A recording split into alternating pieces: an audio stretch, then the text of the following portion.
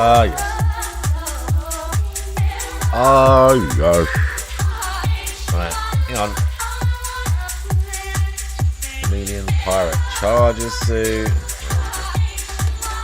Very sus spacesuits in this game.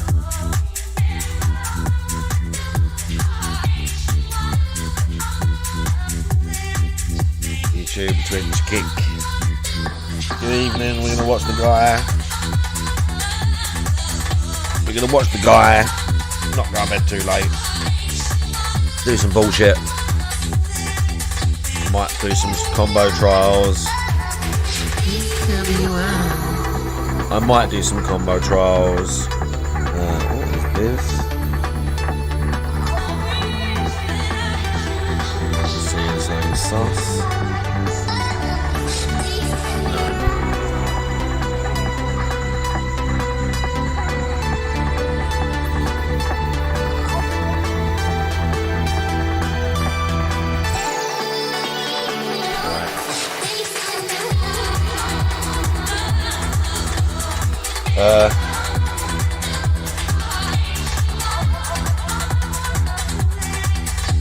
Hiya. I love how on camera this thing still looks super angry, but in the real world this is like still lumped up, but it's like in real life it looks more like just, I guess, just like normal colours. It looks bumpy, but it's not like insane. But I come on the stream and it's like the camera settings just make it so much worse. If I do this,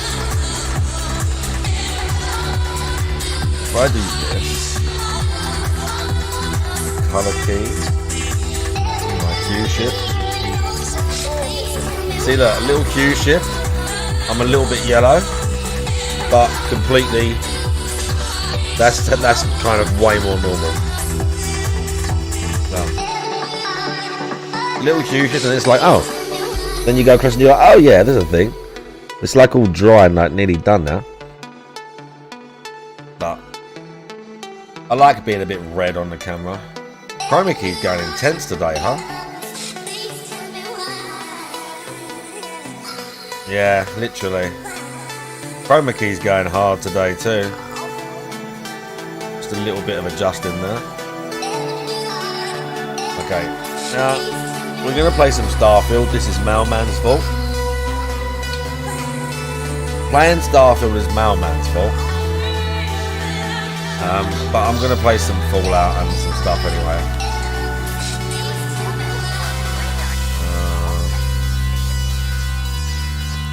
Okay, laters. Anyone to hang out with here? No one really. Why am I at the lodge? Why are we here? I actually don't know why I'm here. Is Jemison the main city?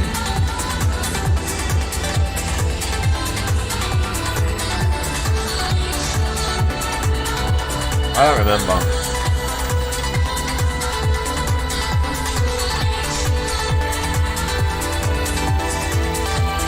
Oh, New Atlantis, that's right. New Atlantis. Yeah, I remember. Something like that.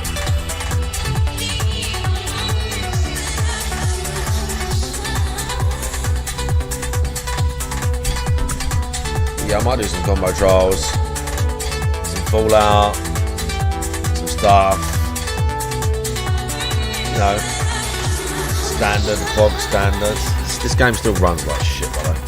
Bishop Hayden, this is Starfield.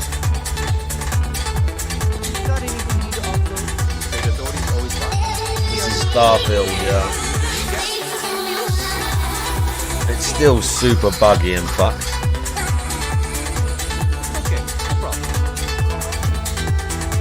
I was trying to mess with my shit, and it like totally jammed everything together and like fucked the whole thing up. So that was fun. They fixed the lack of fun.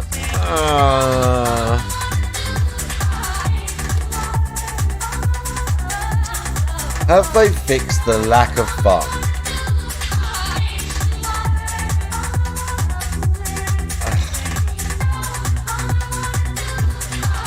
No? No, but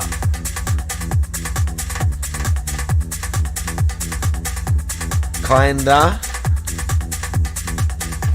No, but kinda, but no. No, but kind of, but no. It's not a terrible game. It's not a terrible game, but it's still the problem Starfield suffers from is it's very generic and not very memorable. The engine feels tired. It's still very buggy. The people look weird.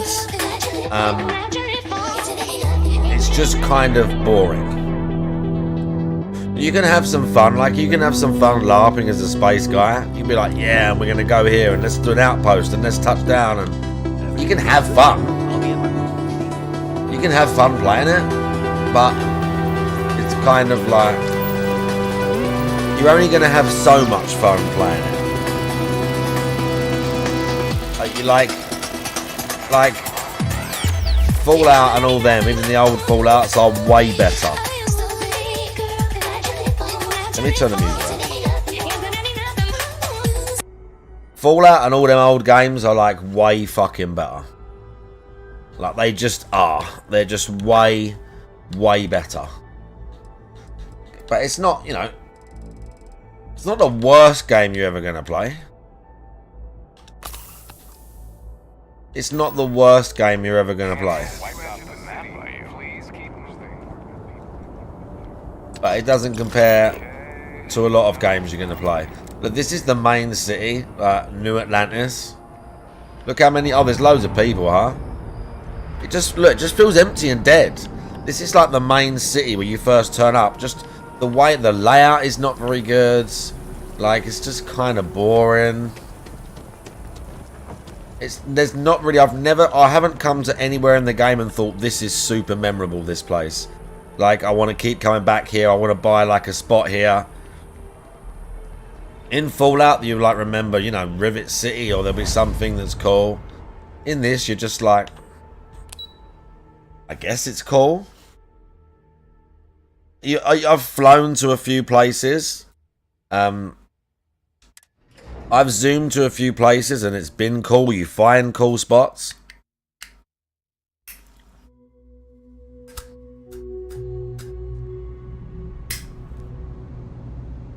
Soulless, yeah. Relatively, yeah. It does feel relatively soulless. Not completely, like I'm being a bit over the top, but I'm not being that over the top. I'm being a bit over the top, but I'm not being that over the top. All this stuff. You ask me, the real New Atlantis is down here. I've never run into this thing before. Yes, what is it, a money creature? You know how I know? Yeah, look, it's a money creature. It just throws money around. Here, for your hard work. With a lady luck back on my side, I expect the visit. Big ass money creature, how you doing? Okay, we beat the quest, good. We beat the quest, good. Do I want any of these?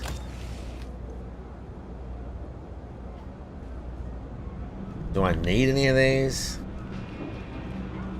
I don't need any of your cash, bro. I'm sure I've got a quest down here whilst we're here.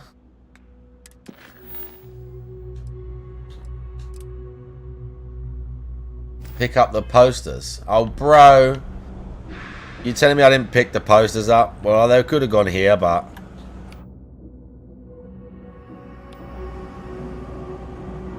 Just working, yeah. I feel you.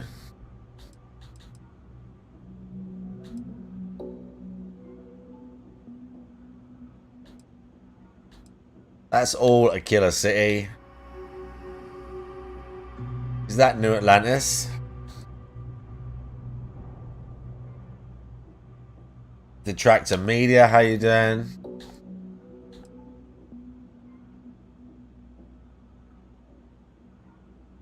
That's New Atlantis. Neon. I don't know where I have to report back for that one. Did not hit her. Altair it's not 2. true. It's bullshit. I did not hit her. Gun I show? Did not. Oh, hi, Mark.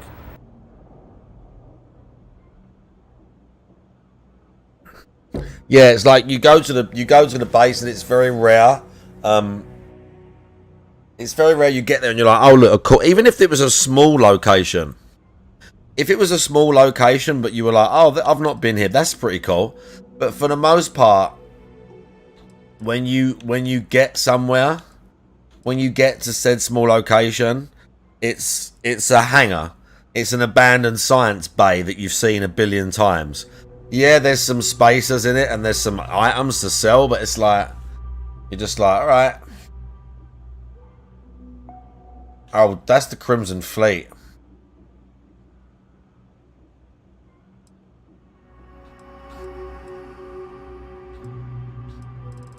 That's like going undercover in the Crimson Fleet.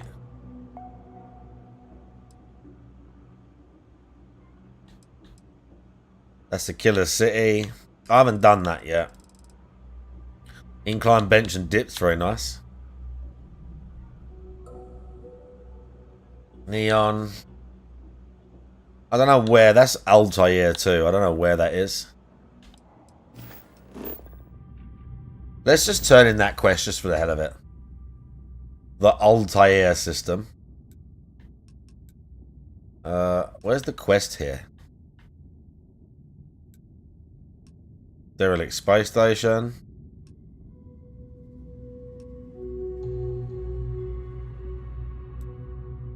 There it is. I guess it's there. The Lopez farm.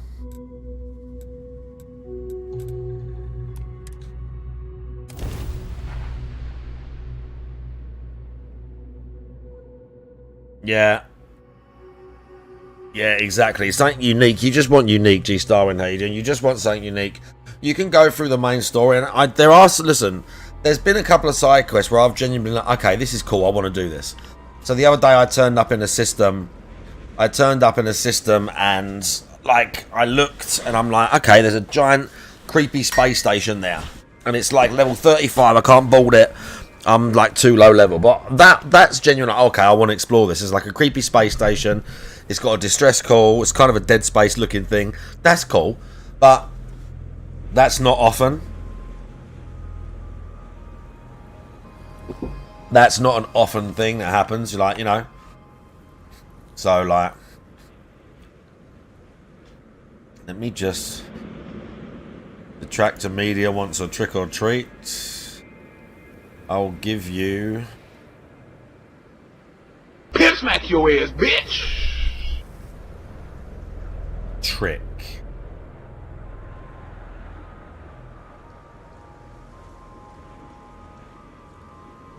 Trick. Sometimes it happens.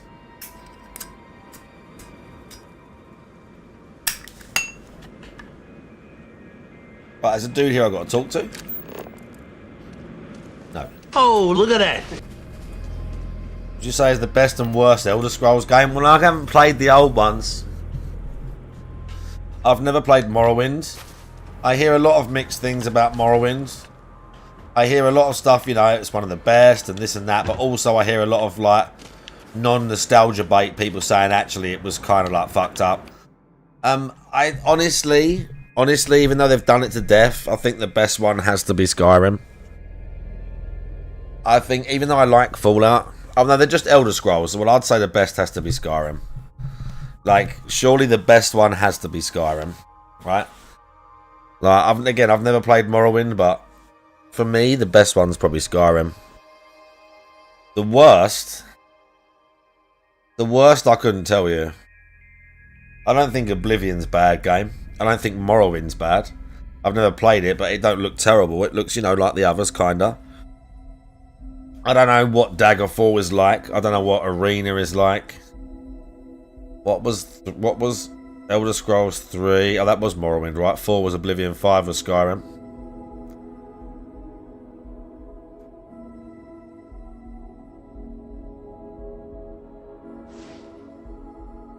How much is Morrowind? You can play it on this.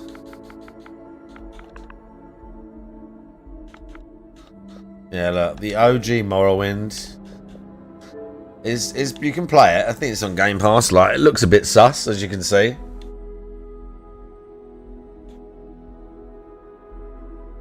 They didn't choose the best screenshots, did they? Asheron, hey, Dan. It's on Game Pass, like. I mean, I could give it a go, like. I don't really want to install another I don't really want to install another giant RPG if I can avoid it. No, we're not doing no Morrowind anytime soon, I'll tell you that. We're not doing no Morrowind anytime soon.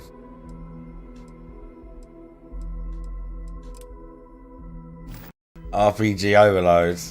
Something like that. Where is he?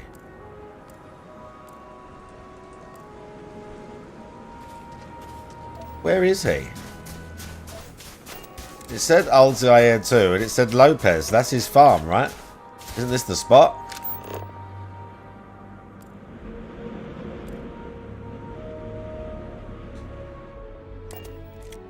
Maybe he's over there.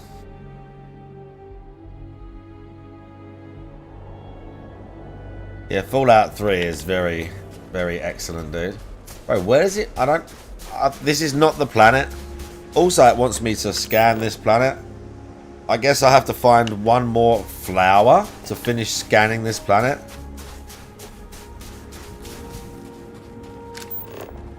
Is that what it's telling me?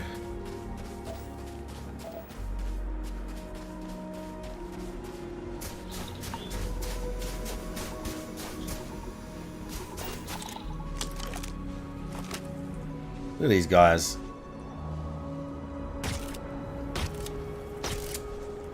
Oh.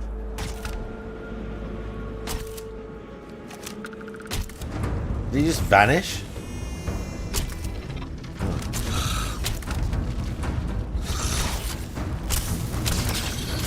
He just vanished.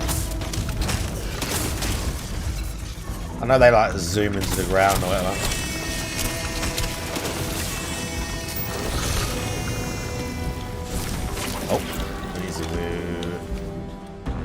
That.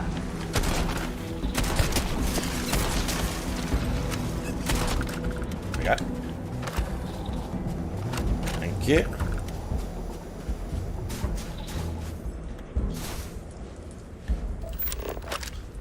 But yeah, apparently I have to find another plant. I guess you just run around scanning. I got to survey this planet as well for like money or whatever. Location this way. Talk with Alban Lopez on Altair 2. I mean, that's around here, bro. We're gonna climb a mountain now. You're gonna tell me I can't climb the mountain? But yeah, the thing that it lacks obviously heavily is, even in Fallout, in lots of the Fallout games, in Skyrim, in a lot of them games, you would find a location and you're like somebody handcrafted this. Like somebody went over every inch of this and placed the items and did the stuff. Like, do you know what I mean?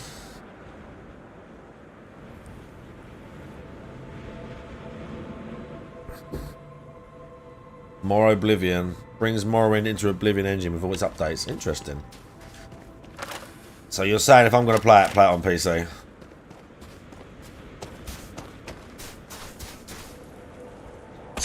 That's what you're saying, yeah? I'm going to play it on PC. Hunting Brightcade. Look at this guy.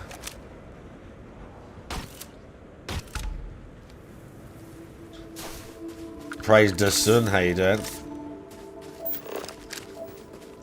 Okay, I don't know what flora or fauna I'm missing in this place.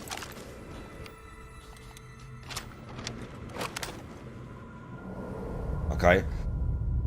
Randomly generate hole. You think, oh cool, place to explore, but like you said, this is just a procedurally generated. This is not handmade for this location. This is just a procedurally generated cave, and it'll have some loot at the end of it.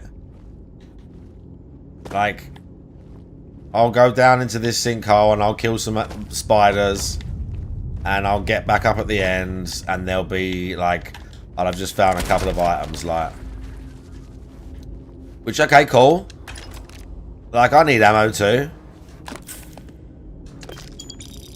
I need ammo, it's all good, I like exploring. But as you say, when there's like 1 billion planets to do it on, when there's like 1 billion planets, GBC Cardinals, how you doing? Yeah, for the most 99% of the time, there's not going to be a weird twist. There's not going to be a guy down here in like some cool suit of armor with a crash ship that I'm going to have to help. There's not going to be some like boss like monster thing that's not procedurally generated. Bro, I need adhesive as well for research and building projects. But yes, you're right. It's not going to be that.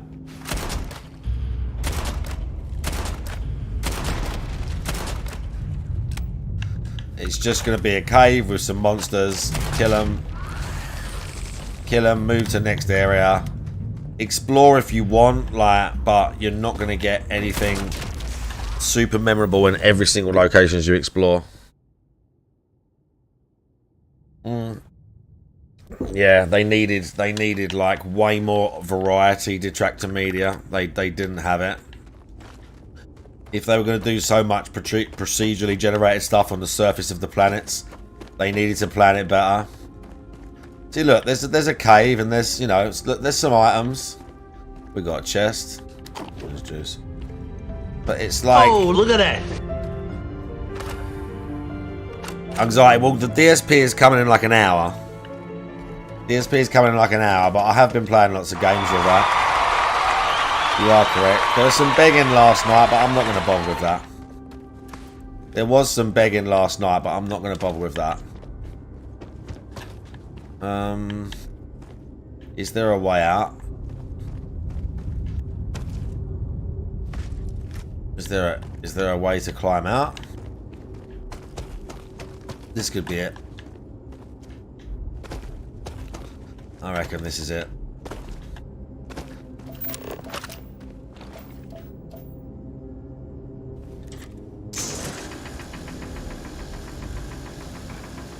Oh, we can't.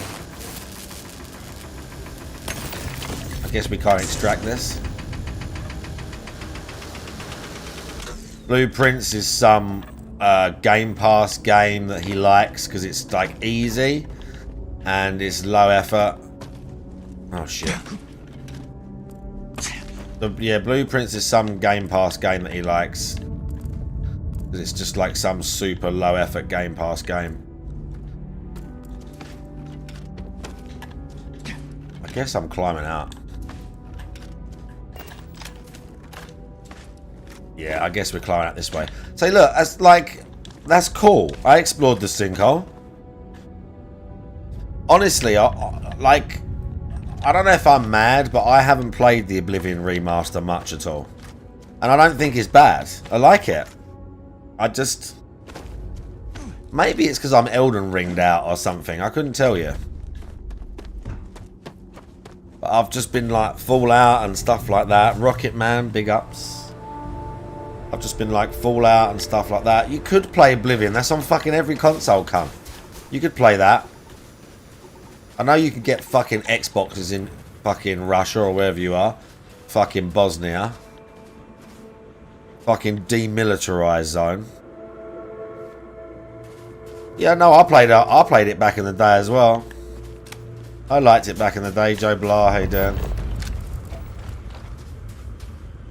See, look, just stuff to collect. Even the stuff to collect, like, just the crafting system in this one is not quite as fluid. Most items you get, you can't break down any items in this game.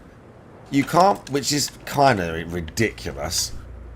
You can't break down any weapons you find, or armor or anything. You basically can just sell it. You can just sell it or like throw it away. It's oh, mining. Did we just go down one of these? Yeah, it's kind of like not, I don't know. Yeah, Fallout 3 would be good. They've never had sex. It All right, don't told you, I'm gonna start doing this more often. As I say, you never My like. wife and I deserve more time together for sure. Oh, fuck He ain't making a fucking base. her, that's for sure. Then I've got to fly back to it. Even that is just like counterintuitive. You got to make a base, but then you got to fly back halfway across the galaxy to use it. Like the UI is counterintuitive. The UI is kind of trash. As I say, I built a ship earlier. I replaced something. The entire ship was collision errored with itself. So I spawned my other ship to use that. It spawned the two ships over each other, and I couldn't even get inside the ship. So I had to reload and fly somewhere else just to get inside the ship. Oh yeah, great game. Yeah, fantastic. Again, nowhere you go, you're like, oh wow, this location's super cool. You land there and you're like, oh, a killer. This looks like a Fallout town. Oh, what's name? This looks like Mass Effect from 15 years ago. Do you know what I mean? There's nothing super memorable. Oh, you meet a bunch of groups. Oh, we're the Space Rangers. We're the Bounty Hunters. And you're just like, oh yeah? Great. Everyone's so boring. All the characters are so boring. There's nothing super bad about it. Gunplay's fine. Some of the enemies, it's kind of cool. But there's nothing memorable whatsoever. There's nothing memorable. It is soulless. It is soulless. And I feel bad because it's not like they rushed. Well, I don't think they rushed it. It doesn't feel like a rushed game. It feels like they put a lot of thought into it. It's not. It's not rushed, but it just feels like it was made by people that I don't know. It's not even a missed opportunity. It's when all these old companies, not reliving their glory days, but it's just none of the people. I don't know if any of the people at Bethesda that worked on this game were there when Skyrim was made. Do you know what I'm saying? Do you know what I mean? It's that's what it feels like. It's like the same company made the game, but none of the same people were there. And none of the same people knew what made their other games great. You know? The story's fine. It's not the story's kind of generic, but it's not bad. But for me to play through the story, I need more whole. Bro, I need to find this fauna. Look, biome complete. 4 of 5. But I just got to run around and find the plant that I haven't scanned yet. I swear that's what I must have to do. It must just be missing one plant I've got to scan out.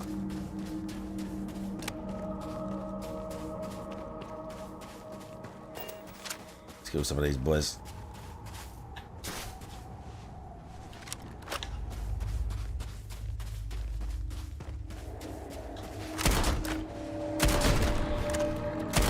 Get fucked.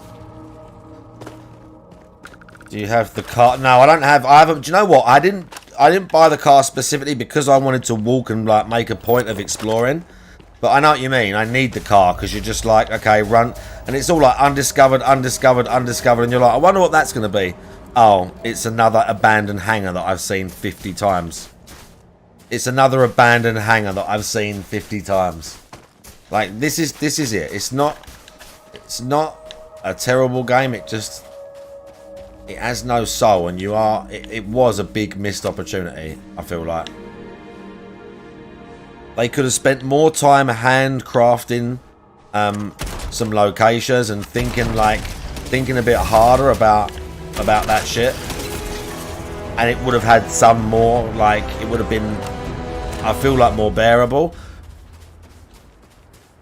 The shipbuilding seems quite good. It's very expansive. I don't have all the parts yet. The shipbuilding's fine. The shipbuilding's definitely I don't know about the highlight, but you can tell that apart from it being a bit buggy, yeah, you can there's quite a lot of customization, visual. Some of it's just for novelty, some of it's legit. There's definitely There's a lot of like LARP fun to be had in this game. You can build some cool looking like ship and just go and hassle people for like loot and stuff like that.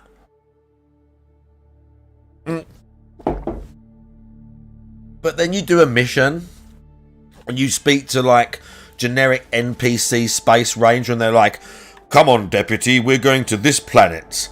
And there's just all these like weird wooden faced NPCs and they're like, go and kill these guys, and it's just like, alright, let's do it. And you don't care. When you meet them people, you just don't care. You don't care about them. You're like, okay, go to this farm, talk to the lady. Like, you're not bothered. Like, oh, let's go and find out who's been creeping on this farm. They're hiding in this old building. You're like, you've seen it all. You don't care. This is the trouble. That's why I wanted to do that space station, because that was one of the only times where I legitimately was like, oh, that looks cool. That looks a bit like creepy and like not something I've exactly seen yet. Like, but I was just too low level for it.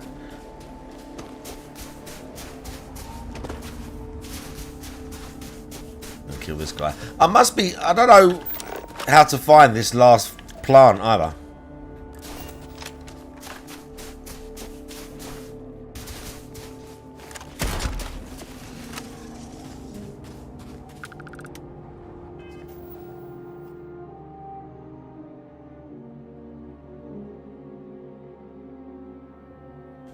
Which game is this? This is Starfield, Anxiety.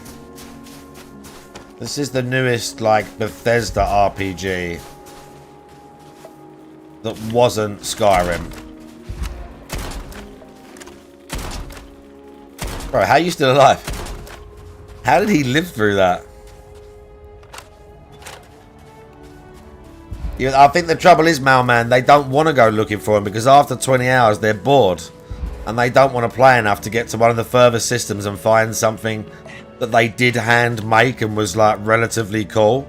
And it's not like it's just a little bit boring from the start. Like, even when you first join Constellation, they're just kind of boring. They're like, oh, and we found these new things and you're going to help us. And you're just kind of like, okay, it's you know, I'm listening.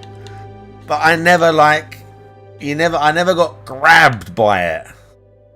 I get what they were trying to do. Listen, the scale of the game is insane.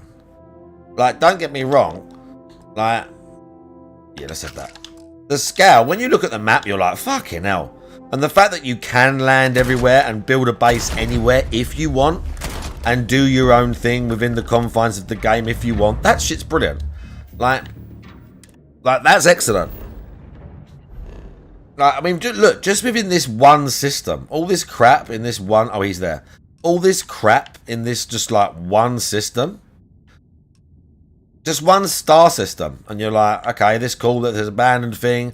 There's that, I can go and steal this. Yeah, super cool. And you're like, oh my god, look at all these stars. There's so much stuff.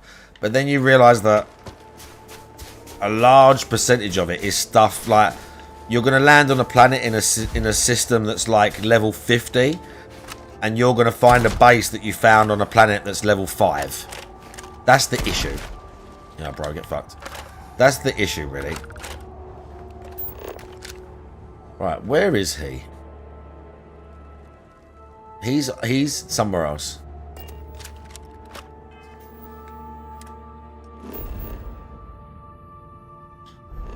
He's over here.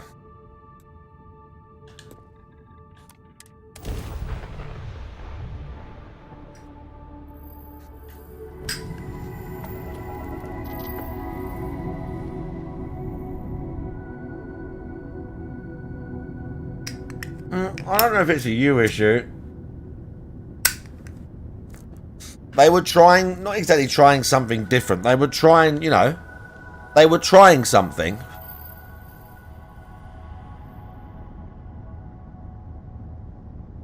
No, you are, when you say it's like 76, you're right. They were trying something, but Bethesda have just like lost their edge recently, dude. Like the last however many years, they've lost their edge, right? Hello. And so they had such a scope for this game. Yes, what? And it just didn't, like, it clearly just didn't pay off.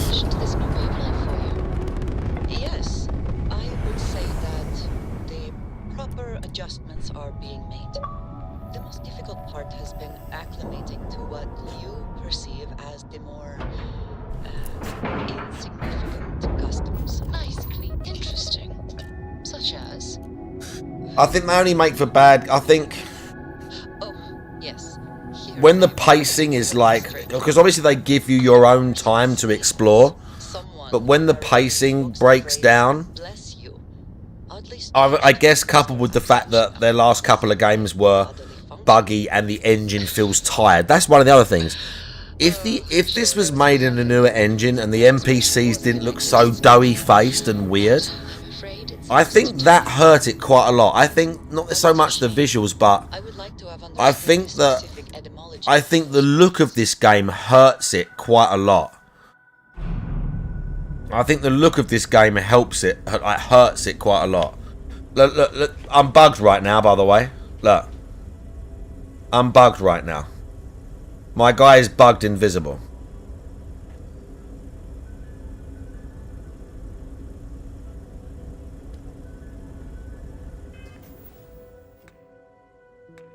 Because I've got a chameleon pack and it's just bugging out. So we'll take the suit off.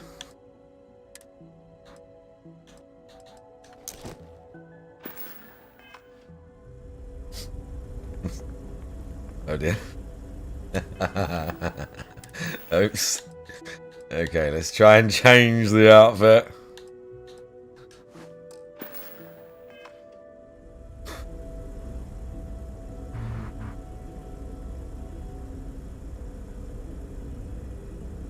Oh, look at that.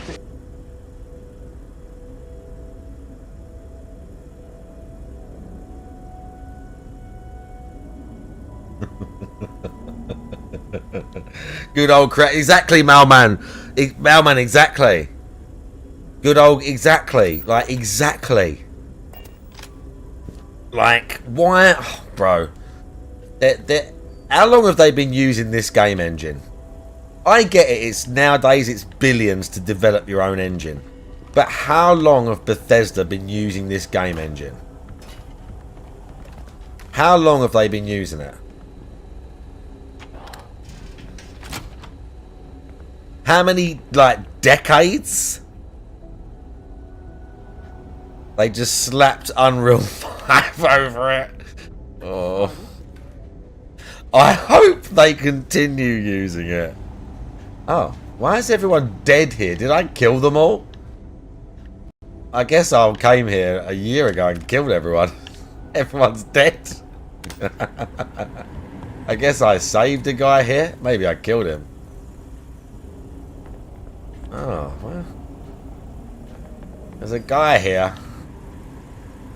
Sometimes they're wiped out. Yeah, maybe. I feel like I've been here before. Because the guy gave me a mission, but honestly, I don't remember. So, we're going to have to go and find this. Oh. Hang on, they're alive. Oh, no, do you know what? I think I rescued these guys, maybe. I feel like maybe I rescued these guys. The people who made Noita needed to make their own engines for certain game mechanics. Fair enough.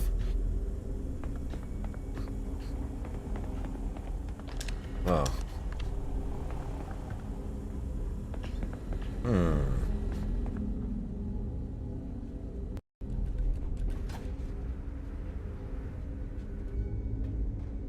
Yeah, I'm coming back for after ages doing a quest for a guy.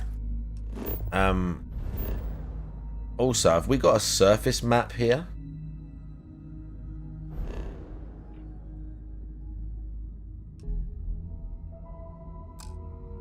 We don't always have a surface map, sadly. I'll give them that. The surface maps now are quite good. Versus some of their old maps. When you're in a town or whatever and there's like a map layout, they're actually really good now. There are things about it that I really like.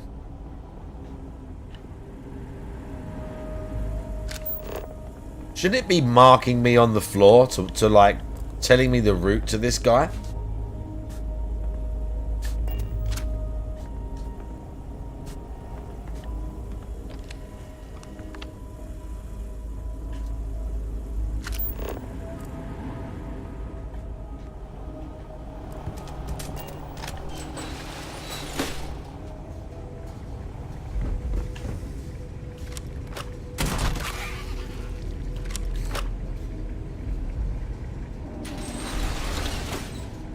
Okay, hello.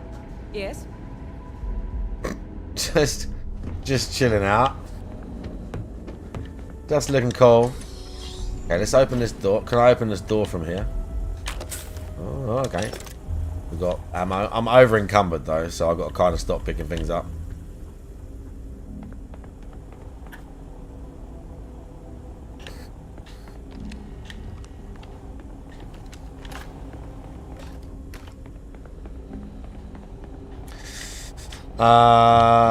Okay. Well, maybe I have to go up here somewhere.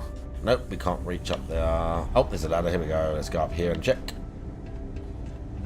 Let's check this way. We got another door. Oh.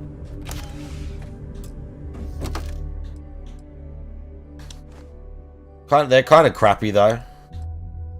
They were all crappy, those things. Yeah, it looks like I've got to go down, but I can't see where. It might be round and down.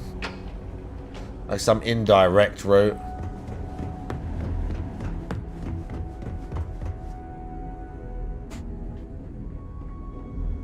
The quest markers are weird. Like I did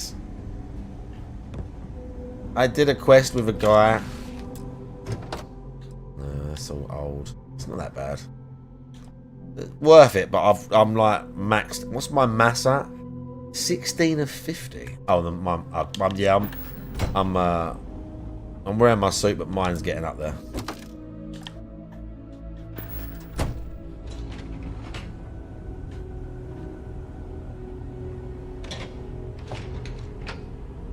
Is the talent system useful? It seems like it. There's some minor upgrades, and obviously some you need. Like I want the shipbuilder ones, but you have to get like obviously further for that.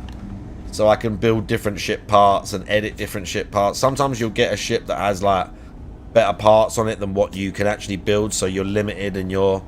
Because obviously I wanted like a bigger reactor for the ship because I wanted like more guns and stuff on it. But I mean, it's not like... What you have at the start is not like... You like it, like... It's fine.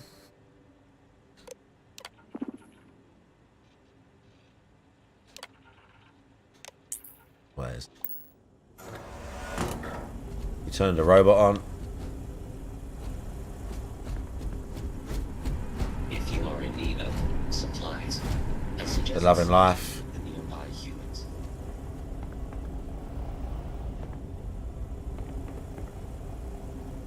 Oh, he's right there.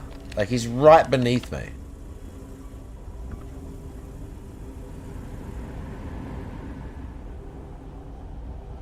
I am because I do not experience boredom. I excel in the performance of menial tasks.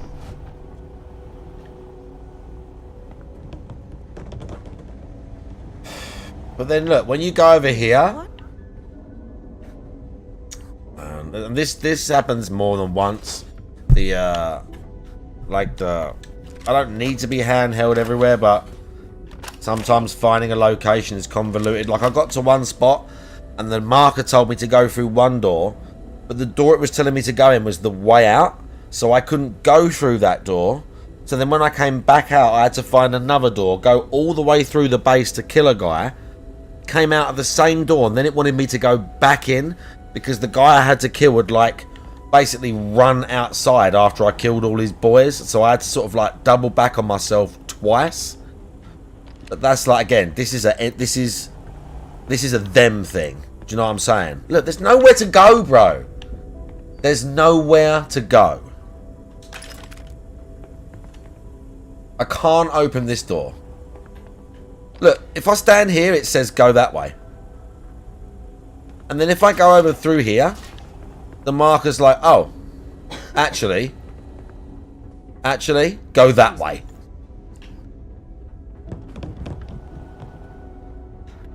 Like, what? Let's check the vents again, you're right.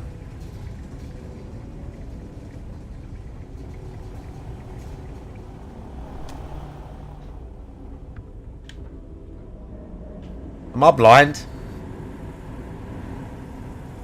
Am I blind?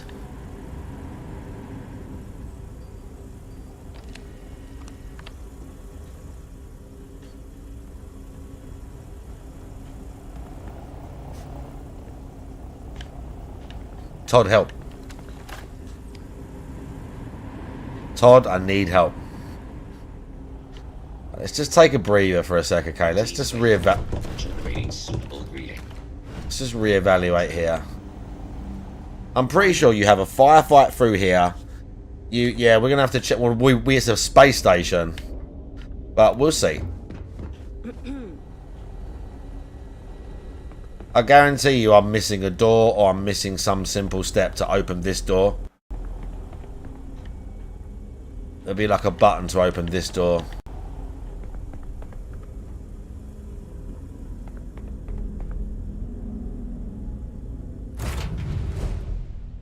Yeah. Yeah, look, we're just on a space station.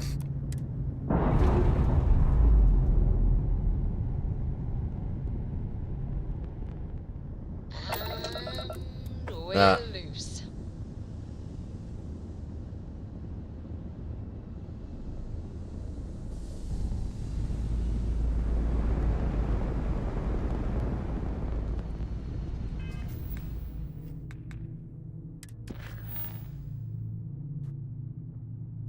Where is it? So we selected it. Look. Talk with Alban Lopez. Talk to Alban Lopez on Altair 2. Set course. And it says he's here. Talk to Alban Lopez on Altair 2. And I'm already here, bro.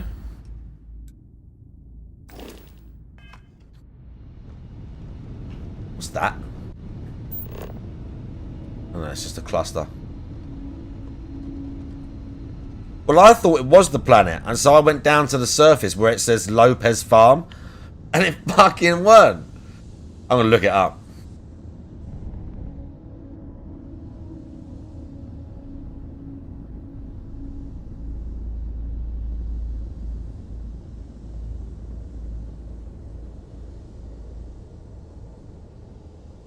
Shall I Google it? Shall I Google it? I do need to build an outpost to build ship stuff.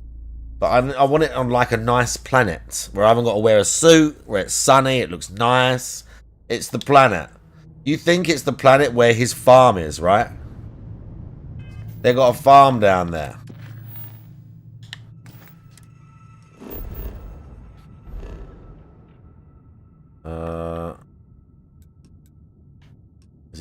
Is that one 2? 1, 2. No, 3. 3. 5? Where's 2?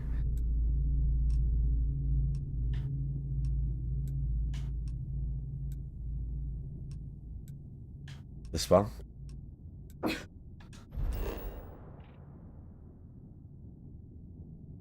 Look, I went here. Oh, look at that. I went Lopez Farm. That's where I flew to. And he weren't there. You reckon go here?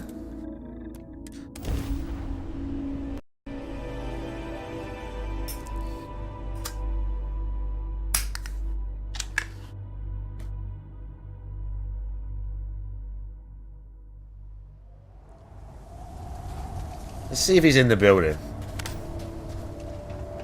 Right, it's cold as shit here. I don't want to build a base here.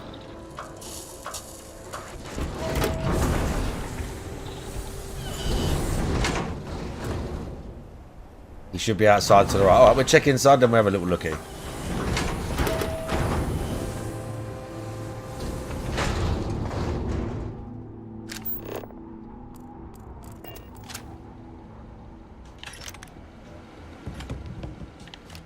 I love how that's not stealing. Collect stimulant for Dr. Darvish. Alright, whatever. Okay, you're right, he's not in here. Maybe he was killed. Maybe he's dead. Oh shit, is the guy started yet? I mean, I know Raw Phil's gonna be live. DSP Gaming.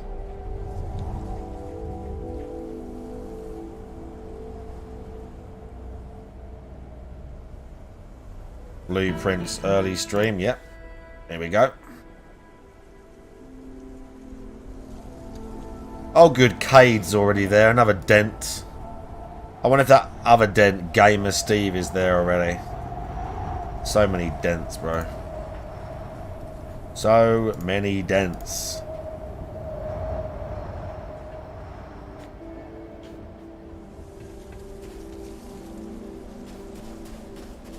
Daddy? Hello. Oh, wait. Where? Where's his boy, though? Where? Where? Please.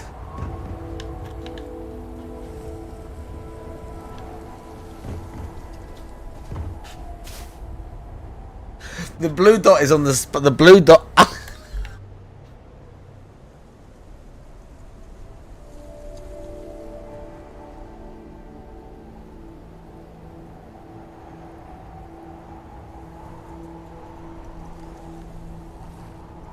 Even though it says he's on Altair 2, if I go to the quest and I select show on map, it just shows me the system. But then, talk to Alban Lopez on Altair 2. Well, he ain't. He's on a space station, according to that.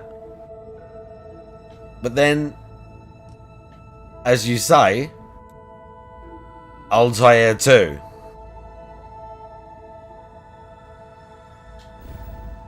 Whilst I'm here,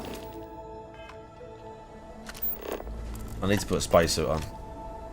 I'm gonna get cold and shit. And he just looks fucking stupid.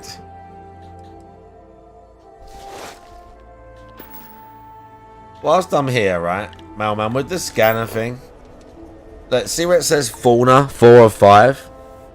He's not. No, the marker was in the space station, and he was like underneath the floor somewhere. I'll Google it in a minute. It's probably a bug. See where it says fauna 4 or 5. Do I literally just have to run around and find the plant that I haven't discovered yet? Or like, do I have to physically fly to another part of the planet? Because not all the plants are going to be here. Is it one of them?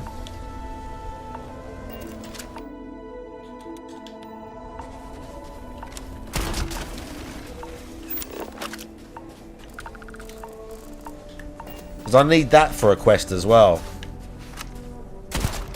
I need one more plant and then I can just get some... This is like one of the very first quests I took. To scan the planet. Like survey Altair.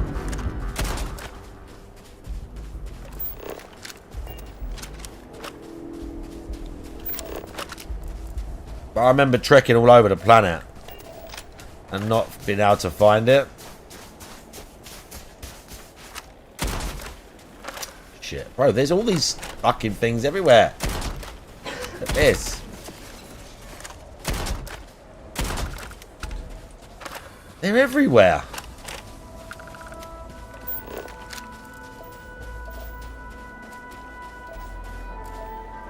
Altair is legit. What's funny is that there is a star named that. Bro, they're everywhere. Look at these guys. They come out at night or something.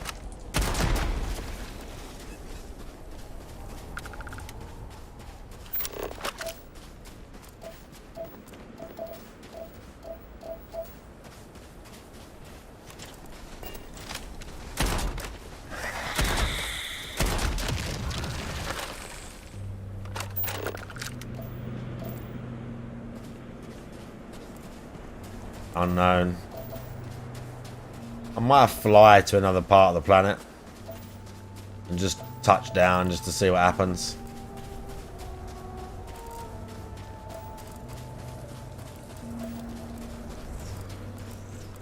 Look, everything else I've scanned.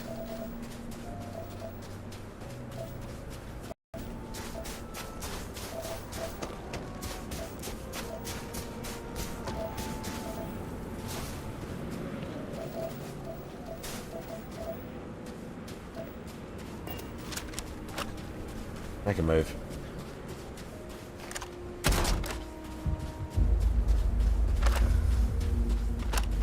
Do you want it?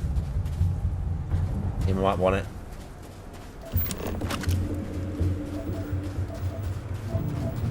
Nope. He decided against it. Oh no, no, no. Someone's got an issue.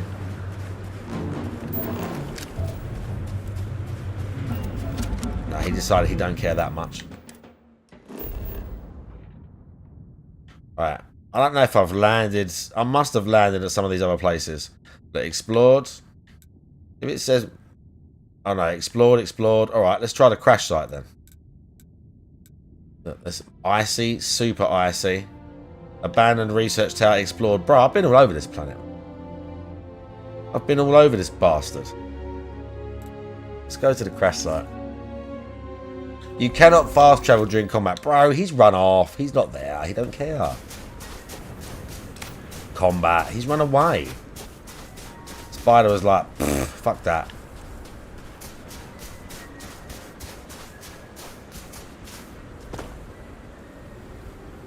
Come on, bro. They don't care.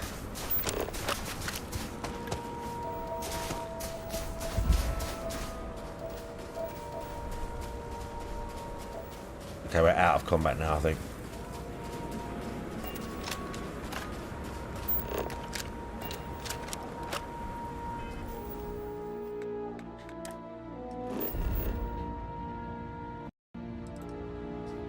Okay, let's try that.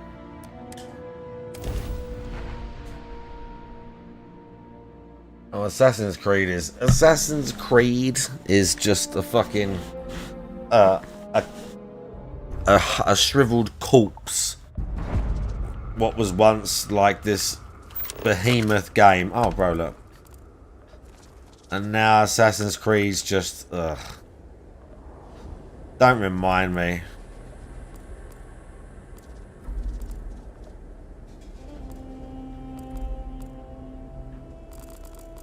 Don't remind me. Look, Fireleaf. Bro, I just need one more plant. I found everything else. Look. I've literally scanned all of it. Everything else here I've found. Crash site. Is this going to be generic crash site? It's definitely not saved. Okay, so again, I know it's like a silly thing, but I've seen about, I want to say 5 or 6 of these crash sites. Shit, I dislocated a limb, I've got to sort that out. And they all look like this. They look exactly the same, and if I go down here, this bit's going to have a doorway I can enter, or maybe this bit.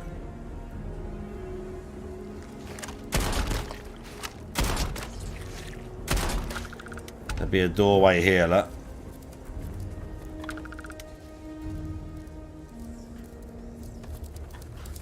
Like, I get the scale and what they were trying to do.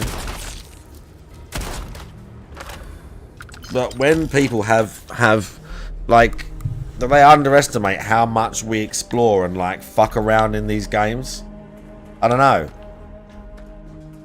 Because it gets familiar real quick.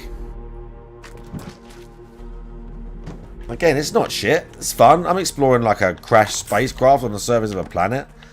I jumped there with my planet from a different star system. It's cool. That shit's cool. But it could have been even cooler. It could have been even cooler, you know. I'm over encumbered. I need to sell some shit. I can't find the other plant. I've already found all the plants. And all the items.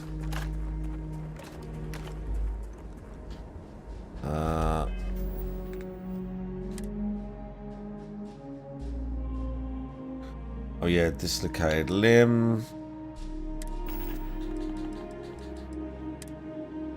I'm sure I've got something for that.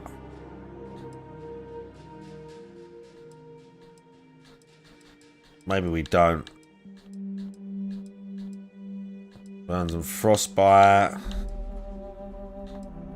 We don't have anything for dislocations. God damn it. Infection.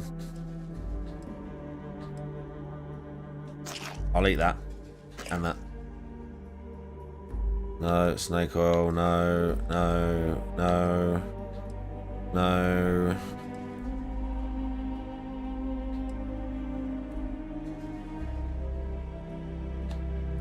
No, I don't have anything that treats it.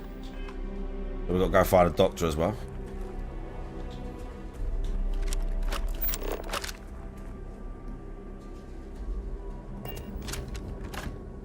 Like, you know, it's cool. I want more though. I want more. I'm not saying there had to be hundreds of planets that were super unique. Like yeah, so you get to like a killer or neon or whatever and you're like, okay, new city. And you walk in there and you're just like, there's the bar. There's the gun shop. Like, I don't know, bro.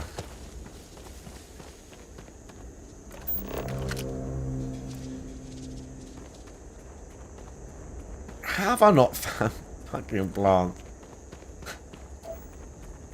Really?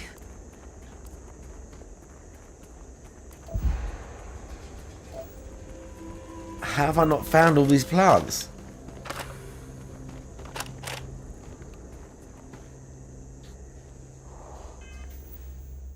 Right, well, before I do anything else, the guy's going to be starting in a minute. Let me, let's jump out somewhere. Let's jump out somewhere.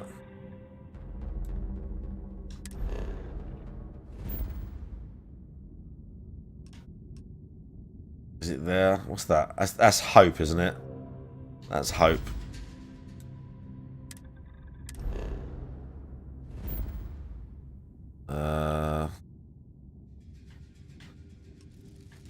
Trying to think where all this stuff is. Oh, the Stroud Eklund Star Yard. Oh, you can go and buy shit there. We got on that planet. Have I been there?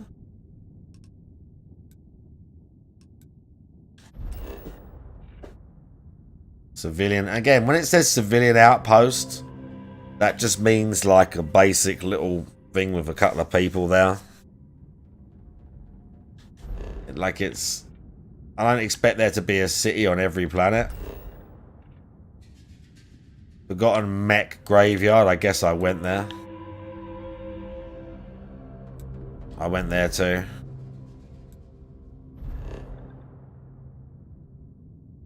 Industrial Outpost. They got a moon hanging out.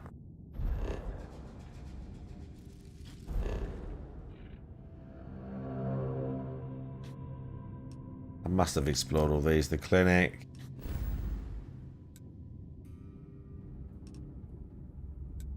I can't... Oh, I can't fast travel, really. Because I got crippled. So we got to walk back. We have. No, I can do.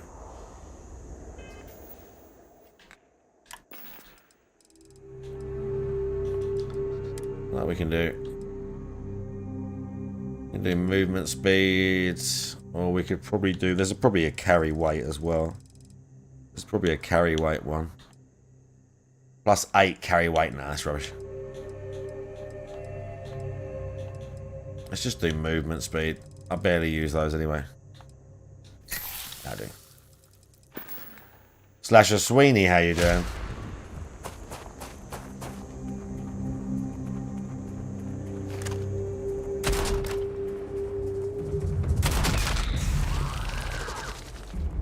We very well did it.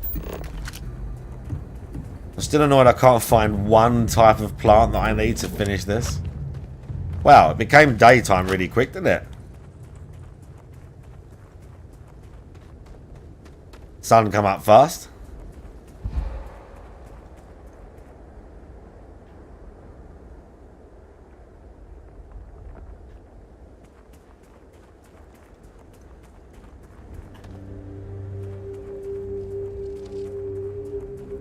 Slasher Sweeney, I see you, bro. Back in the zone. Enemy.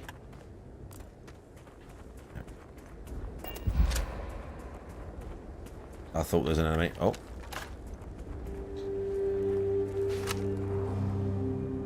You're no longer a DSP guy.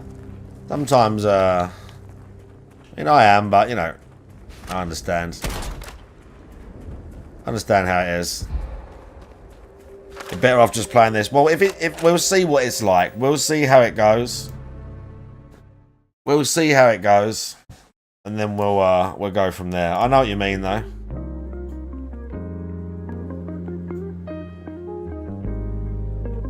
What's he gonna say?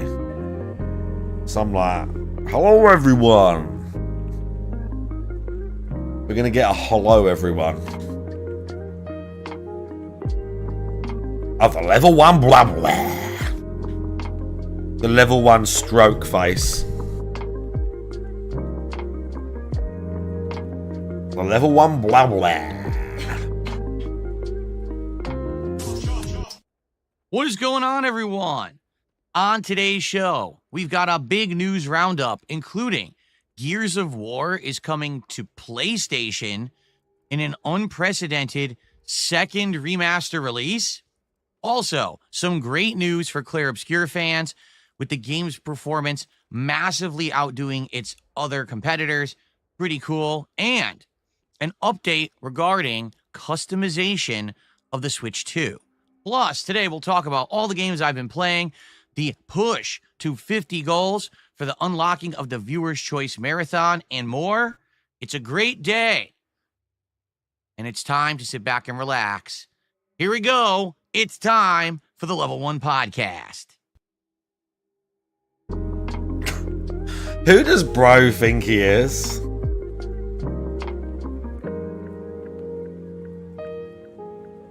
When did you apply for Hooters? This is a good shirt, this one, huh?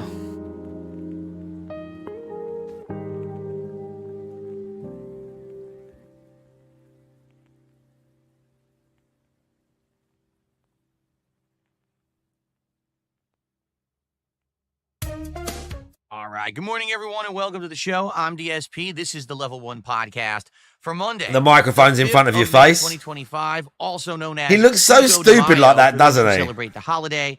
I hope that you're having a great day. Personally, his hand gestures are the Monday best. For me, it's not that big of a deal. I don't really do much for Cinco de Mayo. His tism hand gestures. Yeah, well, today, you know what other day it is, America and DSP, you ignorant fuck? It's VE Day. I'm not even eating Mexican. Do you know what VE Day is, DSP?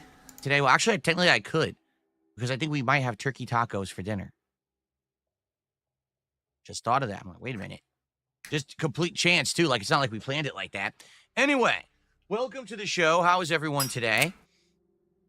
I hope that you're all doing well, and that you are ready for banning already. Fun today. We have a lot to talk about. Okay? He's banning already.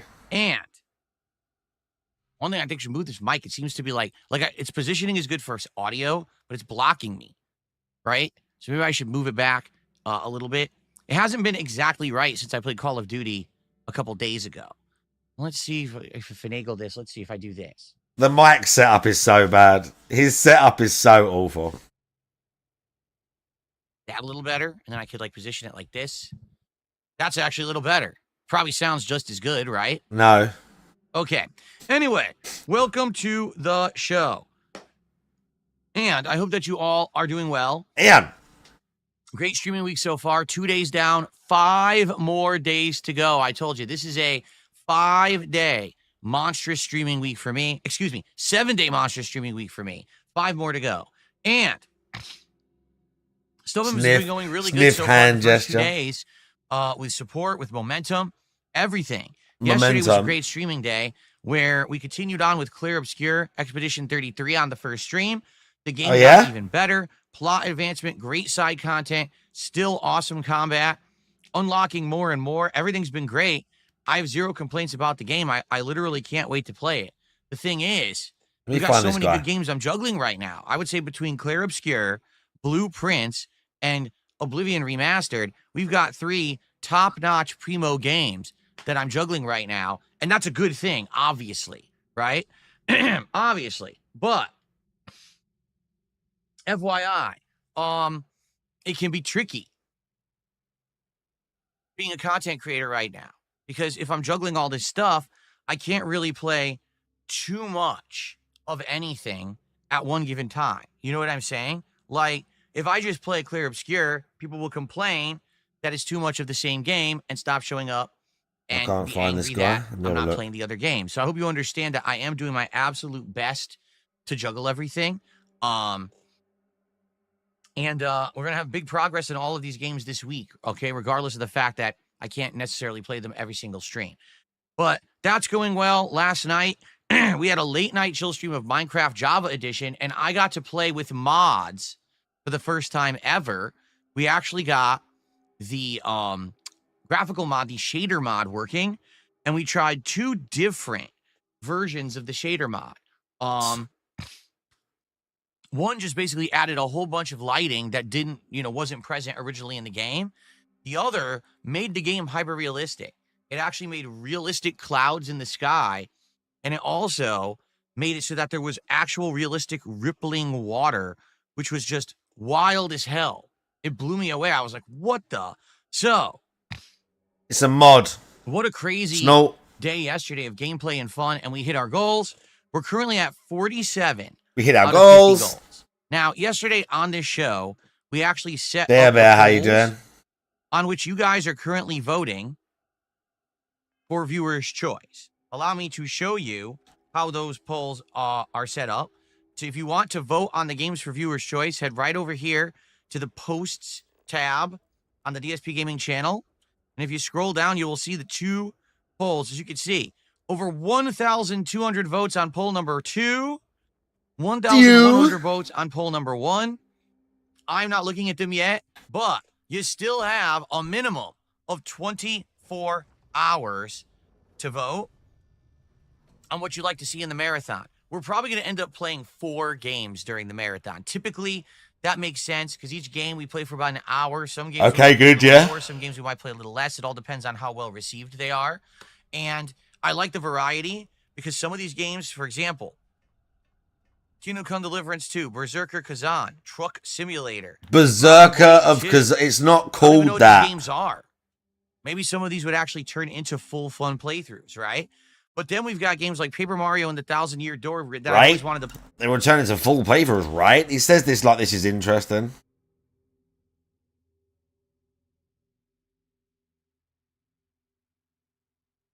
Oh my god. Berserker Kazan, Kingdom Come Deliverance. Lost Records Tape 2. What?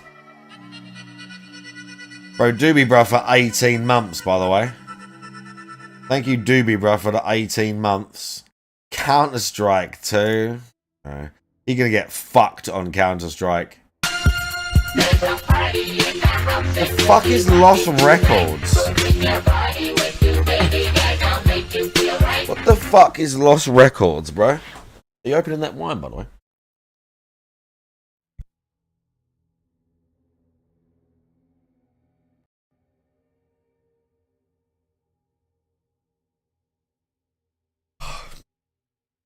Draggers, by the way, how you doing? Did you see that, by the way? Did you see that video?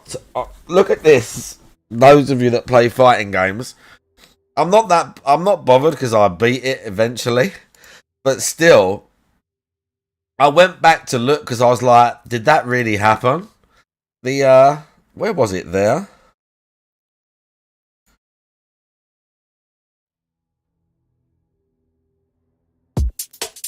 Oh, it's here.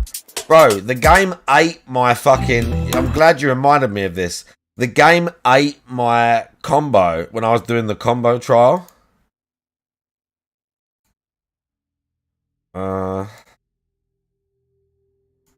It's not that. It's the one with the focus cancel. It's around here somewhere.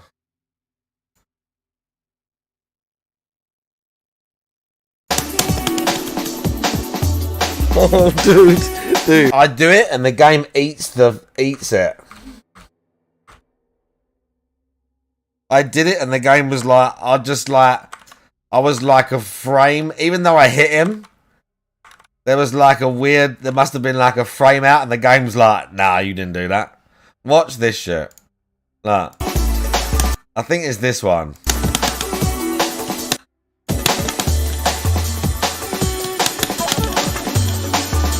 Right, that was the full combo. That was it.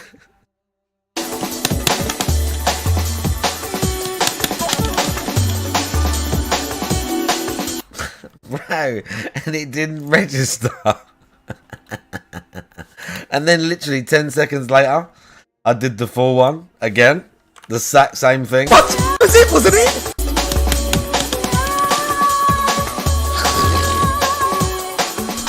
Madness. Oh God, I forgot he was here.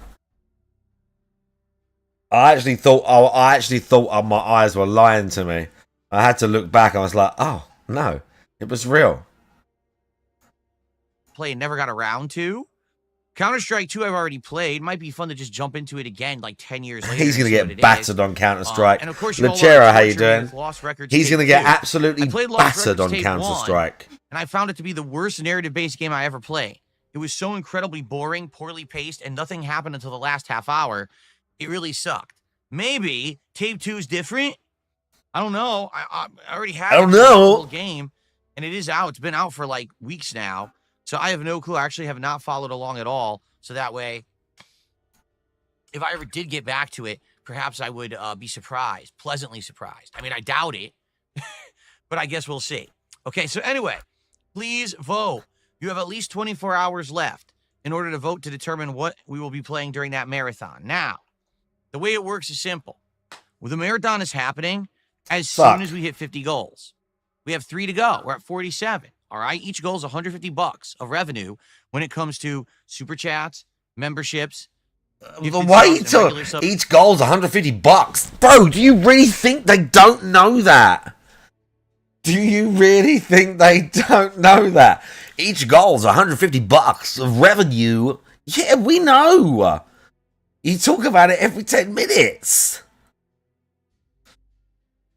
Subs on Kick and also tips. So, if you support the streams today and we hit 50, we're doing the marathon tomorrow, which I think would be absolutely perfect. I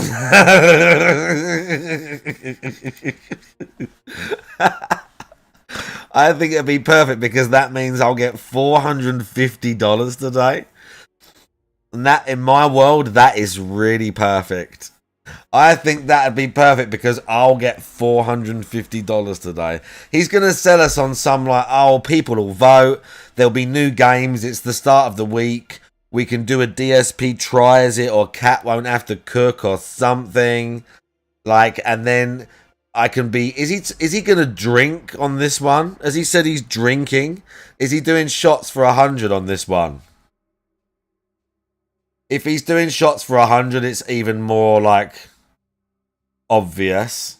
Yes, he is. Of course he is. So we're getting 450 today. Then tomorrow we'll get, 300, 400, 500. I'll do shots. It'll be great. We'll play some games. It might be a fully fledged playthrough, you guys. Jesus. I think it would fit perfectly. Like I said, it would be great because it's the exact middle of the week. So if we break up the week with the marathon tomorrow, then that would mean that Wednesday, Thursday, Friday can be standard regular streaming days. So what? Why can't the marathon be on Saturday before you have your break? I think that's better. I think you should have the marathon on the last day. No matter when you get the money. I think you should have it on the last day so you can do the streaming week. The last day of the stream week, you stream all day, marathon, boom. Money, get drunk, day off. That makes much more sense to me. Why would you want to do it in the middle of the week for no reason when people have got work the next day? That don't make sense. Is it because you want the money now? Is it because of that? Is it because you want... Just tell us it's because you want the money. Just tell us it's because you want the money. Just tell us. It's okay. It's alright. We understand. Just be honest. Just be... When did, like... like, how many times have you heard DSP say, just being honest?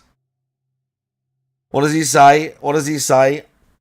let me when I'm gonna be completely frank, what I'm gonna be transparent. That's another good one. I'm gonna be transparent with you.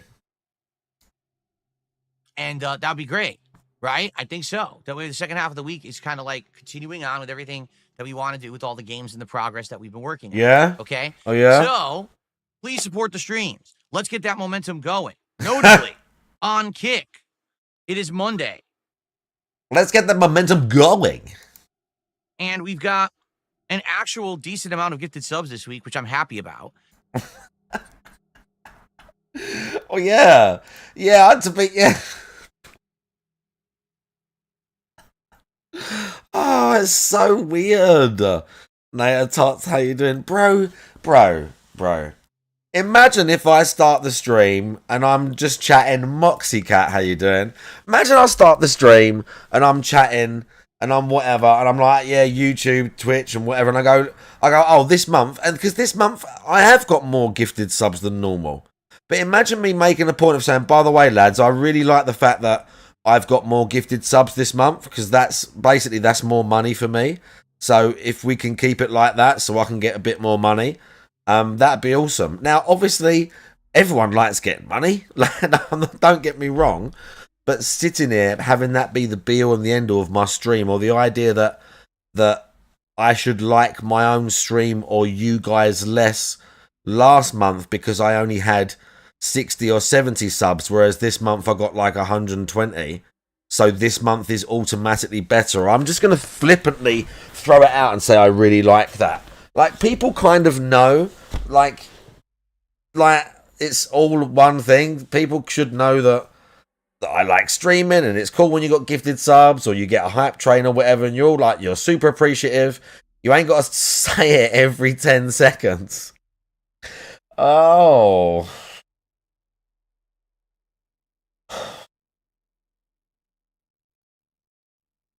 I need that money. I really do. I need that money. That was one of my favourite clips. I need that money. I really do. I need that money to pay my bills. The internet bill, the electricity bill. And he's like, I fuck in the corner of the room. There was another old clip where he says, the money is mine and I want the money. I don't remember. Snort Hogan used to use that. Sorry, Snort Vanell used to use that shit all the time.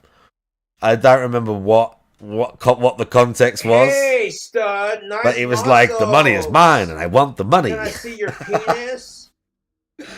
They're not, by the way, Doobie Brasa, you the 18 months earlier.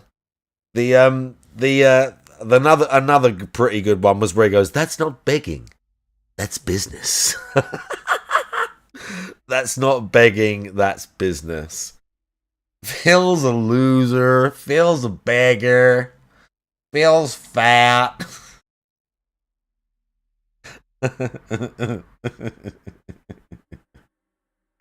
Oh, it's WWE Champions time. Quick buck, quick buck. What is it, a money creature? Hey, look at this. It's a money creature. Just throws money around. Oh, look at the haircut. Look at that side fade. I love it. Look at this. Oh, I moved the wrong thing. I need to transform. Hang on. He just grabbed this.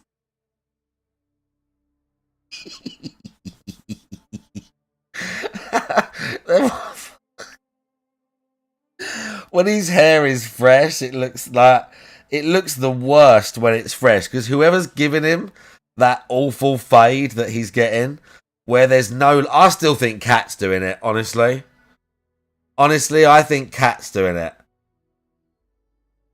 Robots with ray guns. Bro, I told you, Lechero. Robots with ray guns are fantastic. They got some real upbeat ones as well. They've got some very, super upbeat ones.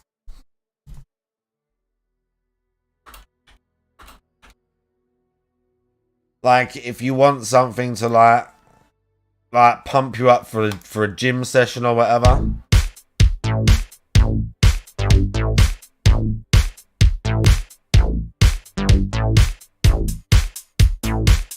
this one.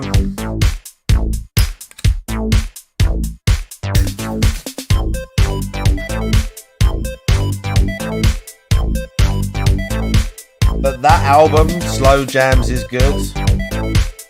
They've got another album called this like Summer Heat or something like that.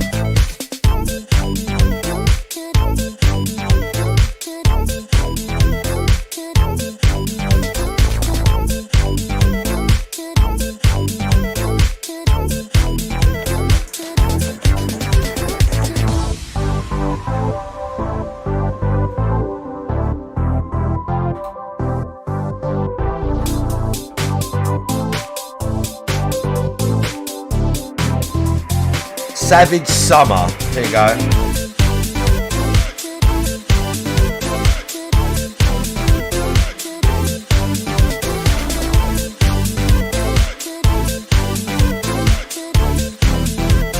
Oh yeah, that tune. Oh, you did the Skrillex one. Yeah, you did. That was a banger, dude. Yeah, their Slow Jams album is excellent.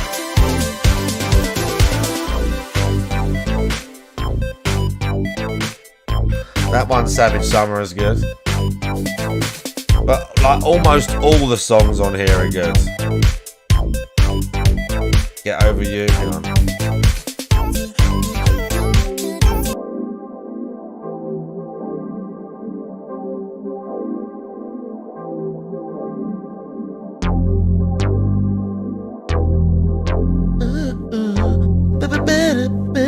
Right, bro. I'm telling you. This album is banging.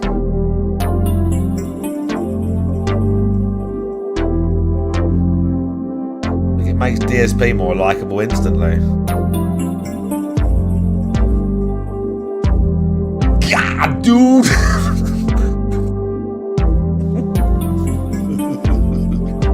Bro, he needs to do it. He needs to put another video out. God, dude. Echo the Dolphin 3.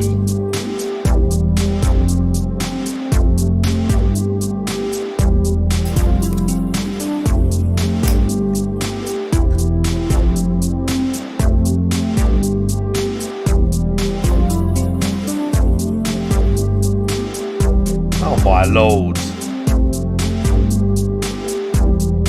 Echo the Dolphin, huh?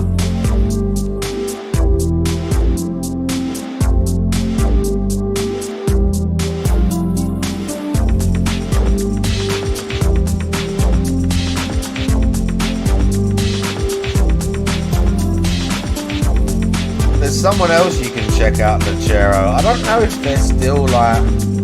I mean, there's loads of synthwave bands like this, like there's like Lucy in Disguise and the Midnight, and there's a bunch of people. What's they Airship, or was it? Is it Airship? What are they called? Bro, I got a playlist with a ton. Emil Rottmeyer is one. The guy that took his name from the Gunship. That's it. The guy who took his name from the Axel Foley film from the Beverly Hills Cop films. He's really good.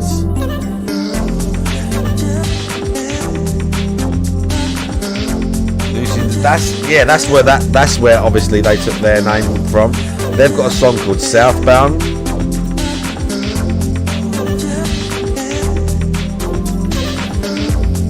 Well, they've got one called Echoes in Time. They've got a bunch of good tunes, but Southbound, this one.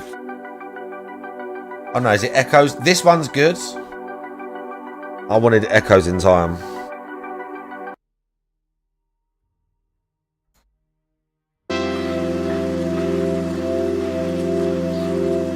The Midnight are very good. The Midnight, obviously, the guy sings. Like, I'm obviously in some of these bands, they sing and stuff. Like, but some of it is just obviously like studio synthwave and it's sampled. But the Midnight, they perform live and there's guitarists and he sings and shit. But it's still like synthwave, basically. It's a bit more melodic and like, you know, standards, but I've got a ton of good synthwave on my SoundCloud.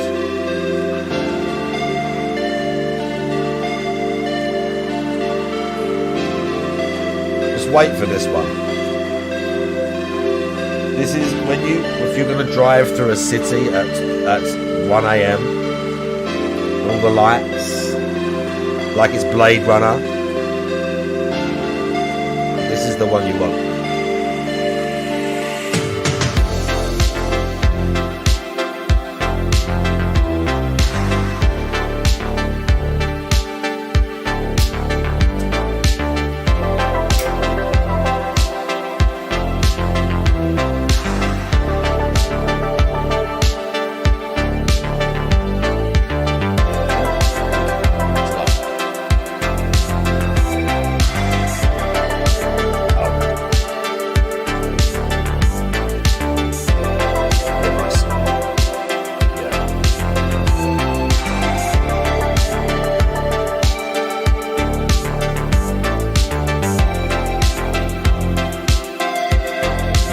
See, I don't just know about house and drum and bass. I know about synthwave too.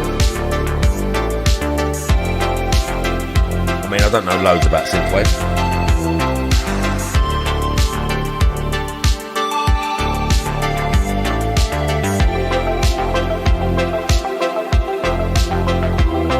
Some of this shit is like so melodic.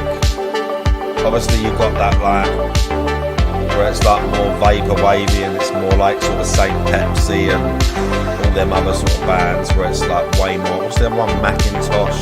That album that's banging.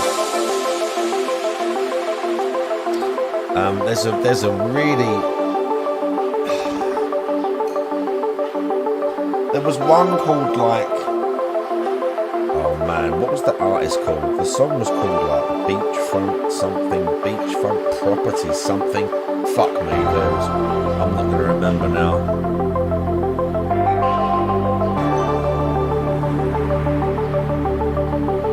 Oh. And the video was Michael Jordan and shit. Okay, Waterfront Dining, they're called.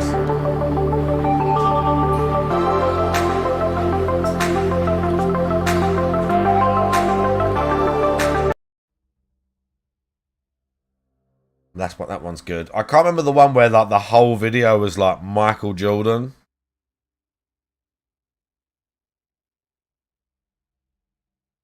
It was like something property.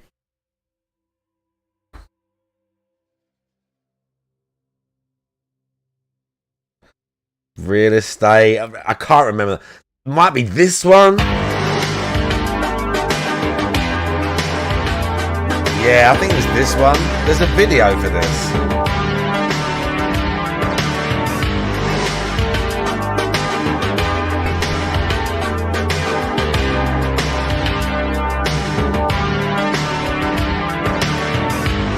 Old ads and shit.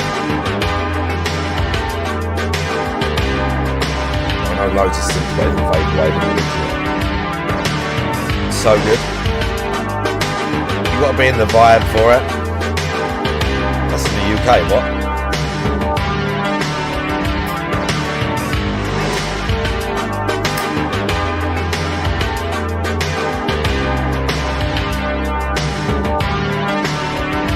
It's more like, you know, vaporwave and Saint Pepsi and shit, but it's all good. It's all good. Like literally.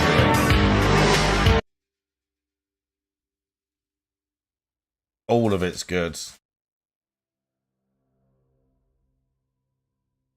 We've got some skip juice now, so that's something. It looks like we have almost 30 gifted subs already. Actually, much better pacing than last week.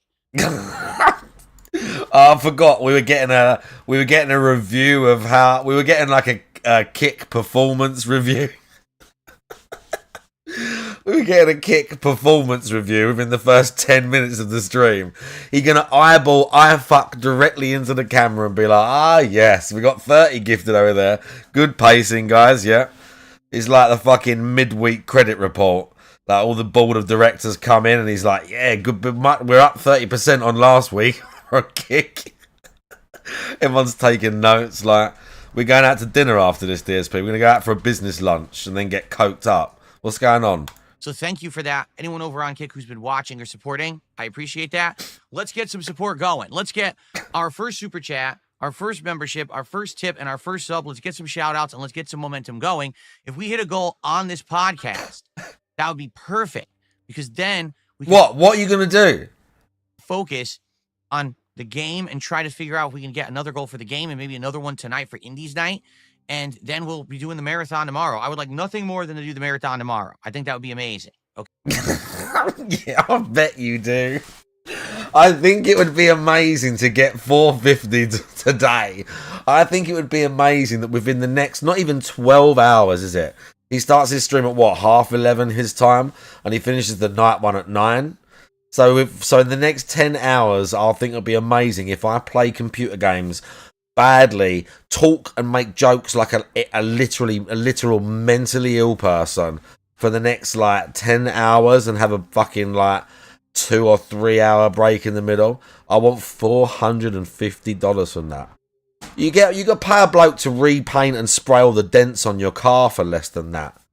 Like, you could pay, bro, the amount of things you could do with $450.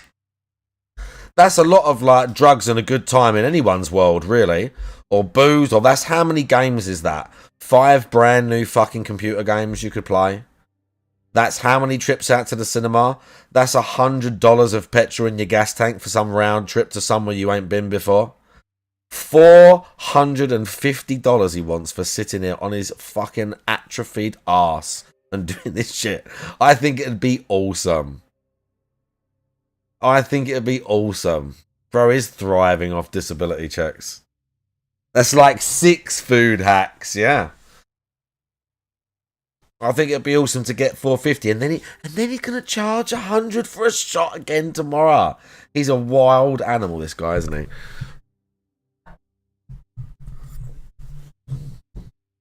He's gonna charge 100 for a shot is wild. Oh. And just to spite and annoy, because of the annoyance.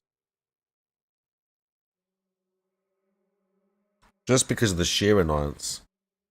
Cheers, chat. Ah, yes. Cheers, chat. Oh, look at that. We had the... Oh my god, he's drinking gin. We have the... Oh. We currently have the... You didn't sniff the bottle up. Yeah, you didn't go... Oh, like that. We have the... yes. Now that is the face of a master rum maker. It's not. I have no idea what that is, but it's fine. It's fine and under control. It's fine and under control.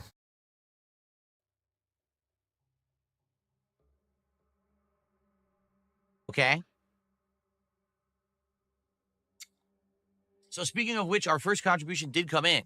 I received a $10 super chat from Lynn Pine. Our first contributions did come in. I'm not a huge fan, but I wanted to know when or if you'll ever get around to playing Security Breach or even the Help Wanted games. VR is not needed, just out of curiosity. So, Five Nights at Freddy's, correct? For those who don't know, oh god, 2 months ago, I did a Five Nights at Freddy's marathon event. Oh god, it was here we the go. Five Nights at Freddy's Torture-thon, and the reason I did is because up to that point, I had never actually played Five Nights at Freddy's seriously. Instead, I had just kind of game totally bugged out, and my guy's I don't invisible, by understand the why way. people like them. And once or twice, I had played one of them during a marathon, like during a Halloween marathon. Once I played one, and then I think I had played 1 and 4, if I remember correctly. So since I had set the time to actually sink into Five Nights at Freddy's during a marathon, okay, I said this time around, I am going to give them a fair shot. Rather than sit here and crap on them insanely like I usually do, let's actually judge it at their own merits and see if they're any good. And after having played 1 through 4 during that marathon, I came to the conclusion that the games are entertaining and the games are fun for a certain audience looking for a certain kind of game, but absolutely the insane amount of overhyping that they have received over the years is unwarranted. They don't need a movie. Okay? There don't need to be 7,000 lore videos about game theories about it. It's ridiculous. Okay. And, as I said, I really feel that what happens with certain game franchises is now, with the era of the online content creator, people who overemphasize or over-exaggerate the value of a game for personal gain, like the streamers who say, oh, it's the scariest game ever. Oh, they scream every 5 seconds they're playing it. And then you got someone who insanely overanalyzes the games and creates a bunch of mumbo-jumbo nonsense around them to create this weird culture. And now everyone wants to talk about the lore of a game. He's so that's bitter. in someone's basement on Flash or something. You know what I'm saying? Someone's basement. Basically, we're in a really weird time for gaming. All right. Anyway, I thought that the games actually were pretty good. Okay. Just not as good as everyone had overhyped them to be. And so I said, hey, maybe in the future, I would replay Five Nights 1 or Five Nights 4. Those were the two that I liked the best out of the first 4 games. I thought that 2 wasn't very good, to be honest. 3 was actually quite bad. And then 4, no, actually not 1 and 4, 1 and 5. That's right, I played all 5 because I get them confused. 4 was the one in the bedroom. 5 is the one, was it Sister Location? That's right. So I liked 1 and 5 the most out of all of them. And I said that maybe one day I would go back to play them because 1 I had almost beaten, so maybe I would beat 1. And then 5 was interesting because the further you get in, there's lore and there's all this stuff going on. So I said maybe I would play them again. Okay? So what Lynn Pines is asking, would I ever play Security Breach or the Help Wanted games? So those, I believe, are ones even after Sister Location, correct? We're talking about like the most latest ones. I don't think I would play those unless I actually go back and play 1 and 5 again. Because what's the point of playing the later iterations if I haven't even beaten a single game yet? And I feel like people have told me that with 5, Sister Location, that's when the games got insanely lore heavy because they had become so virally popular because of YouTubers and the like. That's when, like, you need to know the story. If you don't know the story, you're kind of out of the loop on stuff that's going on. So I wouldn't want to play like 6 or 7 if I didn't finish 5. You see what I'm saying? So yeah, we see what you're saying, if I were to go back to Five Nights at Freddy's, I'd probably do 1 and 5, and then after that, maybe then I would play the later ones. I don't think I would go back to 2, 3, and 4, quite honestly. I think that 5 is where they hit that stride where there's a mix of story and it interests me. Okay? Cool. So, thank you for the first contribution to the stream. So we're at $10 now. Guys, let's get some motivation and let's get some momentum going. Let's get our first tip of the day. Let's get our first sub over on Kick. And let's get our first membership on YouTube. And then let's get that momentum going so that we can actually hit our goals. In fact, I'm just going to do it right up front. Today, since I want to hit 3 goals by the end of the stream, I'm just going to make those sub offers over on Kick early. Wow. So that it's known. For 10 gifted subs today on Kick, you will earn the VIP badge. For 20 gifted subs on Kick, you will earn the OG badge. And then, this deal I made last night, for 30 gifted subs on Kick, you will earn a second OG badge that you can give to someone. Okay? And I just started that last night. I'm going to do it today because I want to hit 3 goals by the end of today. I want to do the marathon tomorrow. It would fit in with everything that's going on schedule-wise and everything perfectly. He wants that money. Right? So let's do it. I'm going to actually type that and post it up over there. Yeah, let's do it. Let me pin the message. Is there a Champions event today? No way, is there? Is there really?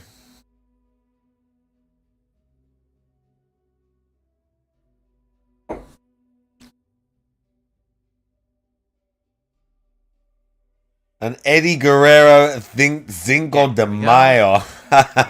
Cinco de Mayo. That's of course there is. There. All right. And hopefully we will be able to hit 3 goals today. I really hope so. Like I said, the marathon tomorrow would be absolutely. Yeah, I hope we can. I might ride my bitch. I might ride my hoe. I might ride my bitch. I was gonna say the crown didn't look straight, and then I saw like a side on the edge. There we go. Cage says, Captain and Boonin, how you where doing? did I get the Pac-Man Ghost? I just got it. What at a do I random think? store. What do You I can buy it think of online. Kenny In fact, KO? if you look at any of my recent videos, Level 1 Podcasts or I Daily don't- Raps, I you'll don't see- dislike him. I don't think he's the best. When he talks about testosterone and steroids and stuff like that, he's not very knowledgeable. Kenny KO is taking something like 200 milligrams of steroids of TRT, and because he, like, self-admittedly, and I'll be honest, he looks like shit. Like, he don't look terrible, but he looks like his I've never seen a picture of him where his physique was like good. And that's not me. Like, he doesn't live and die on like his body. Like, it's kind of part of like him trying to have authority and say he knows about this stuff. But I've never seen a picture of him looking very good. And taking 200 migs to look like how he looks is ridiculous. But also, he has got balls, and I respect him for going up to a lot of these people. Not always, like, but I respect him for walking up to Mike O'Hearn and basically saying to him, like, come on, Mike, we know you're not natural. Like, to his face. Multiple times, and Mike O'Hearn shits on him, tries to make fun of him and does all this bullshit, but Kenny KO goes like straight up to like that guy's face, and he's chill with it. He's not confrontational, but he's right there basically saying, look, this is why I think you're a liar. So I don't think he's the best thing for like steroid advice, let's say, or any, like, I don't think you should be listening to Kenny KO about anything steroid or drugs related whatsoever. But some of those videos he does are entertaining, and I respect him for calling these people out to their faces in the fitness industry, these charlatans, and saying, like, you're lying. He is not the guy who asked the bodybuilders how tall they are. That guy is the guy who wanted to have a fight with Wes Watson, the bald guy. I can't remember his name. He's kind of cringe. He's not that bad, but his content is kind of cringe. He is very confrontational, and he's just trying to, like, he's just walking up to people doing skits, trying to get clicks, is what that guy's doing, really. That's all I've ever seen him do, when he asks them their weight and height. He's got a scale. Sometimes he, like, does a weird Russian accent and shit. Like, he goes up to them and he, like, does stuff in public, but he's a bit more cringy and confrontational. Kenny KO is just very, like, chilled out. I'll show you who Kenny... But and not only that, Kenny KO has been around for a long while. Kenny KO has been doing it for a long while. More plates, more dates I like. Extremely, obviously, knowledgeable guy when it comes to steroids. He does supplements and he does deep dives, and sometimes it bores me and I kind of don't really follow all that sort of shit. But when it comes to, like, he talks about gear or whatever else, I think that he's not been posting for a while. He's obviously doing other shit, but I think his knowledge is really sound. He, like, you know, he exposed the Liver King, like, I think he's a good guy. I think he's like a force for good within the industry, kind of.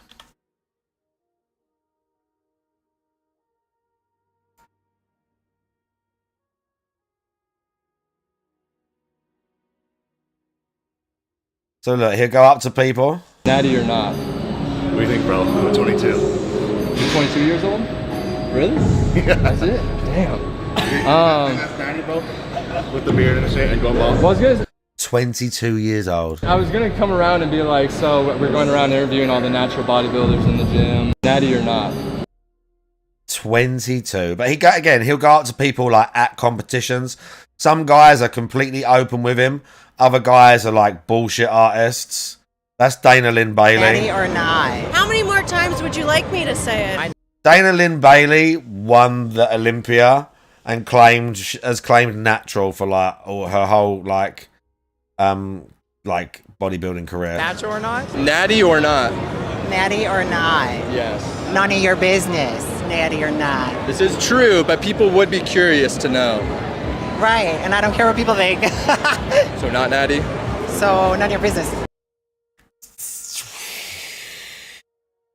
Look at her, dude. Kanevsky Fitness. I don't know who that is.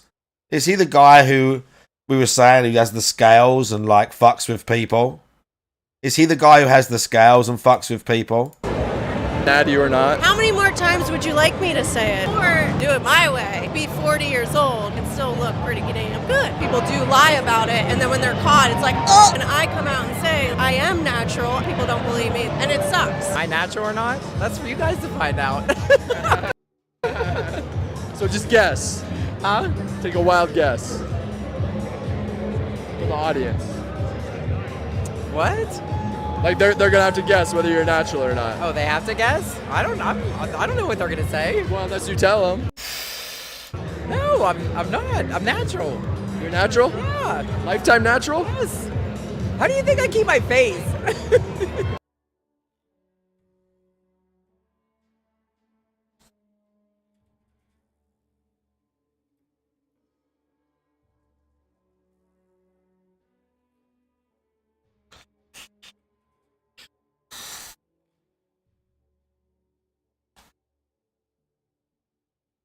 She's getting the time. She doesn't have a problem. Yeah. So lifetime natural. And what division do you compete in? Bodybuilding. Okay. Oh! So women's bodybuilding. Yes.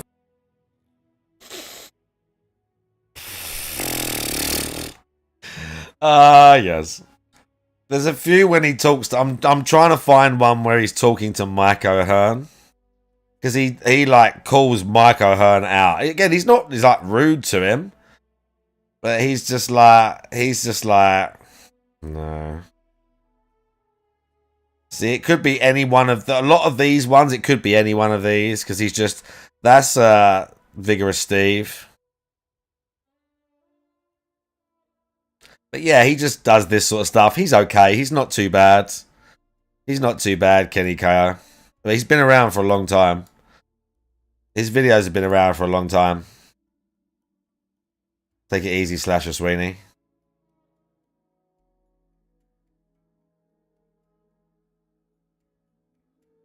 In the description of the video, a product area.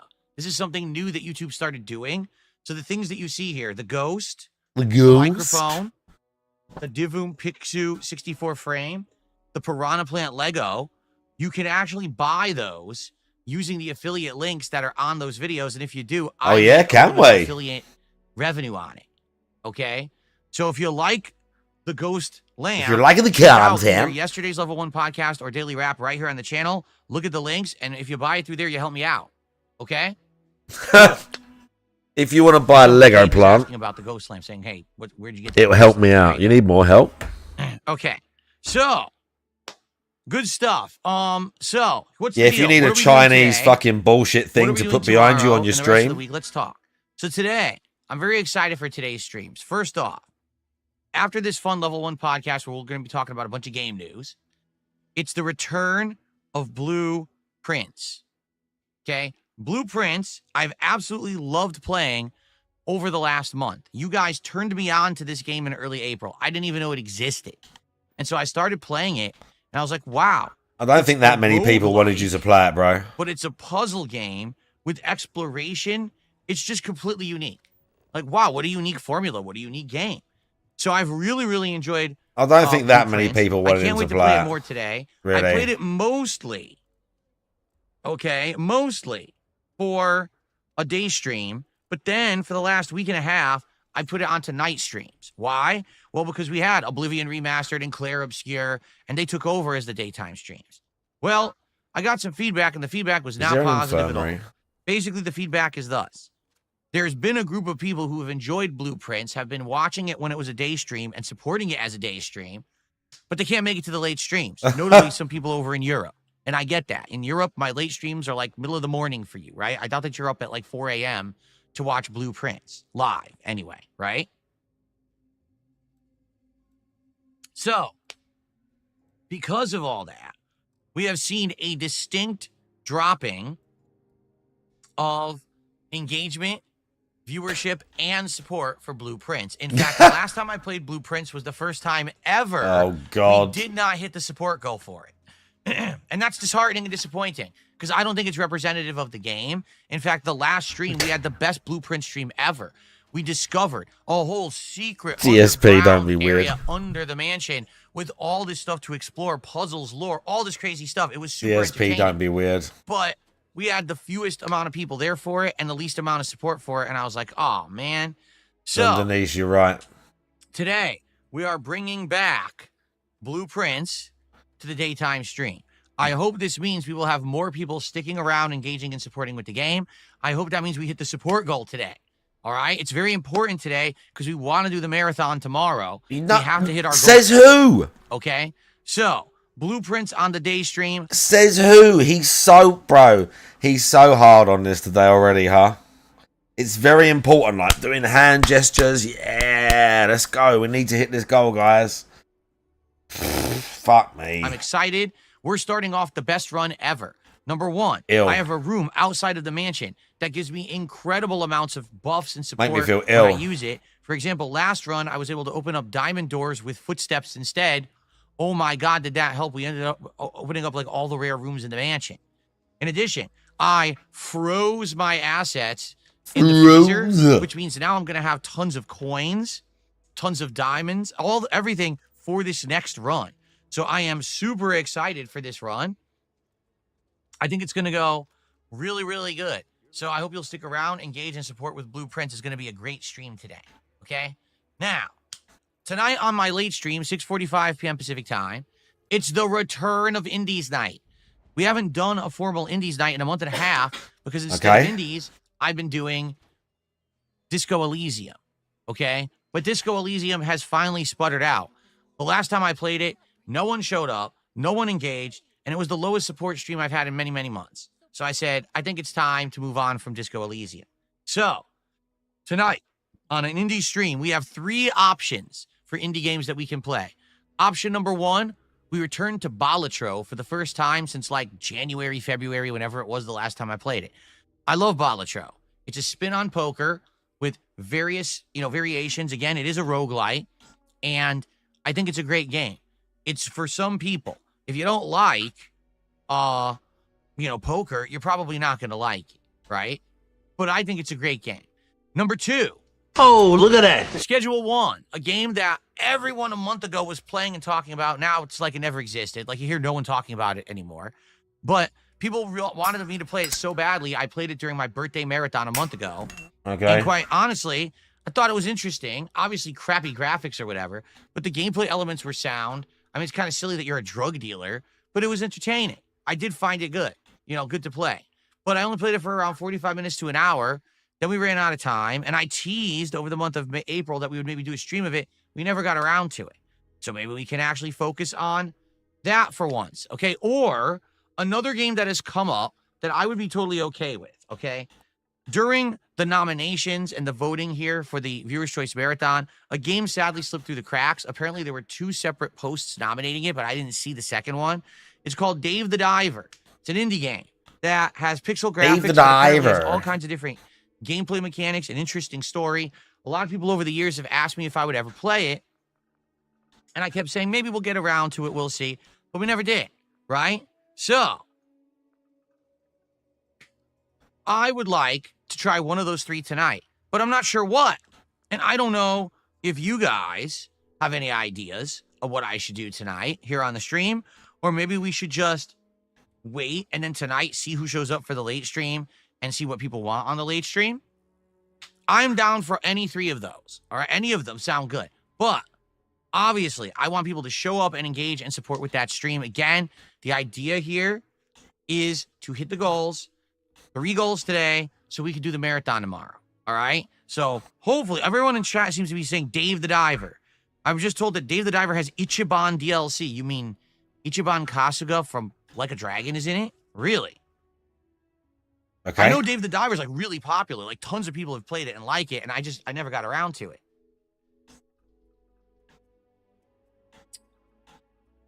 It seems like everyone is saying Dave the Diver. Seriously? All right, maybe we'll do that.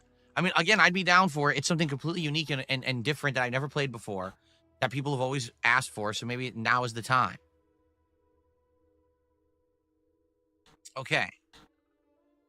What's a roguelite? Well, there's a roguelike and a roguelite. A roguelike game entails that there's a game that when you do a run in it, it is a completely isolated run from other runs, meaning when you lose or die or end a run, it resets back to 0 and you start over, okay? Usually, there's a random factor to it, an RNG factor to it that you cannot control, okay? Which adds to the element of each run being completely unique and different from the last one that you've done. That's a roguelike, okay? Okay, My thanks. roguelite is a game that takes that element and usually mixes it up and challenges it in a little way. Like, for example, I would call Hades a roguelite because even though it has roguelike elements, there are things that you can permanently unlock and upgrade and have increased chances of happening. Like, same thing, like with Blueprints. I don't know if it's purely a roguelike. It's more like a roguelite because I now have the ability to have money every day and special rooms unlocked every day and things that are permanent unlocks. So, you know. But I don't know. I'm not a master of these or anything. They are growing on me. If you remember, my first roguelike ever was Returnal. And quite frankly, I didn't like it. But now I played a bunch of these like Hades, Blueprints. You know, I like these games. Why am I They've toxic, actually grown on Hayden? me to the point where I'm really enjoying them. It's all right in the chair, I understand. Let's see here. What's going on, King Michael? Good to see you here today. What's going on? Reno Hart says, I was crushed to see that Dave the Diver wasn't in nominations. Yes, this would make a great future playthrough. Jay Copter, yes, I can see you. How you doing? Dabhand says, it does have an Ichiban DLC, but you need to complete at least chapter 5, so I don't think that we'll ever see it. Wow. But what if I play and like it? What if we end up doing a playthrough of it, right? I did play Binding of Isaac. Yes, I did. I played that many years ago, but it wasn't a serious playthrough. I think someone had nominated it for one of these marathons. So because of that, we never really got into it that deep. But I actually really liked Binding of Isaac when I played it. So, can I gift free memberships because there's been a new month? No, I'm going to do it during the marathon, actually. Let me see if they're actually there. They are. 10 gifted memberships are available. I'm going to gift them during the Viewer's Choice event. Okay? So, we'll get some hype hopefully tomorrow. But guys, I'm going to tell you right now.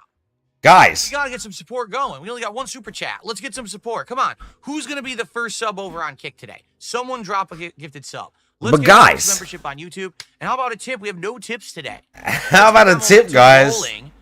So we can do the marathon tomorrow. All right? Because I'm going to tell you, here's the deal with what's going on tomorrow and the rest of the week. Tomorrow, ladies and gentlemen, I have an announcement to make. You ready?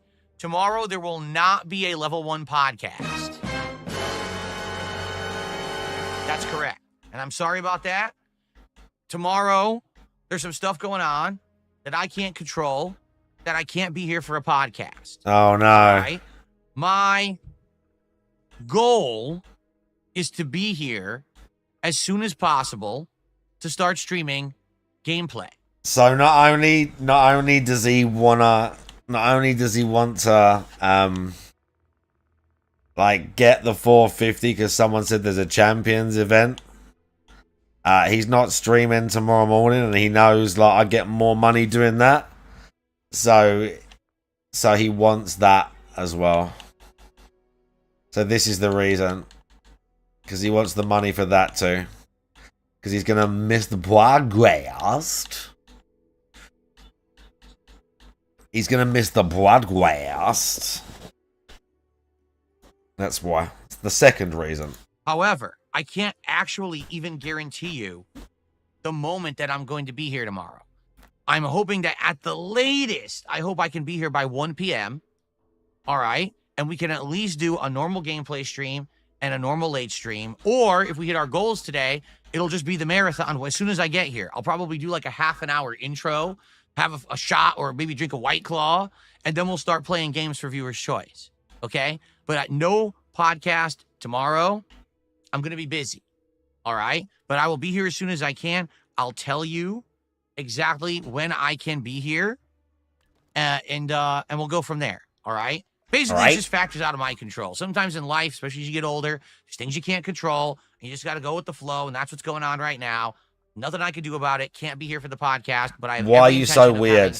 Either 2 normal gameplay just say I've got something in the morning, guys. Tomorrow. Okay? So here's the thing. This would be perfect. If we hit our goals today and we do the marathon tomorrow, that's perfect. because I could start hopefully around 1 p.m. We'll do a little intro. We'll start playing games. Cringe. It's perfect timing. We'll have some food, some booze. It'll be a great day. Yeah, That's great why day. I kind of want to do the marathon tomorrow. I don't think anyone's going to miss the podcast if I'm doing a giant gaming marathon. Bro, are you anyway. listening to this? See what I mean? Now, Wednesday, Thursday, Friday, my intention is thus. One day I'll do Oblivion Remastered and Call of Duty. One day I'll do Clair Obscur Good and lord. Minecraft Java Edition with mods. And one day I'll do more Blueprints and a random night where maybe it'll be more indies. Okay? But the order and the actual days, I can't say because I don't know if we're going to hit our goals today and if we're doing the marathon tomorrow or not. Let me see this. Okay? So, because of that, you know, I can't really give you a locked-in schedule. And I know that will annoy some people because you want a locked-in schedule, right? But I can't, as much as I'd like to. So someone is saying breaking news. I want to see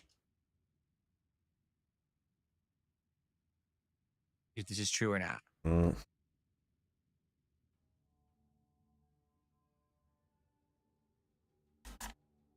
I'll need to Whoa. make some food at some point. Whoa. I'll be here for that.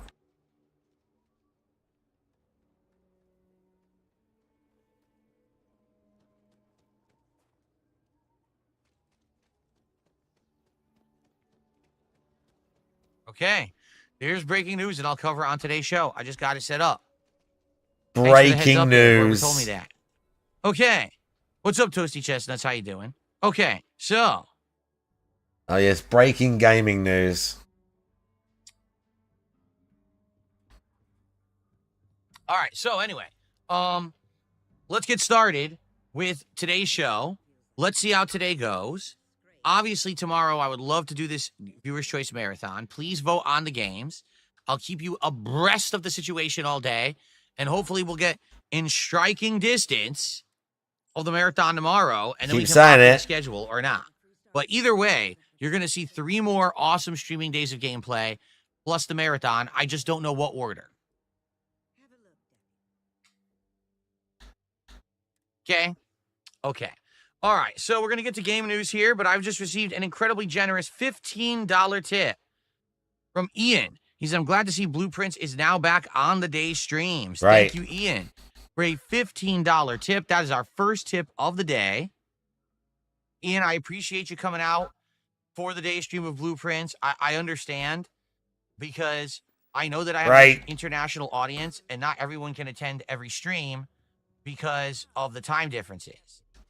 It's just wild because people don't get it. They actually, you know, a lot of content creators have audiences that are more localized. I don't. Like, I've always had this big international audience where like half my viewers are not in the United States. So because of that, some people can only catch certain streams based on that big time difference.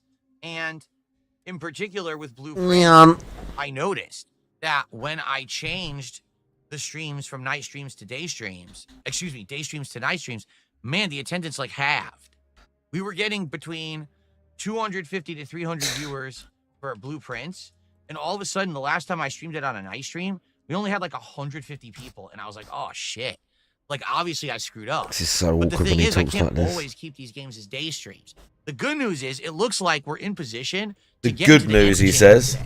And I've heard that is the ending of the game, although technically that's not the end of the story, and you can keep going and Did he unlocking once again more. just say the meat of the game?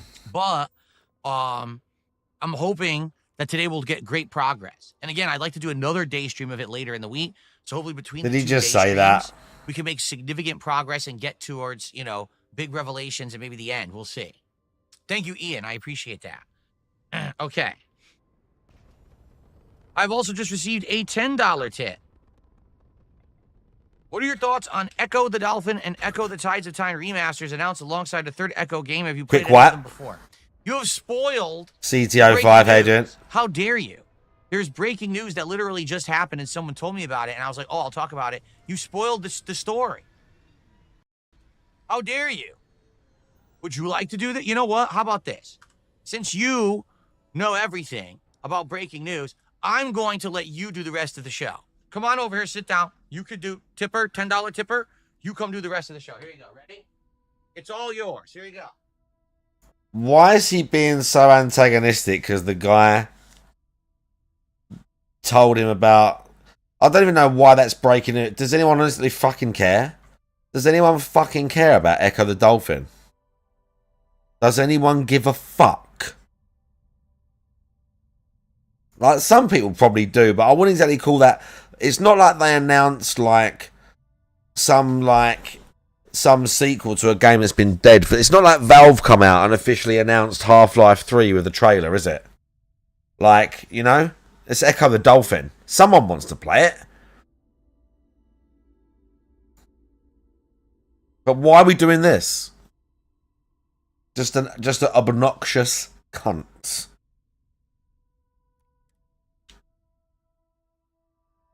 Hilarious joke. It's not so easy. You can't get past the moat and the gators and the electric fence that I have around my castle. You understand? Only I can sit on the throne. Anyway, so. Okay, yeah, good. It was announced. I was going to read it, but basically it's been announced that Echo the Dolphin, Echo 2 are going to be remastered and I guess released in like a collection. Okay, good. And they're actually working on a new Echo game now. But apparently there won't be any someone wants to play it like for a year. Because they actually set up a website, echothedolphin.com. If you go there right now, you can check this out.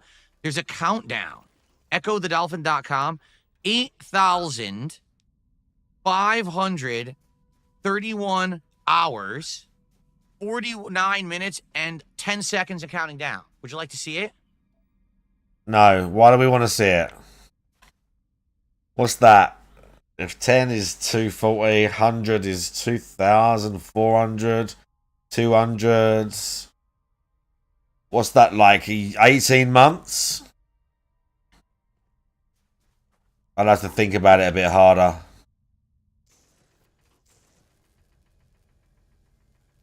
So, 1 year from now, that's a year. We're going to get some kind of an update about a new Echo game. That's a long time to wait. That's a hell of a countdown. Holy crap. Let's check back in on that. Hilarious. Very funny and robust. Funny and robust comedy. Okay. So anyway, what's my history with Echo the Dolphin? I never owned it. I never played it, except, excuse me, back in the day, when I used to have a pediatric dentist that I went to when I was a kid, okay? So this was like the late 80s probably. Either late 80s or very, very early 90s, okay? I can't remember exactly when. So I was a Nintendo guy. I had a NES and a Super NES, but I went to the dentist, and my dentist had an actual Sega Genesis kiosk at the dentist that the kids could play in the waiting room while waiting for their appointments. And let me tell you, it worked wonders because the kids would gather around this kiosk to play Genesis or watch other kids play Genesis, and it would make the time pass like nothing so that, you know, when it's time for your appointment, it's no big deal. And what game did they have? Echo the Dolphin. That's the game that they actually had on the kiosk. And I saw kids playing it, and it looked neat. It sounded great, but I never actually played it. Okay? When I got my Genesis later, they had passed by the time when they were packaging in Echo the Dolphin, because Echo the Dolphin was a game they packaged in as the game you would get when you bought a Genesis for a bit. But then when Sonic the Hedgehog 1 and 2 came out, is he getting to a point, do we think? They became the games that they would package in with the console, and Echo the Dolphin almost got completely forgotten. Okay? So I never played it, never bought it, nothing. Maybe. Now, I did play Echo the Dolphin. If you remember, Dolphin. It was part of the Genesis Mini that I got many years ago. Steve, and go when I ahead. played the Genesis Mini, I played all the Sonic games. I played Mega Man Wily Wars. I played a whole bunch of stuff. And actually, I played Echo the Dolphin, and that game sucks ass. It's terrible. It's just funny because I think the reason why all kids remember Echo the Dolphin is because it was the game that was packaged with the Genesis for a long time. So kids just kind of had it. But I don't know if anyone actually actively bought it on purpose. You know what I mean? Like, if you play it, It is so annoying. It's the ultimate backtrack game. You got to go all the way to one end of a giant labyrinthian maze of caves and caverns to either rescue a dolphin or get hit a key or open a door. Then you got to go all the way back to the other side of the game. It's kind of like Metroid, but not fun in any way, shape, or form. Okay. It's really, really. I never played it, I'll be honest. So I just didn't like it when I actually played it. I hated it. So I would not go back to it, and I probably would not play it. However, if there is a new one that's being made, I would assume that the new one would actually have complex updates. Meaning, you would think that they would probably have like checkpoints that make sense. Okay. And modernized gameplay mechanics. Because that's the problem with Echo. It's just outdated to the point where there's so much backtracking, repetition, and annoyance that it's not a good game. How much are they going to change it? The new one would be much better, right? So, that's my history with Echo the Dolphin. You've already spoiled the story. Is it the same so game I will then? not talk about it. Actually, hold on one second. Let's check in on that site.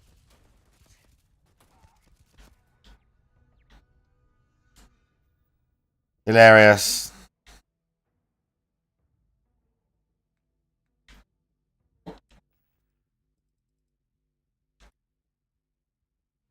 Okay, not much happening there. All right. Yes, well, very funny. Let's move on, shall we? We have a lot of news stories to talk about today. Good. A lot of which are pretty interesting. Right. So let's start off with a news story Tickle about Fairy, how something you that doing? I had almost predicted, but not really. Let's talk about the Switch 2. What does Because, almost ladies but and not gentlemen, really the Switch 2 mean? is actually releasing 1 month from today in the United States. I think it's worldwide, June 5th, correct? 1 month from today, the Switch 2 will be in everyone's hands, and people will be playing with it, unboxing it, dropping it and breaking it, and being crying because they can't get another one right away. People will be messing with it. Probably some people will be trying This to is the guy who jailbreak it. scratched, who somehow managed to scratch his PS5 the day he bought it. World, that's it, because everything else is just a third-party. How many of you have ever scratched a brand new console the day you bought it? Because DSP literally put a giant gouge in his PS5 the day he got it.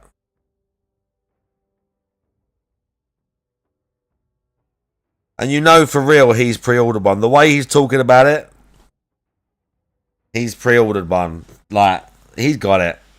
He's loving life. Report. There's no reason in playing anything else on it. So everyone will be playing one game and being very excited for it, okay?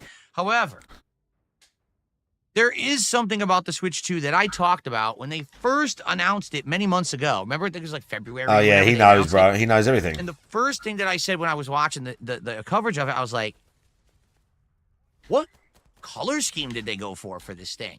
Because if you remember, the original Switch is blue and red, which is fine. Blue and red are staple colors, primary colors. You know, everyone likes them. You know, red versus blue and everything. You know, it's a good color scheme. Makes sense. The Switch 2 How do you has, know like, that? periwinkle and like coral. Okay, they're really weird off colors from like red and blue.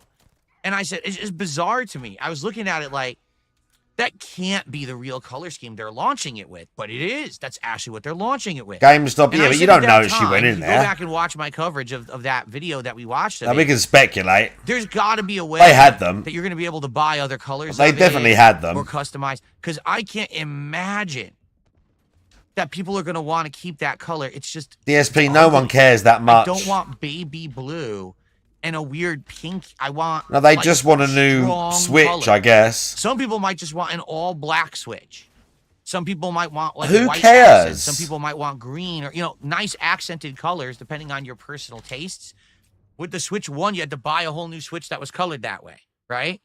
So what are they doing? It's actually been revealed that my prediction was actually dead on correct. Ladies and gentlemen, I present to you the Switch 2 customization. The side panels actually come off the Switch 2, and you can replace them. No one knew this until this morning. Third-party websites started listing actual listings for replacement side panels for them. Does he really think? So here it is. decorative strips. Does he And they're really selling think kits with that's a because tool. no one's going to like This the is the OG colours tool like he says, that you can and use not to just because it's to remove milk the people plastic because everyone sides. likes I don't know what this customization? is probably maybe something to help you push them into place or Is he whatever. really that stupid? So the plastic will pop out, and you'll be able to get other colors. Right now, they're only selling a replacement periwinkle and coral or whatever these colors are. I don't even know what colors you would call them.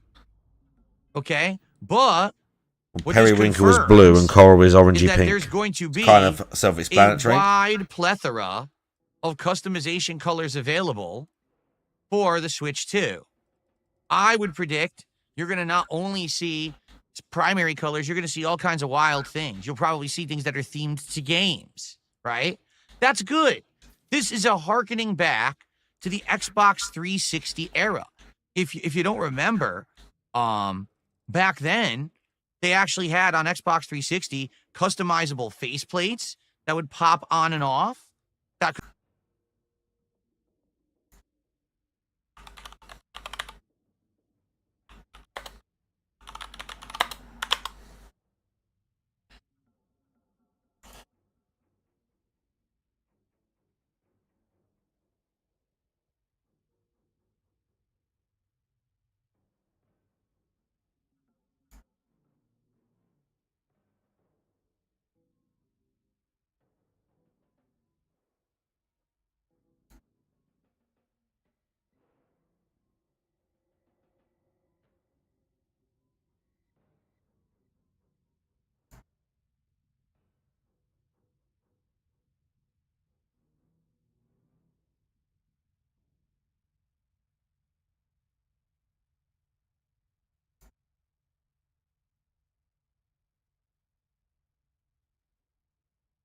You know, all the consoles have been doing this for like the last 10 years. You know, everyone's been doing this for like 10 years. Including Microsoft themselves. Like, literally including Microsoft themselves.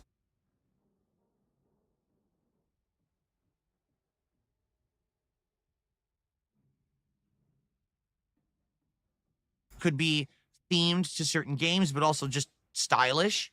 They also had stickers What a dent. and things that you could put on the sides of your Xbox 360 console. He's on Then they actually AliExpress. The started selling them confident. Yeah, also for exactly. PlayStation 3, the Exactly. stickers. So you could make your console look a certain way. I actually had ones that were all themed to Street Fighter 4. I had 2 Xbox 360s themed to Street Fighter 4, and then I had the stickers for PS3 that were themed to Street Fighter 4. So it really was cool, actually, to set it up and have it look your own personal tastes, right? So for me, I would probably go for like something more stylized, like maybe white. Oh, so you'd buy something, yeah? Maybe like a like I said, dark blue and an actual red instead of these. So you'd buy one of them, would you? Pastels. But none of them have been up for sale yet, except for the replacement. Okay. Right out of the gate, So, he's buying we'll one. See as we get closer to the launch of Switch 2, or maybe once it's launched, what these companies will do. But yeah, pretty much dead on with what I was predicting, that they're not just going to sell this periwinkle and coral. They're actually going to have other colors because those colors are terrible. In fact, I'll go as far to say I actually think the reason they made Hey, you stole that content. starter colors this way is because they actually intend for you to go buy more colors. They purposely colored it horribly. Sorry, what's wrong with these colours? It's just orange and blue.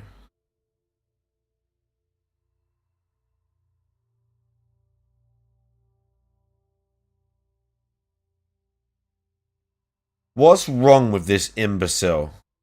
He really thinks he worked something out.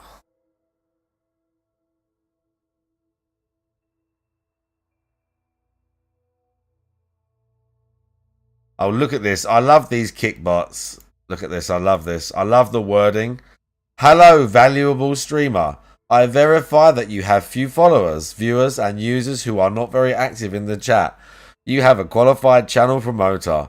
I will get involved in your channel to gain massive followers and a wide audience to affiliate with. If you are already affiliated, I thought you know that already. I will work so that you can verify and start earning $50 every hour of streaming. Trust me, no bot. Contact me on Discord as The Daily Grind 5. Oh, look at this. Look at this.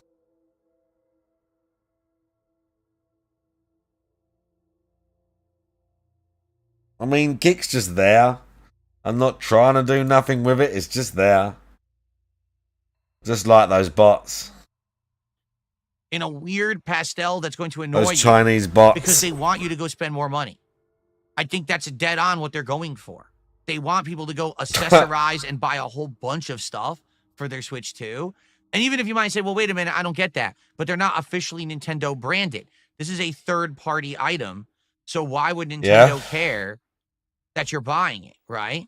Well, it's very simple. Because if you're not aware, when people go to buy accessories for anything, they tend to buy more than one. It's actually been well-known, well-documented in retail sales. If someone goes to the store to buy something for an electronic, accessories, a car, whatever it is, they typically will buy a bunch. If you can sell them I did see if so that what they're was, trying to say, hey, is that true? Sell this thing with. Is that actually true?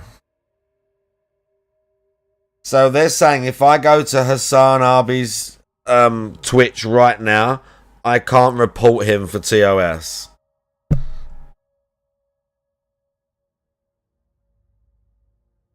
Yeah, I saw the tweet, but I don't know if it's actually true.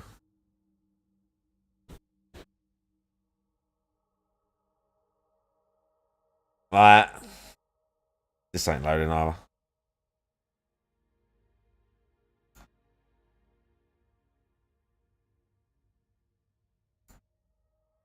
This ain't loading. I mean, he is scum. It would be, it'd be a terrible shame if someone, it'd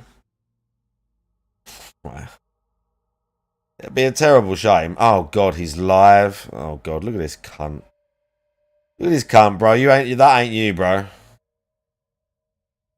That ain't you. So you're saying I can't report him. How do we report? Report live stream. Report something else. Okay.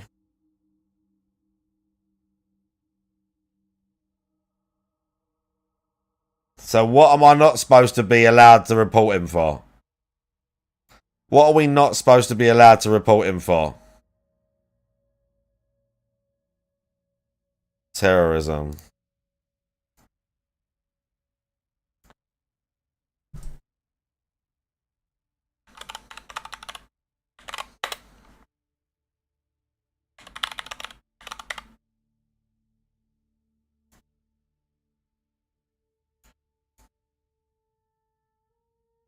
Okay, well, that's not true.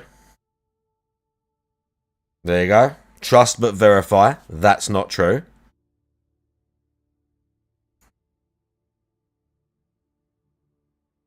See, I said, how do they know it's true? And it's not. Maybe for 10 seconds it was. But you are right, Tingle Fairy. He is untouchable. Same as LTG on Twitch, it seems like.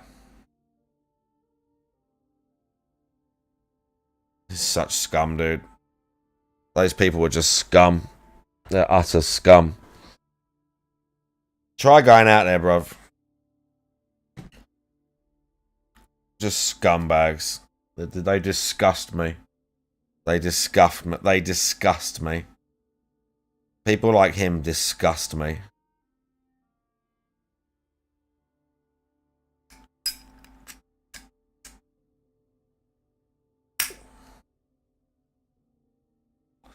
Despicable, sympathizing piece of shit.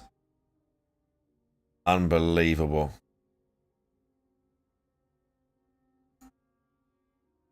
With ugly colors, they're immediately going to want to buy new faceplates or side plates or whatever. But also, they'll probably buy the stand. They'll buy the charger dock. They'll buy the cable. They'll buy the wrist strap. They'll buy, 10 other things with it. Okay. So, there you have it. They could have changed it. Potentially. If I get a Switch 2, I would definitely like to change the colors. The thing that gets me, though, what about the thumbsticks? I think those are permanently stuck to ugly-ass colors. I don't want those colors on my thumbsticks either. So maybe what I'll do Bro, is I'll these just pull out the people, Joy-Cons again. these little like rich liberal kids like him, telling the rest of the world that they know what's happening in your countries better than you do. Like, they're the worst fucking people. They're the worst. Oh my, I just can't, dude.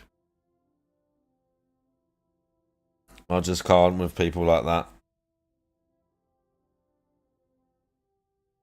Where's he from? Where's he from? Turkey. All right. Oh, he's from Turkey, so he'll be going back there to live, right? Because those places are better. So he'll be going there to live there permanently, will he? He'll be going back to Erdogan's Turkey, will he? Is he going to go and hang out there? I don't think so.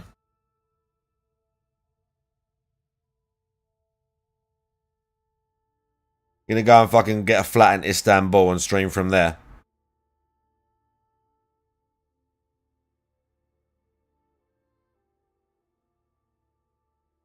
Yeah, he's on the next flight, dude. Like I did with Switch 1. I think I played one game on the Joy-Cons of Switch 1. Wasn't it ARMS? That was it. And then after that, I just got rid of them. And I just played on the Pro Controller or a Hori pad or whatever I played on. I never used the Joy-Cons because they were so bad. So maybe I'll just do the same thing with Switch 2. I don't know. If I get one. Okay, we'll see. Anyway, so there you have it. Okay. How's everyone feeling? Dabhan says, no one buys anything Nintendo branded after buying the console. It's all third-party. Nintendo makes nothing. What's up, Gabriel? How you doing, man? Okay, See, they debunked him. He just didn't answer. Because, excuse me, initially, usually it's only Nintendo branded stuff that's available when it comes to like controllers and the like. Yeah, there will be third-party controllers. Okay, I think this game is so glitchy still. A lot of accessories, my gun's like flat out like, disappeared. You know, a dock for the screen, a screen protector, stuff like that. I haven't seen my like, gun's flat out disappeared, and now I've flat out disappeared permanently again. So they're this not game is so glitchy, dude. Stuff yet. Watch, it'll probably be like the end of the year. All of a sudden, they'll let all the third parties start doing their stuff, right?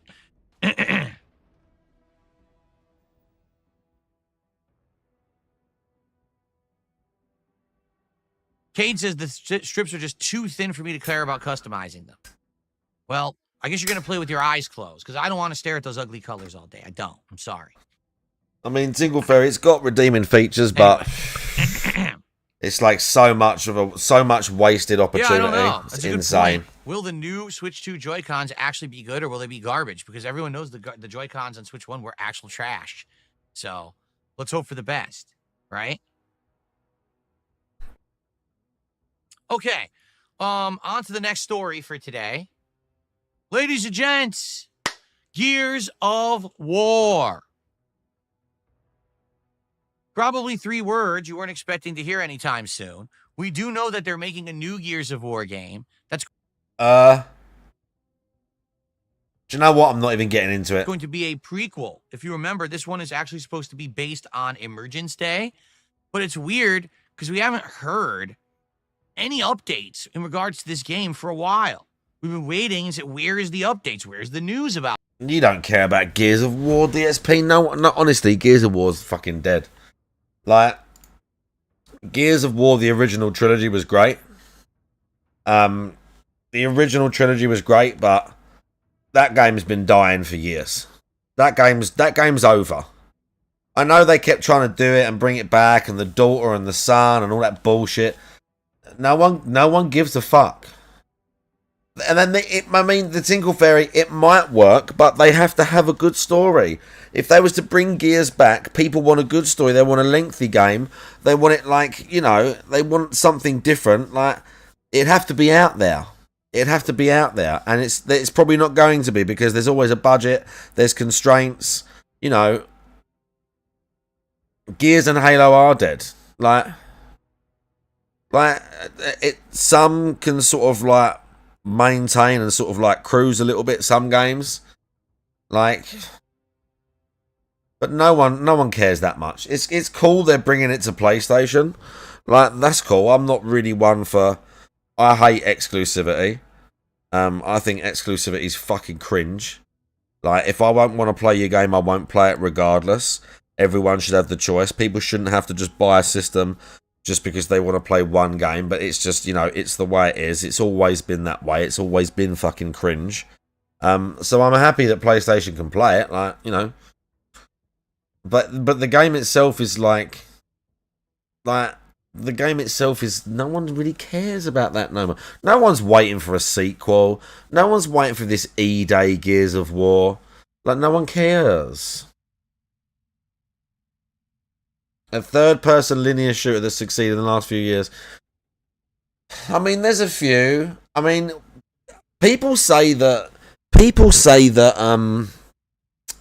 that Remnant is a Souls-like. It's really not, apart from the fact that there's boss fights. Like, it's procedurally generated and it's got some stuff that's like that. I mean, that one, I guess, did okay. There is probably a few. I'm not saying they're, like, way as popular as they used to be. But they need...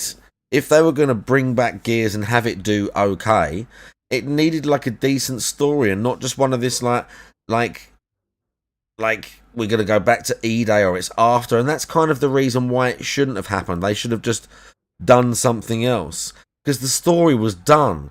The Gears was really good game, yeah, and all the cover mechanic and shit, and what that's like back when it first came out, that was all cool and that. But it wasn't just that. It was the fact that Gears had such a good fucking story. Like, when the original was... not only was the gameplay and all that stuff really cool, it was well written and it had a great story, and you wanted to know the next chapter. You wanted to know what was going to happen in the story. Like, the stories are shit now because the franchises have been done to death. There's no surprises anymore. Oh, look at that. There's no more surprises. Like, people, like, everybody... it's been done. We've seen it. We've seen the story. We've seen the crew. We've seen all the stuff under the ground. We've been there. We've fought the corpses. We've done all that shit. Like, do something else. Like, maybe if they made something slightly different, a bit of a more fast-paced game, it could still be a linear, like, third-person shooter and have a fucking good story and still maybe garner some sort of audience, because not everyone likes, you know, Souls-likes or COD or whatever else. There's still a large cohort of, like, gamers probably out there, people again like myself who played the old Gears and the old Halo games and all that. There are people out there waiting for these games, but they are too much of a risk because they do flop way more now, and people are more sort of fickle, and the market's way harder to break into or succeed in, and they're just not taking the risks on new IPs. They're not really trying to, like, I don't know, expand or like take risks anywhere in general. That's just how they feel. Horizon 1. Best selling first party is Halo 3, 15 million. Mario Kart, but like Nintendo's kind of not an anomaly, but Nintendo is kind of like a self-contained thing, if that makes sense. Nintendo is kind of a thing, but like I mean, Xbox, like Halo's done, and I don't know, man. There's just too much money now. There's too much money talking instead of just passion. When the industry was smaller and people were like coming up with ideas for games and just shit was just getting made and they were just throwing it at the wall. Like, do you know what I mean? There's a lot of games like that out there now, but that's why all the indie studios are like, there's a lot more like unknown stuff, smaller stuff. Those are the people with like the real passion.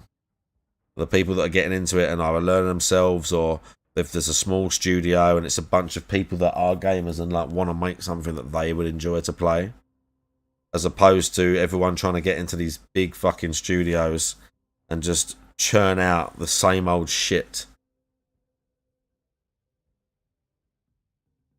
Baldur's Gate 3, and again, then a bunch of RPGs will come out and flop, because they're all generic. Like, say something like Avowed or whatever, and a bunch of them will flop because they're generic and they have poor voice acting, and they're poorly written by 25-year-old bellends who aren't passionate about the fucking industry, who weren't hanging around 20, 30 years ago playing the original Doom and playing the original, like, you know, take your pick of like XRPG or whatever game. Like, it's just not, it's just, it's so apparent. It's so apparent that they're chasing something that they don't understand. They're just chasing something that they don't understand. I mean, they do, Tinkle Fairy. The DI shit is wild. Like, I'm not, you know, I'm not some proper conspiracy person with it, but it is just fucking trash. Mark would make a world-breaking game if only they let him. Well, I don't know about that, but I could probably, if I sat down with a team and the means, I could probably come up with something. If with my nearly 40 years of playing computer games, I could probably give you something better than half the games that are out at the minute. Like, you know, I don't know what it would be, but I could probably give you something if I sat down, not just me, with a few like-minded people that had some fire for this shit. You could probably get something done, couldn't you? Like the writing in some of the, what was the one game where I gave it like a okay, like, was it it must have been Avowed recently. I was thinking of maybe it was something else more recently, but it must have been Avowed. Like the writing was so awful, and it wasn't me trying to be like critical of it. I played that game for like 20-30 hours. I don't give a fuck. It was free. It was on Game Pass. I don't give a shit. I'm not someone like, oh, it's got the, oh, I heard it was a bit woke, I won't play it. If it looks alright, if it's a shooter, or if it's something that I would normally play anyway, I'll fucking play it, especially if it's free on Game Pass. But like, the locations were very pretty. It was nicely, like, obviously I liked the art style of the places. They managed to get that right. But the combat got boring really quick. The game got boring really quick. And it was just so mediocre. Again, it wasn't a shit game. It was just super indicative of like just what the industry is now. When they pour these millions into these just meh games. Because they're trying to chase a formula that's been done way better. And they're trying to chase shit that they don't understand. Did I ever play D&D? No, not really. I played a bit of like Warhammer and stuff when I was a kid. It's kind of the same with Starfield. It's the same with Starfield. Starfield's got a bunch of ideas and things that are cool, and it's got like a Bethesda, like, you know, it's got the Bethesda stuff going on. But Starfield's also obviously had a ton of money and pressure and what's name put on it, and they're trying to cut corners with the same old engine, and it's just it's not, the passion's not there, dude. You can just feel it. It was not only was it made not just to like be the game or because they wanted to. It was because not because they have to, but like D&D added what? Oh god. No, I mean I'm going to play it for a bit more. I will probably stop playing it at some point. I'm going to play it for a bit more. But this will be like Cyberpunk with me. I'll reinstall it and then uninstall it and then reinstall it and eventually beat the main story. Like, because it's not terrible. It's not terrible, like, it's just they're all missing something. No Man's Sky, I've never played that. I've never wanted to play that. About this game. There is none. So, this morning, there was a shocking revelation. Yeah. A huge announcement that rocked the foundations of modern gaming, and no one expected. Okay, maybe that's a little bit of an overdramatic emphasis. But this morning, there was a Gears of War announcement. Are you ready for this? Ladies and gentlemen, the iconic original returns. Gears of War Reloaded comes to Xbox Series X and S, Windows PC, PlayStation 5, and Steam on August 26th. No one cares that much. Here, and we will. But wait no one cares that much. Gears always look good. Gears of War. Honestly. Reloaded? Listen. Wasn't there... I loved the original Gears of War.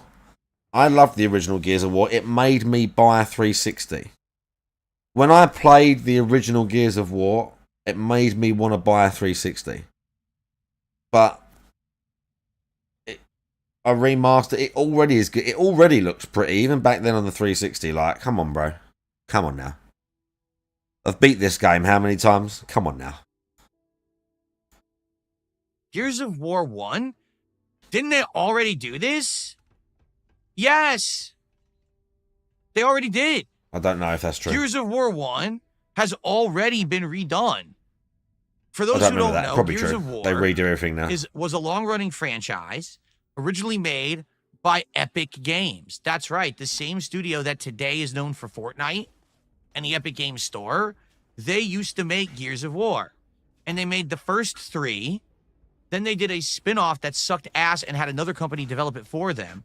After that, they allowed Gears of War to be bought out completely by Microsoft. And so it's been a different company now called the Coalition that have actually been making Gears of War games since. And they've made 2.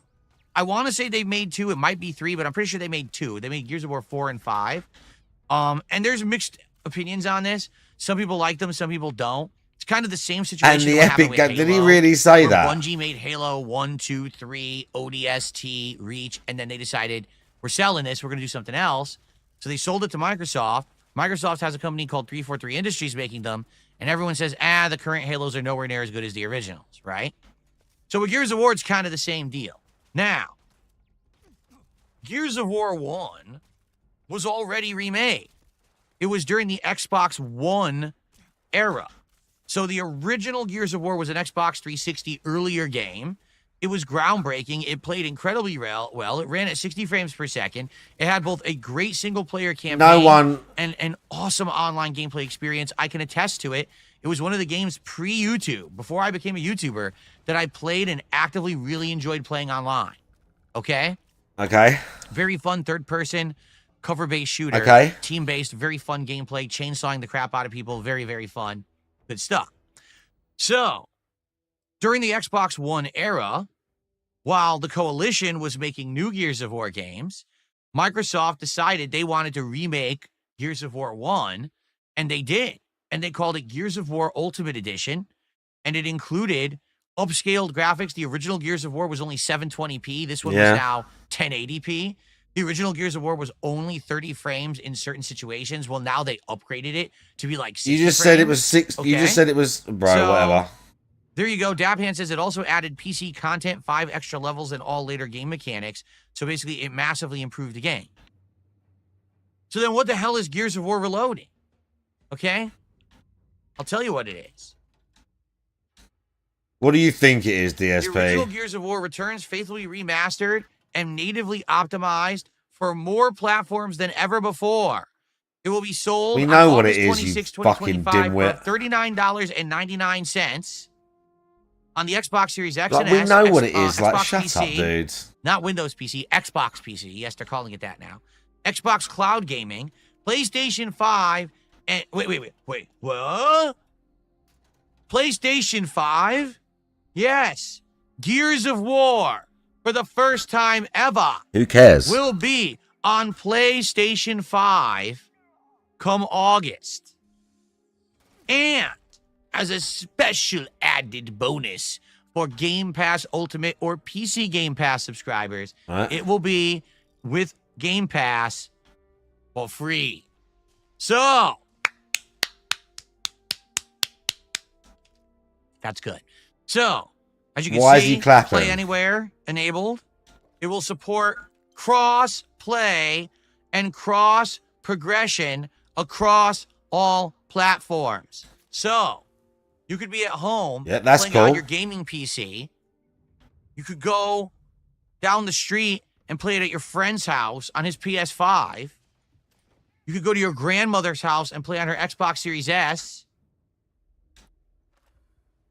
And it will all be cross-platform. All cross-progression, what friends? cross-platform. You can play on a high-end gaming PC at 4K, running at 120 hertz and no input delay, against someone playing on an Xbox Series S at 720p, 30 frames per second, massive input delay, and you could cheat and get instant chainsaw kills because they can't react to them. That's applause worthy right there, baby. Okay. Let's do it. All right. Also, very weird as and an cringe. added bonus, fans who own the original version of Gears of War Ultimate Edition as of today only, you had to have owned it as of today, okay?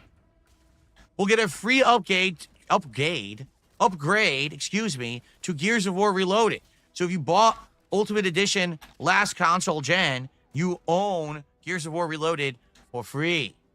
All right? It's a celebration of one of gaming's most iconic franchises, 4K resolution, 120 frames per second support. Fallout, the right. ultimate cross progression, cross-play, multiplayer experience. As we approach the 20th anniversary of Gears of War in 2026, we're reflecting on what the franchise means. It's about the stories we've told, the friendships we've built, and the unforgettable moments that we've shared together. And it actually shows right here the original Gears of War Ultimate Edition, Gears of War Reloaded, and then if you zoom in right here, it won't let me. I'm trying to zoom in, they won't let me zoom in any. No, you can't. I mean, wow, it doesn't really, I mean, whatever. Dude. Well, I wanted to zoom in incredibly high up there and see if it doesn't work. My joke didn't work. All right, anyway, so here you go. Yeah, well done. Built for brotherhood.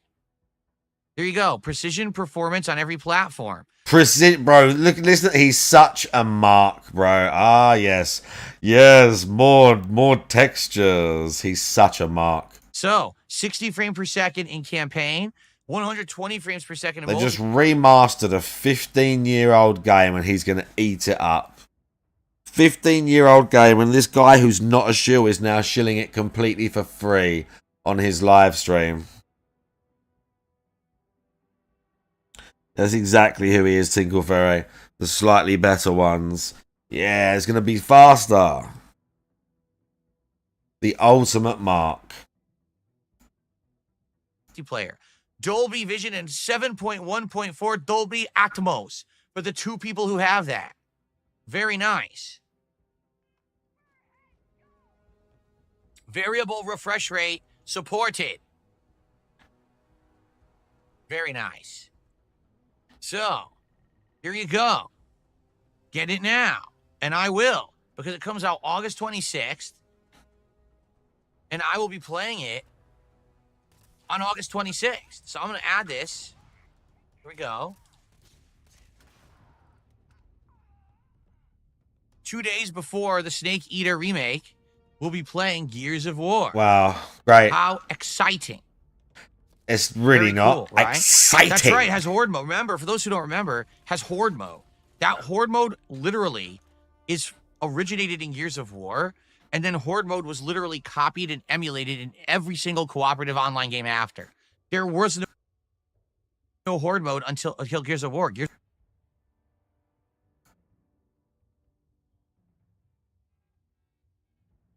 Yes, there was. Pretty sure.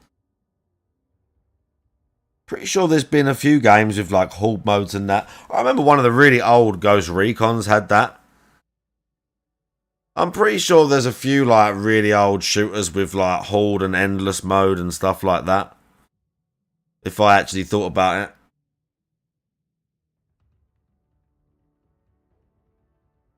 it. That had like, you know, it's not called a Horde, but like endless waves of enemies.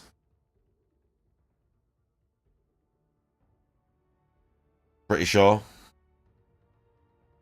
Oh yeah, Days Gone. I was supposed to reinstall that. Here's the word invented it. Maybe one day I'll play again. So pretty cool, huh? Help. That'll be fun. That'll be a fun summertime thing. And I'm glad that it's free. I'm glad that they're not forcing you to pay for it, but that it's going to be on Game Pass. Because if you had to pay for it, it'd be annoying. And also, if you already own the previous version, it's free. That's very nice of them. Hopefully, it's a fun summertime experience. By the way, let's check in on that Echo the Dolphin website again. Echo the Dolphin, did he say? Oh shit, robot.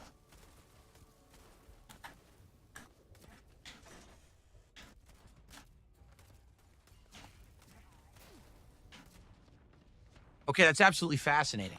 All right, moving on. I received a $2 tip.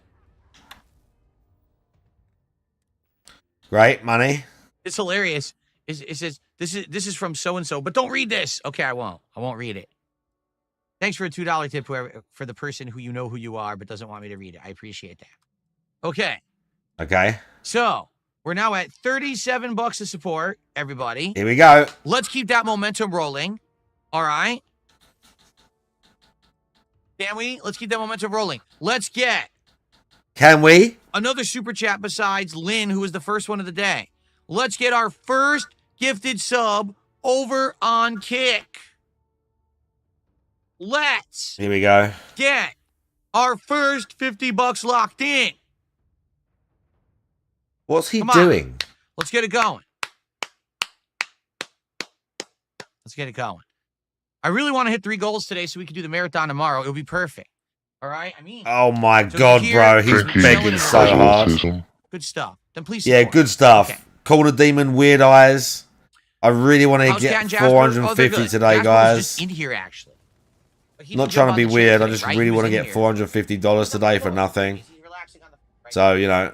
He was in the window for a while, but then he jumped down. Now he's relaxing on the floor. Can we do that? I really want to do that. Shout out to Ian, who has gifted a first membership of the day. Thank you to Ian for the gifted membership. It didn't get given to anybody yet, but it will. Don't worry. Thank you, Ian. Let's get you on the leaderboard.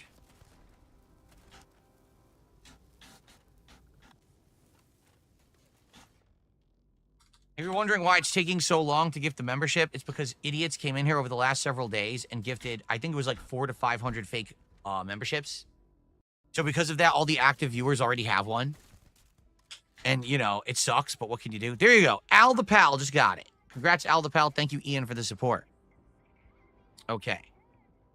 Why do I want to do the marathon tomorrow if I'm going to be late? Because tomorrow I don't need to do a podcast because we're doing a marathon. Do you understand? Like, if I, on a normal day, just jumped in... Oh, so he's even going to be... Oh, yeah, I forgot about that. Let's say, and went till 4, it would feel weird.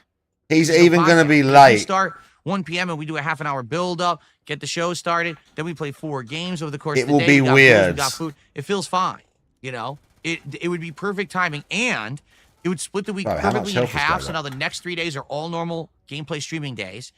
And it actually would work out, too, because my wife wouldn't have to cook, and she works tomorrow, so we'd just be able to order out some food. It would be absolutely, positively, perfectly aligned. So that's why we need to hit the 3 goals He's so today bad. to do the marathon tomorrow, okay? It's so bad today. There's no podcast tomorrow. There's relentless begging today. Okay. We have one more story to cover today.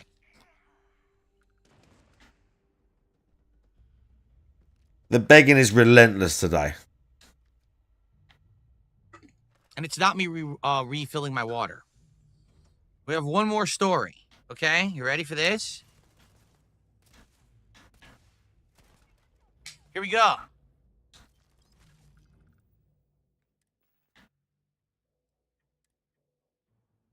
That was weird. Did you see that? Expedition 33 is doing incredibly well. Expedition 33, for those who don't know, Clear Obscure Expedition 33 is a game made by 30 game developers who used to all work for Ubisoft. But they got fed up with the way that Ubisoft ran things and decided to split off and make their own studio and do things on their own. The head developer said, hey, I've always wanted to make a Final Fantasy game. I just never got the opportunity. Let's just make our own Final Fantasy game. And so he basically tried to emulate and improve on elements of games like Final Fantasy X, Lost Odyssey, and others to make Clair Obscur. Well, ladies and gentlemen, Clair Obscur officially this morning became the highest rated game of all time on Metacritic, surpassing Legend of Zelda Ocarina of Time and Baldur's Gate 3. What? Now, of course, that can change. But people are freaking out that the game has received such high praise. Pretty amazing. But in addition to that, even more telling than this, okay, because this is just opinion, right? Oh, look at that. Facts. How about the fact that Clair Obscur, within 2 weeks of release, all right, has sold nearly 1 million copies. I believe they actually said they did exceed 1 million copies, but I guess this was the stat as of a certain date. Right. Okay. On Steam, garnering $38 million of gross revenue. Pretty insane. So? Having over 1 million total players. Okay. While Assassin's Creed Shadows, the current new game from Ubisoft, which we all know is shit, 580,000 copies, which everyone knew was going to be like that. Of course, their gross revenue is higher. Why? Because they charged $80 for their game. Expedition 33 only charged $50. So they charged less. They sold way more. They've made more gross revenue. Oh, by the way, they're also on Game Pass. So whatever arrangement they have with Xbox/Microsoft, they're making money on that.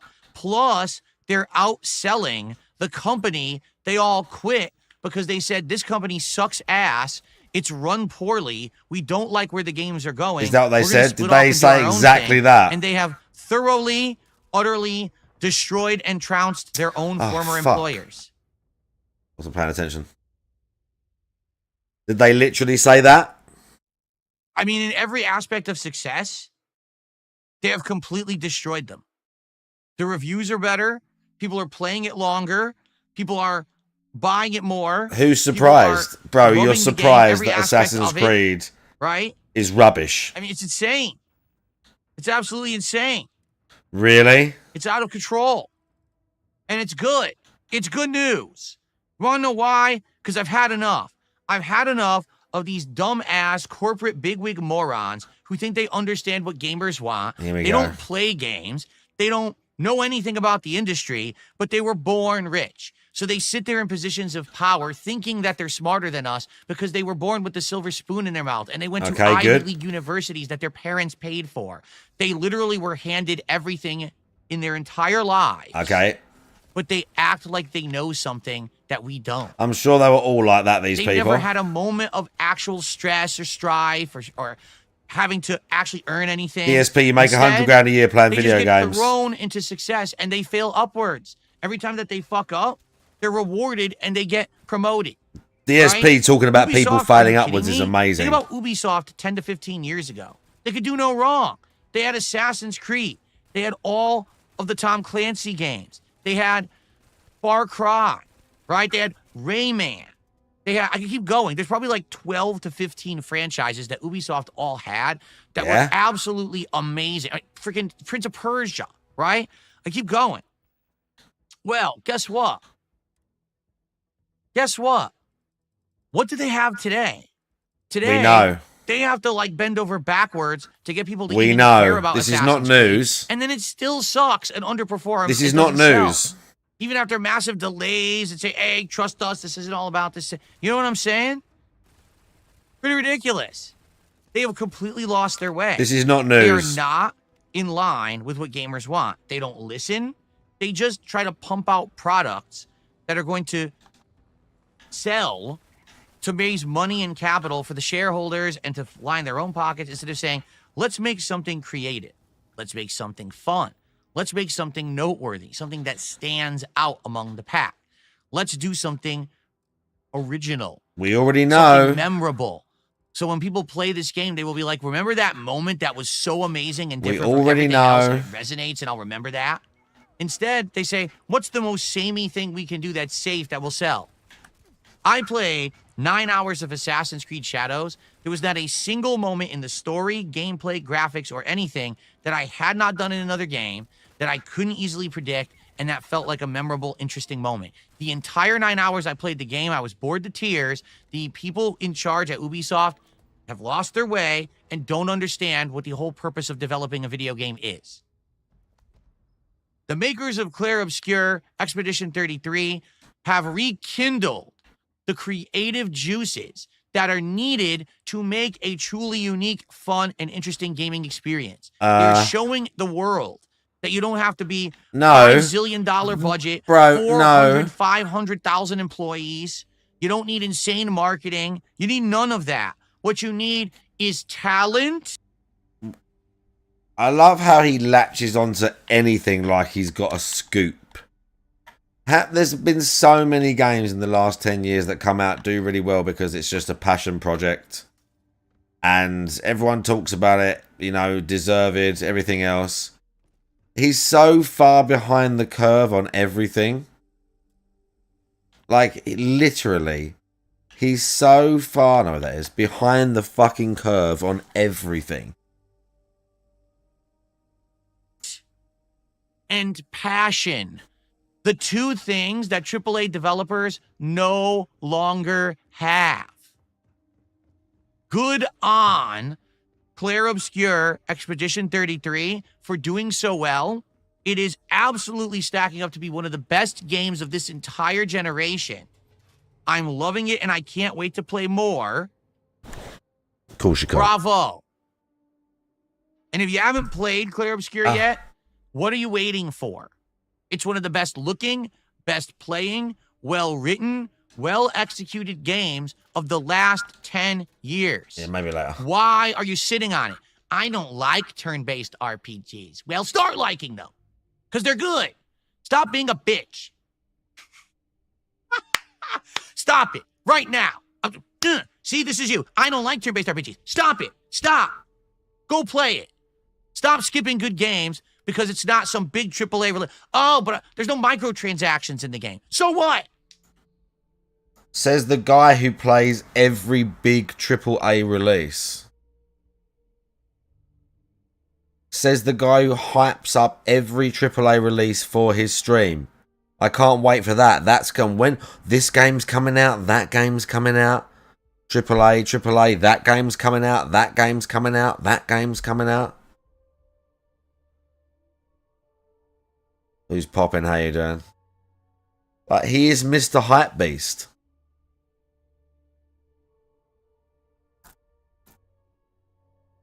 Fuck me, dude. Oh, but there's no competitive multiplayer. Oh, I can't play it with my friends. Shut up. Go play it anyway. Yeah, sure, dude.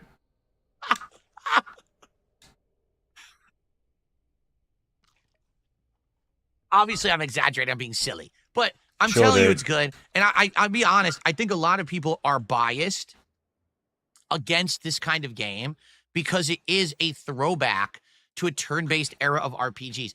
Today, everything has to be action button mash. It's not a right? throwback. Kingdom Hearts. There's Final always Fantasy been turn-based 16, games. Some people just don't like them. Tales of whatever. Mash, combo, Some people just action, don't like mash, them. Combo, action, big explosion, big explosion. No. That's not the end-all, be-all of RPGs, even though, sadly, the big companies have, like, turned us into that, conditioned us to want that, No, they haven't. Sometimes maybe you do something different that actually stands out. This game 1,000,000% stands out. Maybe you, because again, you're a fucking I strongly mark. recommend it. It's one of my favorite games I've played in a while. I can't wait to play more. And I hope that you will check out the playthrough. And give me money when I'm playing it. All right? If you don't, it's okay. I can't make you. But at the same time, I'm emphasizing, do yourself a favor and don't miss out on a game that's truly amazing because you have a bias against turn-based RPGs, and AAA studios have tried to tell you for the last 10 years that they suck. They don't. They're actually quite good. The problem is, when you're not button mashing 90% of the time, you actually have to entertain the gamer with other stuff, and that's the problem. What? These game developers and these modern studios don't know how to do it. They don't know how to entertain you. Because turn-based can be seen as, you got to be patient, it's a little boring. But if the game is done well, it's still entertaining. Instead of, at all moments, I must be inputting something. Like, that is literally Final Fantasy 16. Every moment, got to do this attack, into this combo, into this attack, into this ability, this charge, then this thing. That's not an RPG, man. It's not. That's like you did that to a kid with ADD. What? So they don't fucking bounce off the walls instead. That's what they made RPGs into. Like, what is this garbage? What? No, RPGs are supposed to be you think. You actually have to strategize and use your brain power instead of just mashing, tactile inputs. You have to think about what the hell you're doing. Really? Oh, so yeah, anyway, DSP's give it a Mr. look. Tactical. I recommend it. Okay. I received a $2 tip. Okay. That's it. I received a $2 tip. Thank you to the $2 tipper. I appreciate that.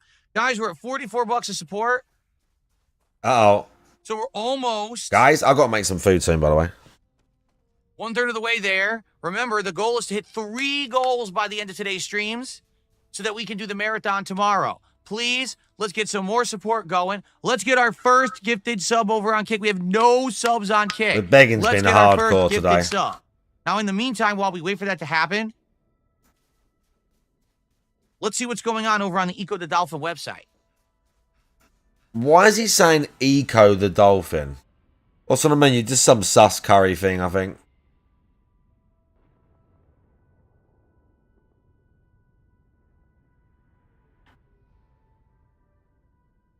Why does he keep saying this? Like it's some hilarious shit. So we have a little bit of extra time. What I'd like to do is open up the show. Yeah, Q&A. To Q&A. Great. If you guys want to ask me something, tag me in the chat. Great, can't wait. Shout outs for all contributions. Let's see what you guys want to talk about. All right. All right.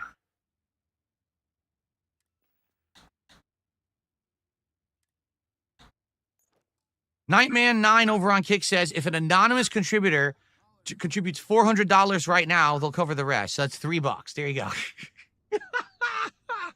Very nice. Yes, I played the original Gears of War. I owned it on Xbox 360. I played it and actually really liked it. You knew he was going to say that, didn't you? Very, very much back in the day, but that was before I was ever a YouTuber. If you remember, I covered Gears of War 2 in its entirety when it was a new release. It was one of the earlier games I covered. Did I pay my own tuition for college? Yes, it was a combination of partial scholarship that I received and me working my ass off. I had a full-time job while I was in college. I was working at Circuit City, and I was making big money, and that money was going towards my tuition. Then after that, where else did I work? Geez, I worked a few different places when I was in college. Man, it's hard to remember. First I was still working the fast food place. Then I was working at Circuit City for over a year. It was like a year and a half I worked at Circuit City during college. I had a third job, but what was it? Can't remember. I also worked an unpaid internship when I was in college that went absolutely nowhere. It was a waste of my time. So I put myself through college for the portion that I had to pay. I did have a partial scholarship based on my academics and my merit, but then I did pay for most of it or the rest of it myself, okay?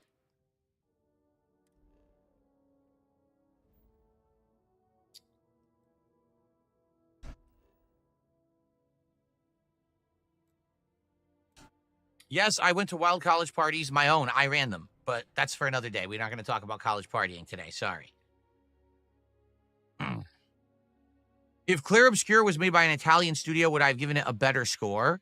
Yes, because we all know that the French, sadly, you know, those wine swilling, cheese guzzling, armpit smelling, striped shirt wearing, beret wearing, mime invisible box pushing, croissant stuffing, French bread munching, marvelous people. They deserve all the credit in the world. I don't know what you're talking about. How dare you say something negative about the French?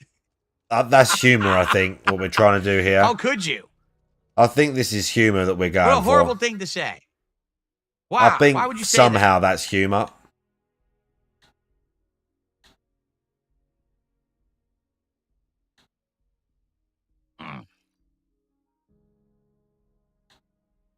Yeah. Really? Cup of Barack Obama says The Last of Us TV series has lost 48% of its audience. You were right, the show is going to flop. Now, when you say that, are you saying that's season 2 lost 48% of the audience of season 1? Is that what you're saying? I wouldn't be shocked. And then they already announced season 3, but I bet season 3 will be even worse. I'm telling you, season 1 worked because season 1 is a good story, even though they fucked with it, is still overall a good story. Season 2 is a bad story because The Last of Us 2 is also a bad story. That's kind of a cool place to go. It's not entertaining. It's not fun. It's torture porn. And the fact that they got an actress to play Ellie who literally couldn't look older between the 2 series because her body is essentially not well developed. It's not her fault. she's just going to kind of be that shape and look like a girl for the rest of her life. That happens to certain people. I don't know what it is, but it just happens, right? So with Ellie, she grew up from Last of Us 1 to 2. In the first game, she's a girl. In the second game, she's an adult. She still has the face of a child, but she's grown up. Just leave it. Ellie just don't worry about is exactly the same in season 1 and season 2 of Last of Us, the show. Don't even think about it. Just let it go. A body of a 12-year-old is going to go around mass murdering people to avenge Joel. It makes no sense at all. It's completely stupid. So when they cast the show, they were completely fucking idiotic and didn't know what the fuck they were doing. They should have actually cast a young girl to play Ellie in the first season so that she could grow up and then she could actually become adult Ellie in season 2. But they're not that smart. I mean, let's face it, no one involved. Anything Neil Druckmann is very smart. So there you go.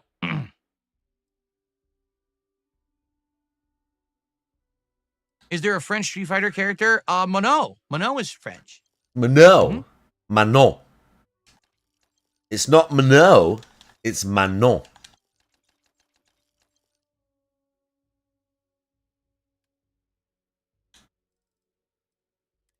No, Manon.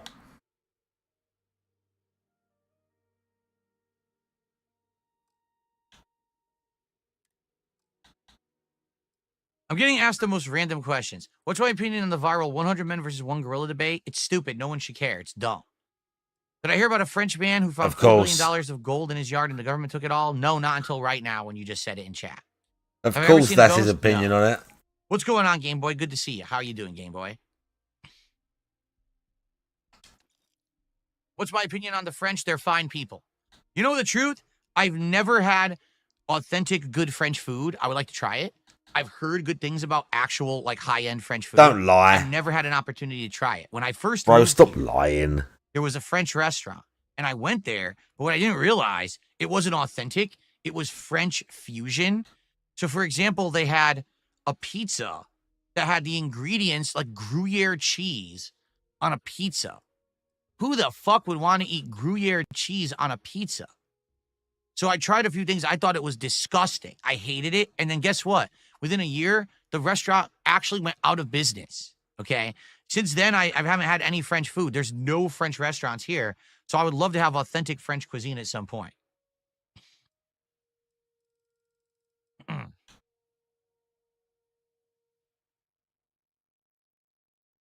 Blacky Cat says, I think Expedition 33 might actually sell better than Final Fantasy VII Rebirth. Crazy world we're living in. It will. This is how an alien would act if they tried to pass as human. I mean, hold on. Terrifyingly, you're right. Rebirth. I have the stats, actually. You ready? They're here. I actually have it. Here you go.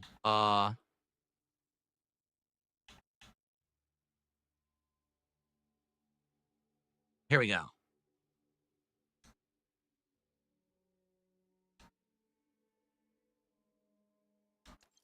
Sadly, Rebirth just sold a lot more simply because it's Rebirth. It's Final Fantasy VII. Actually, what ended up happening was sales tanked after this. This was all essentially based on pre-orders and that first wave of sales.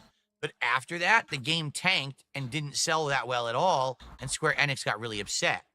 What happened with Expedition 33 is that it's increasing in sales right now. It's actually selling more and more because it's actually getting legs. This game lost all its hype and stopped getting talked about within about a week.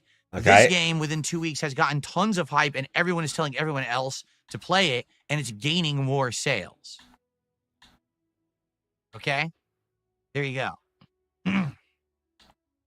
So over time, perhaps it'll do better. We'll have to see. Excuse me. Whoa!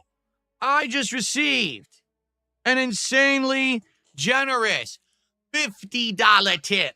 $50. 50 simoleons, 50 smackaroos, 50 pesos. Well, actually, it's more like 50,000 pesos. 5 zillion billion yen, 50 rubles. For an anonymous tipper who says, I'm here to support Blueprints today. Thank you so much for the stream. You are welcome. I'm excited for Blueprints today. Oh my God, We're going to that make massive was progress in fucking the game today cringe. for sure. It's Godfather, how you okay? doing? So Blueprints Ho, thank you so much. Anonymous, $50 50 tip. smackaroos. That jumps $50. us all the way Wow, to great. $94 to support. So guys, here's what we're gonna do. Right now, we're gonna hit the goal. Let's do it. Because if we hit the goal right now, that means 1 down, 2 to go for today. That means for the rest of the entire gameplay of Blueprints, we got 1 more goal to hit.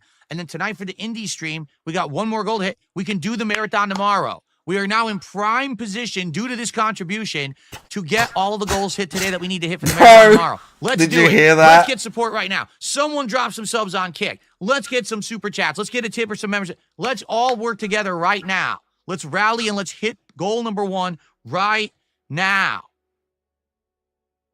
All right. Apparently this isn't begging. Kittens Mittens, how you doing? Apparently this isn't begging.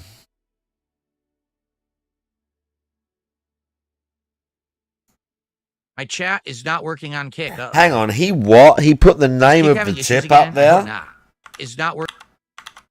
Let's rally and let's hit them. Oh my god, he put his name. That was an anonymous tipper and he wrote the guy's name. Yeah, smooth. Amazing. Yeah, well done.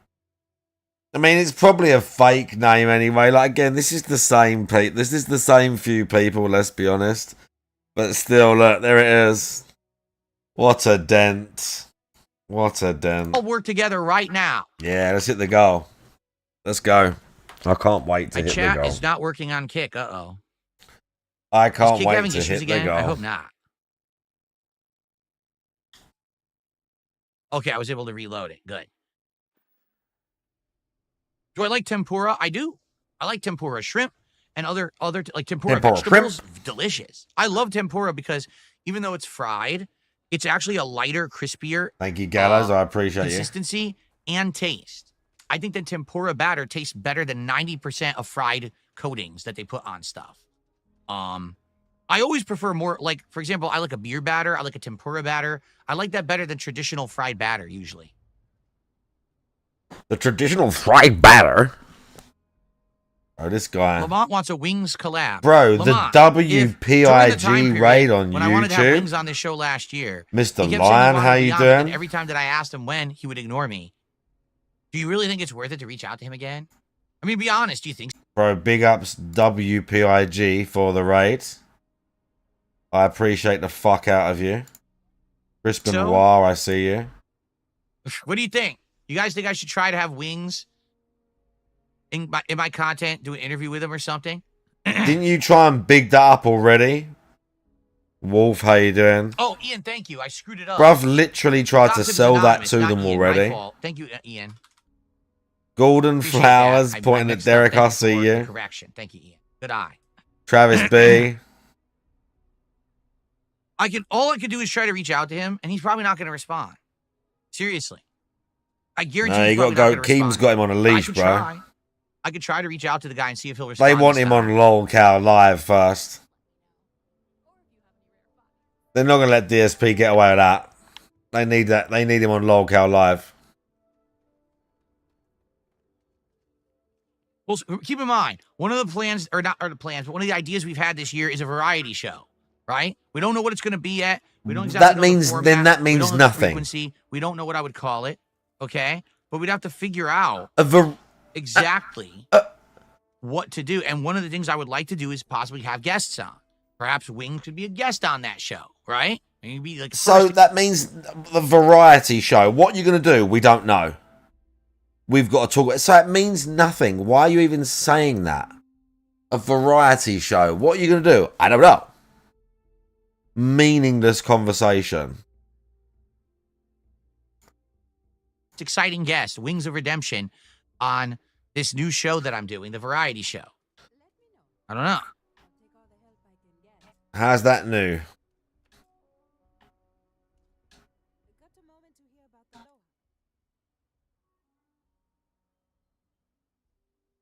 You thought Wings got fired. He'll be back.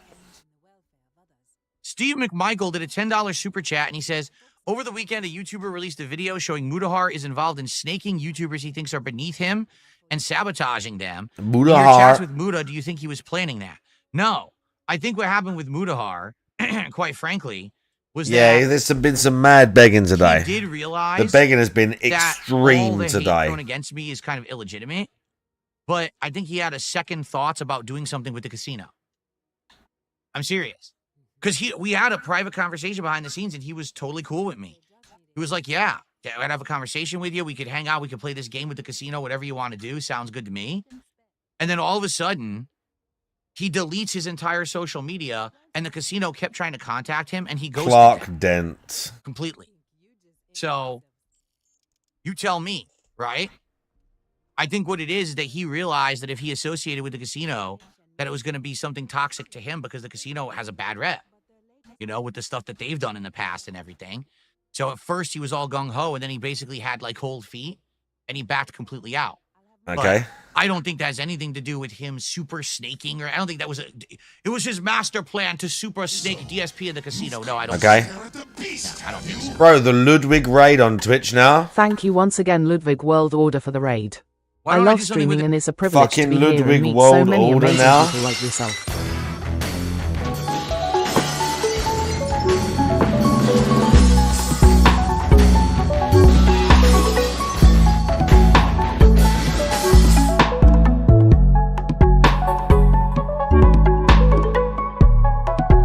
Koronox, Zara Zabusa, Dalton, Ludwig.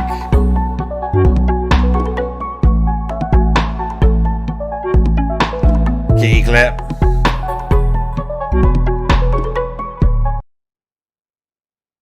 Chris Pro Farrakhan, how you doing? Him now, I have no way to contact him. Like the only way that I would had to talk. We're gonna get to him another would beg. I have want to been hear via, another beg like, after the SDMs. stream. He closed his X account entirely, and he said, "Oh, you want to contact?" We me? need Go to another Reddit." excellent beg. I've never been on Reddit. I'm never going to go to Reddit. I'm not going to try to talk to this guy on fucking Reddit. If I had a private line to him, a way to contact him and talk to him, I would. But I don't have a way to do that. Okay, good.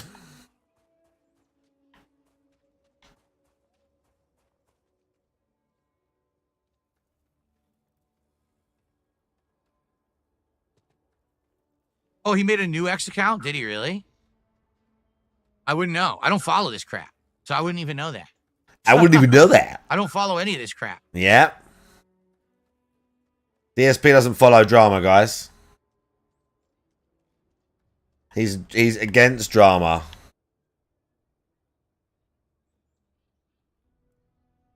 NJZ, we're not doing any Legos anymore.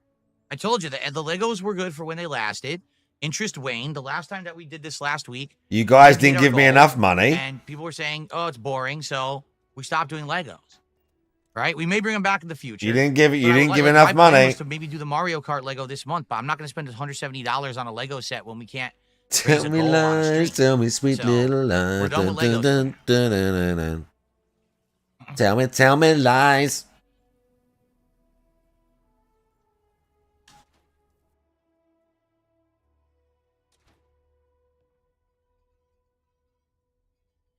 All right. Any other last stuff, guys? By the way, come on. We're right in position. Is to the go bag- on 104. Let's hit the goal right now. Seriously, let's hit it right now. Then I'll Seriously. end the show, and we'll get into blueprints, and we can focus on blueprints, and hopefully getting a goal during that rather than doing 2 goals during that. We're in perfect position right now. Who's gonna help me hit this first goal? So we only have 2 to go to do our marathon tomorrow. Let's Bro, do we're it. going hard.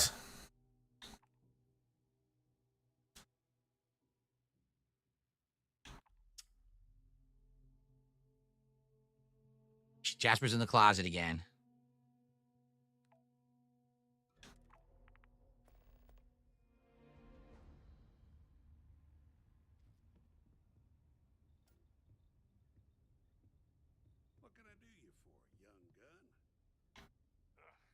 All right.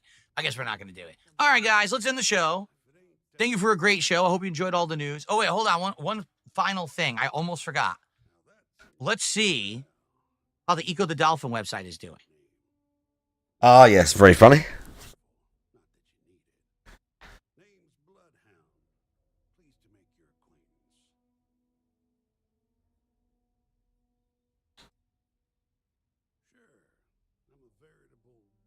So funny, bro. He did the joke 5 times.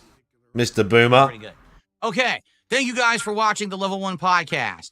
Tomorrow, there will not be a show. I repeat, on Tuesday, no matter what we're doing on Tuesday, there will not be a podcast. Okay? Well, I've got starting skip juice, later loads. tomorrow. I don't know what you mean.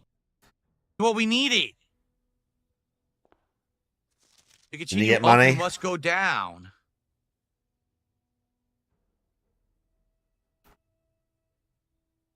Which we can totally do. We got to go all the way back, though. But we can. We got to go back to the We're getting there, look. Someone give something else. We have it. Come on, guys. Is it the goal? Let's do it. Wow. Oh, look. Guys, I told you. What did I say? I said these new runs were going to be amazing because now we're set up for success. Dude, we're doing it. We're going. Right, I need to get some food. Wow, awesome. Thanks, Ryan. I need to get some food. How cool is this? Do you want this? Now, the thing is, we could draft the new rooms now while we're already here. And that way we don't waste steps again.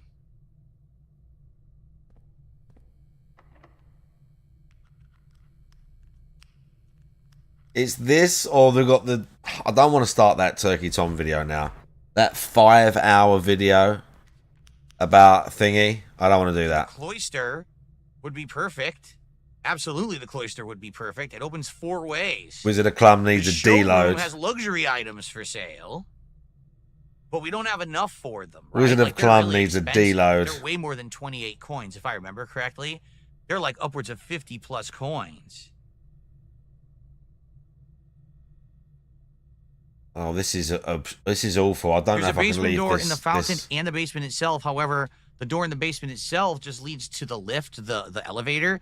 The door in the fountain leads you to the other side, which is what we want to do. So that's what we're going to be doing. Nah, do you know what? Do you know what? Let's go for it then. Let's go for it. I've been meaning to start this for a while. I have been meaning to start this for a while. I'm going to make some food. But I'm still going to be watching it. 5 hours and 28 minutes. The horrifying life of a professional gambling addict.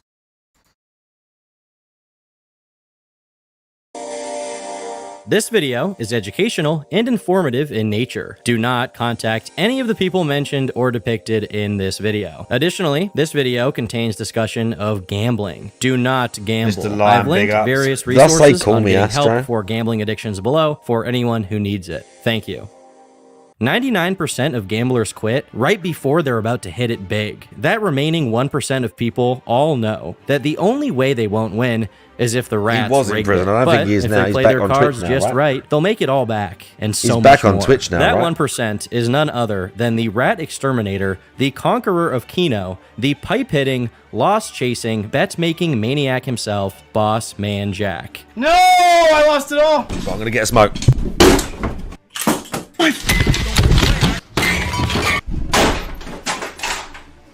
I'll clean it all up.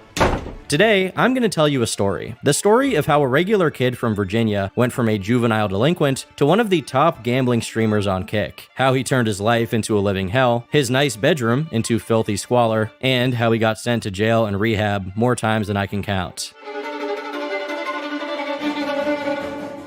Born in 1995 to 2 parents and a brother, Austin Curtis Peterson was a regular 90s kid. He was into skating, fishing, and other outdoor activities. But underneath the seemingly normal surface, he was a bit of a delinquent. In late 2013, he was charged with a misdemeanor for underage possession of alcohol. This is a pretty common offense and hardly serious since Austin was 18 at the time that this happened, but the only reason it's even worth mentioning is because it was just the first of many instances of Austin finding himself in trouble. In a conversation Austin had with some followers on his Discord after discussing his past experiences with abusing adrenaline shots and salvia, he says this. People's living rooms. Twice before?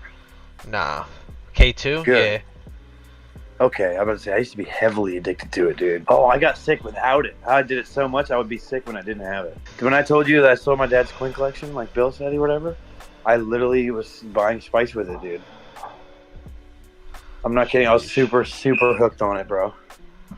like super hooked on spice. If you didn't pick up on what he said there, he's talking about a substance called spice, or K2, which is a synthetic drug that, according to an avid viewer of his, once caused Austin to have a reaction that made him sleep for a whole week straight. But however bad that was for his health, it was another substance that led Austin to nearly lose his freedom: Xanax. In August of 2014, when he was 19 years old, Austin's addiction got to the point that he became willing to commit crimes in order to fuel his habit. He promptly got together with 3 others and went on a car burgling spree in James City County, getting into over 100 vehicles and stealing things from them: coins, wallets, cell phones, jewelry, watches, credit cards, cameras, power tools, car parts, televisions, and even a firearm at one point was lifted from one of the cars that they targeted. I should say that, despite how extensive these thefts were, they were very much petty crimes of opportunity. They rarely actually broke into the cars they were stealing from, as they aimed primarily for cars left unlocked. It's also worth mentioning that Austin just joined this series of car raids, as his accomplices were already committing them way before he got involved. While Austin's date of offense was listed as August 30th, the thefts were taking place all the way back from late July to early September. Finally, after nearly 2 months of Austin's crew running rampant through the neighborhoods of James City County, one man witnessed 2 individuals stealing items from his daughter's car, and after chasing the 2 suspects on foot, he managed to get a partial license plate from the car they sped off in. The police tracked these 2 individuals down and interrogated them, one of them being Austin, who most likely proceeded to give up his co-conspirators, leading to all of them being arrested. And the reason I say that he likely gave up his co-conspirators is because when the police went through Austin's phone, they found that he and his accomplice had taken pictures with not 1, but 3 firearms that they had stolen, and Austin had even looked up the prices of the items they'd stolen to see how much he was going to get for them. Yet, somehow, Austin was only charged with felony grand larceny and conspiracy to commit, with his accomplice, Aaron Lee, taking on the charges for the theft of the look at guns. that! Unlike 2 of the other people who were arrested in connection to the crimes, Austin was allowed a $4,500 bond, and based on a publicly available court record, he was bailed out within a month of his arrest, most likely by his parents. A little while later, in early October, a 5th man was arrested in connection to the car break-ins after he apparently stole a firearm and started shooting it into the air as he drove off. These guys were making it really easy for the police here. Between eyewitnesses, being caught on security cameras, and whoever was cooperating with the police, none of these guys were getting away with it. As their court case unraveled, the guy who was behind the fencing of the stolen items also pled guilty, which I assume must have increased the pressure on the other guys. In late March of 2015, the aforementioned Aaron Lee, who took on all of the weapons charges, was suddenly hit with even more charges. While all of them eventually pled guilty, Austin got 5 years of probation and a fine of a little over $3 grand. Despite the articles about his case claiming that he pled guilty to felony grand larceny, if you look at the court records, he only pled guilty to 4 of the 22 charges he was hit with, and they consisted of misdemeanor petty larceny and tampering with a vehicle. Could these records have been filed incorrectly, or is it possible that there was some arrangement that if Austin was to not violate his parole, his charges would be stricken from the record? Regardless of what the exact case is, despite people from his community intervening on his behalf to try and get him a lighter ruling from the judge, this entire situation left its mark on Austin's psyche. I hung out with the wrong people, and karma bit me in my ass. Karma bit me so hard in the ass, and I deserve every bit of it, and I'm still not the same. But for the years following the situation, he lived a seemingly normal life, even going to school to get a certificate of air conditioning, which, as I understand it, is basically a trade school degree that lets you work as an AC technician. What's interesting is that he got this degree from the Piedmont, Virginia Community College, which is the same exact college that Chris Chan went to. This is as good a time as any to remark on the fact that there's a disproportionate amount of infamous lolcows who came from Virginia. Chris Chan, Bossman Jack, Amberlyn Reed, even Boogie and Wings of Redemption are from West Virginia and North Carolina respectively, which are immediately adjacent to Virginia. Maybe it's all the lead they have in their water over there that's making them like that. Maybe it's the nuclear power plant located nearest to Bossman. By the way, Goochland is an insane name for a town. Who knows? Maybe Mothman migrated east and is now making the citizens of Virginia go insane. Regardless, right as it seemed that Austin was going to turn his life around for the better, he embarked on a journey that he had no idea would lead him to the lowest point of his life, through extreme gambling and substance abuse issues, and eventually back to jail. But how did it all start?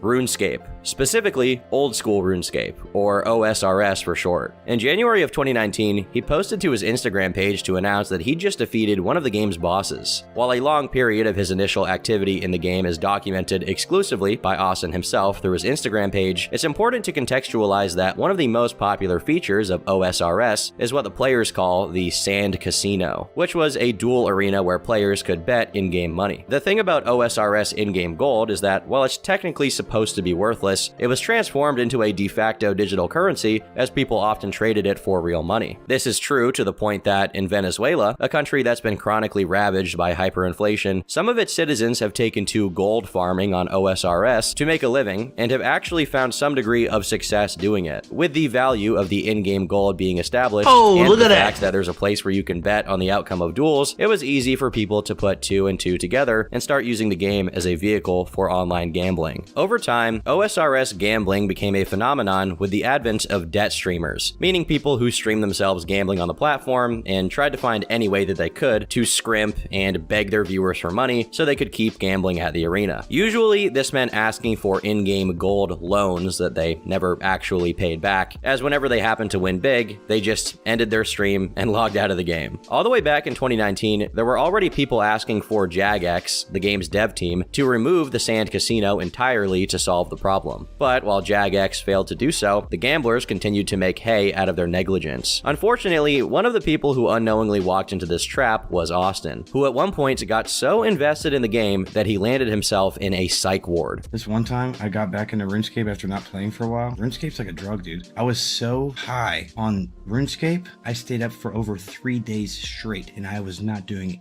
any drugs. I was completely sober. No weed, nothing. While many people have speculated that he could have been lying in this clip, it's not entirely impossible that he stayed up for 3 days straight, because while he wasn't doing any substances, the high that one can get from extreme gambling is such that it can keep someone up for a few days if they really want to. As a matter of fact, casinos have been developed in such a way to specifically desire this outcome, such as pumping more oxygen into the air to keep people energized, making the machines as bright and loud as possible, ensuring the buildings have no windows or clocks so that they lose track of time, making it so that the exit doors are small and located in areas that aren't easy to find. They have a ton of tricks up their sleeve to keep you at the casino, with some reporting that they can go 4 days without sleeping without even drinking coffee. All of it hinges on how much of a compulsive person you are, and given his propensity towards all sorts of addiction, Austin definitely falls into that category. While plenty of his OSRS gambling journey hasn't been documented, bits and pieces of it have survived through the obscurity of the first couple of years of his streaming. One of the oldest archived clips of Austin's stream shows him in his bedroom being gifted billions of in-game gold, which Scuffed on Kick, the Kiwi Farms user who shared it, claimed added up to almost $5,000, which explains his reaction. Gift Chuck, my boy? What? Oh my God! Hold on, I gotta remember your username. Let me write your username down. Show him some love, boy. Later on in this clip, Austin claims that this money he's getting is going to be what turns it around for his debt, meaning that even this early on, he was already in a significant amount of it. Regardless, he proceeds to use the money given to him to gamble and loses all of it, resulting in one of his earliest crash outs. The f***ing poison, dude!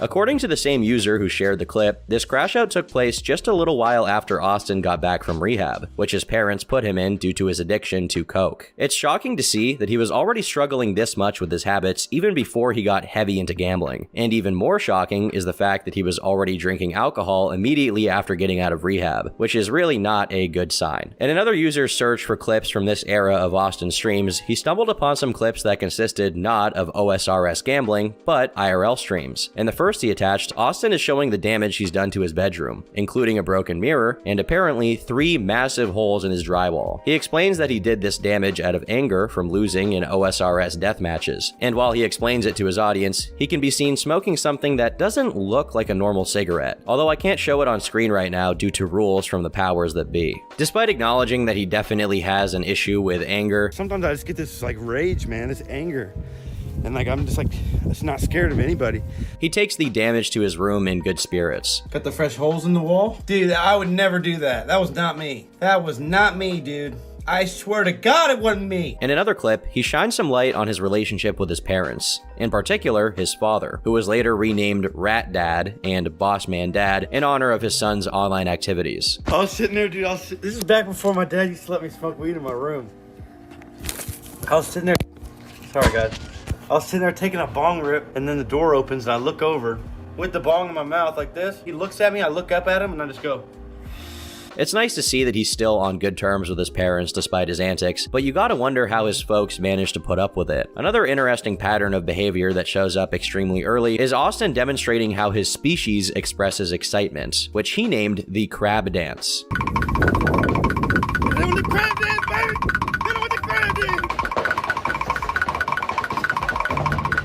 Alright, that's good enough, boys. Good enough of a crab dance for you. Later on, when he gets some winnings, we'll see the crab rise again. But around this time, despite his eccentricities, like eating the occasional dog food, he is much more normal and seems to be able to enjoy his life. Let me sip my Sarah Brute. Let me get my Serotonin brew.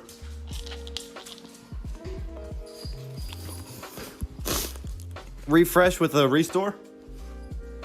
From reuniting with old friends of his and skating, to admitting that he should help his parents out by doing chores at his house, he seems to be in a pretty good place. Some of the clips from this era were recorded while Austin was in rehab, where he gives his audience a glimpse of what his situation was like. I'm not even doing it for my family trolls, like I'm doing it for myself, bro. Like, my parents have been saying for weeks, like, you need to go to rehab, you need to go to rehab, and I'm like, no. Oh, then this last night, bro, I was like, yeah, I need to go. Like, let's go. Despite sobering up being a choice and not something he was forced to do, he did still express some frustration with rehab. I'm bored, dude. I'm bored. To be honest, I'm very bored being in here. This is my 4th time to this very rehab. 4th time to this very one. So it's like, I've heard it all, man. I just want to get out of here. It's going good, though. Rehab's going good, brother. Fortunately, this frustration amounted to little more than boredom, as he was ultimately enjoying his sobriety. I was looking back at one of my VODs, dude. It was so obvious I was doing coke. I was like, you said 20? My boy. Thank you, Brink. I love you, bro. My boy. I'm about to walk down to the store right now. God damn it. What is a little concerning, though, is that even while he was still in rehab, he didn't see his OSRS gambling as a problem and a driver for his other habits, as he actively planned to get back into it as soon as he got out in order to try and pay off the 30 billion OSRS gold debt that he had incurred. I haven't had money of my own in like 9 months now. So I'm hoping when I get out of here, dude, I can make some bank and get out of debt, man. That's my goal. I'd love to get out of debt, man. There's really nothing more that I'd like to get out of debt, dude. Yeah, I'm in rehab, man. I'm in rehab. I've been in here for 29 days, I believe. And I get out tomorrow, boys, so we're gonna get back to the staking. We're gonna get back to the lit streams. We're gonna play good music. It's gonna be fun times, guys. As far as dumb financial decisions go, gambling more to try and get yourself out of gambling debt is up there with buying celebrity cryptocurrency. According to the aforementioned Scuffed on Kick, Austin eventually started crashing out and selling off his OSRS gold to get back into his substance abuse habits. But there's not much in the way of clips to show for this claim. It's only in late 2021 that people, namely detractors of Austin's, or as they'll eventually be known, the Rats, started documenting his on-stream crashouts, such as when he cried after losing 650 million gold and immediately ended his stream. Cinderons, send me to the promised land. Send me to the promised land. Oh my god, no. No, man, what the fuck, bro? Are you kidding me, man? At this point, Jagex finally started dealing with the massive gambling problem in their game and put a 10 million coin staking cap, which made it so that it was a lot harder to get yourself into massive debt. But of course, Austin, along with other hopeless gamblers, found a way. I'm so bad at it, dude. I'm in 20-something bill debt, man. All I do every time I go PKing is die. It's so depressing, bro. Man, I'm so sad right now, dude. His investment into OSRS was such that, in one instance, he actually called for a disqualification once he got killed by another player. Oh, I lost that one. That's genuinely so cringe. No, disqualification! Wait a second. Hold on, guys. Is that even allowed? Hold on, I just made my screen way bigger. Hold on. That's a disqualification, fam. That's a disqualification, fam. I don't care if you're winning like crazy. Apparently, what he's getting at here is that players are supposedly forbidden from scratching with a claw during PvP. And although I'm a complete layman and know very little about OSRS, he was getting rolled and smoked by this other guy and did 0 damage on him, claw or no claw. If you check the comments under this video, you can see that Austin had already developed a reputation as an OSRS debt streamer who frequently crashed out, begged for loans in tears, said that he wanted to die whenever he lost or couldn't get more loans, yelled at his parents, had a following of mostly people who hated him, did drugs on stream, and did something called RWTing. According to the RuneScape wiki, RWTing, or routing, is an acronym that means real-world trading, meaning when you exchange real-world things for in-game money, which is officially forbidden to prevent exactly the kind of situation that Austin found himself in. As he said in the clip, he was already in 20 billion debt again, and just a month later, that value had crept up to 26 billion when people from the OSRS subreddit decided to address him in the thread. According to this post, Austin was deliberately not paying the people who gave him loans, and instead was only sharing his winnings with friends of his that were in a private Discord server, saying, "You know I gotta break the homies off." However, this accusation of him scamming his viewers was hardly surprising to the people familiar with him, and consequently, this went nowhere. Just a month later, despite his claims that he was gonna walk away from his debt and simply stop gambling in the Dune casino, he went right back to it and got himself in 11 billion debt, at which point this happened. I don't know what to do. I just don't know what to do anymore. Here's my debt list currently. How am I supposed to pay all these people back? I don't know, man.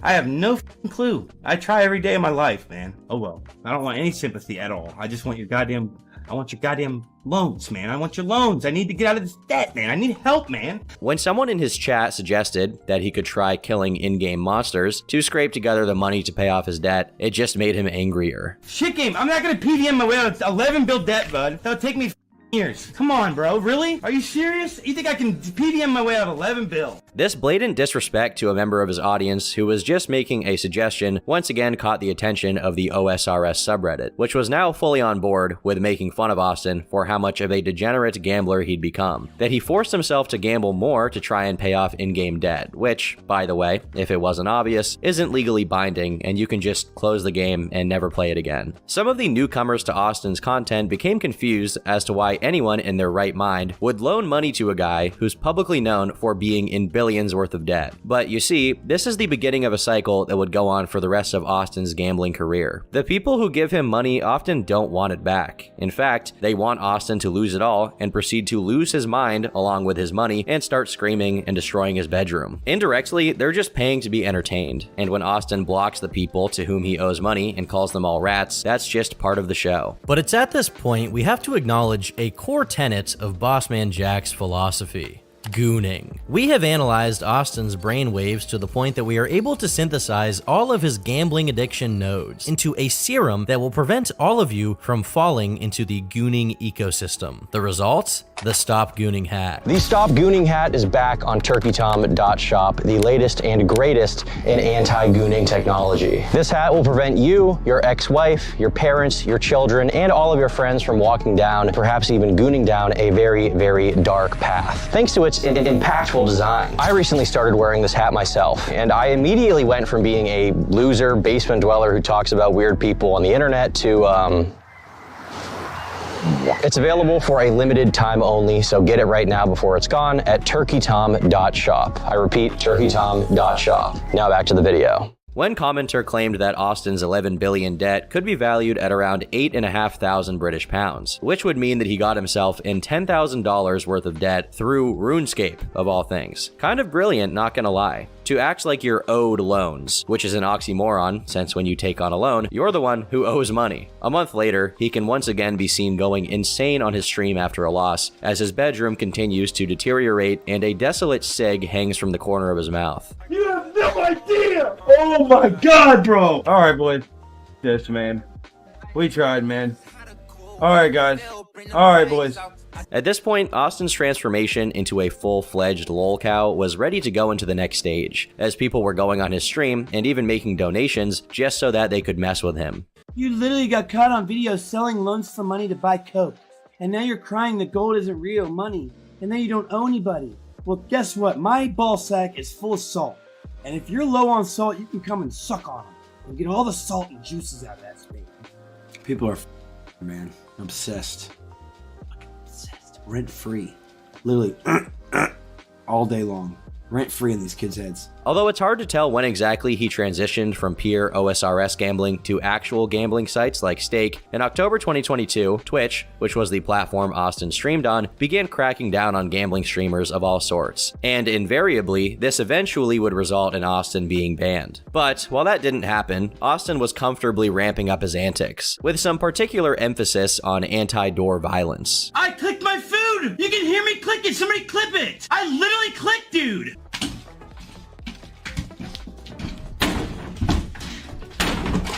I love how he made it so that he can easily switch the visuals over to this placeholder, but the music and the sounds of him destroying his door continue. It's worth pointing out that at this point, Jagex had once again tried to curb the gambling on their game by removing the sand casino altogether and replacing it with something called Emir's Arena. But once again, gamblers found a way to work around it, though it was far from ideal. Based on an explanation given by KF user Doot Skeleton, as the safe confines of the Dust Casino were no longer available to the addicts, they were now resorting to going to high-risk PvP worlds, where PvP was allowed everywhere. Though they could still carry on their gambling activities via duels, you now ran the risk of being killed by another player on the way to a duel and losing everything you had on your character. No gamble involved. In the clip we just saw earlier, the player who killed Austin was deemed very likely to be cheating, which ultimately led to his crash out. But in spite of how unfair this particular PK situation was, people now celebrated whenever Austin suffered a devastating loss. So this was very much a reason to celebrate for the rat community, which had developed to the point of making parody songs.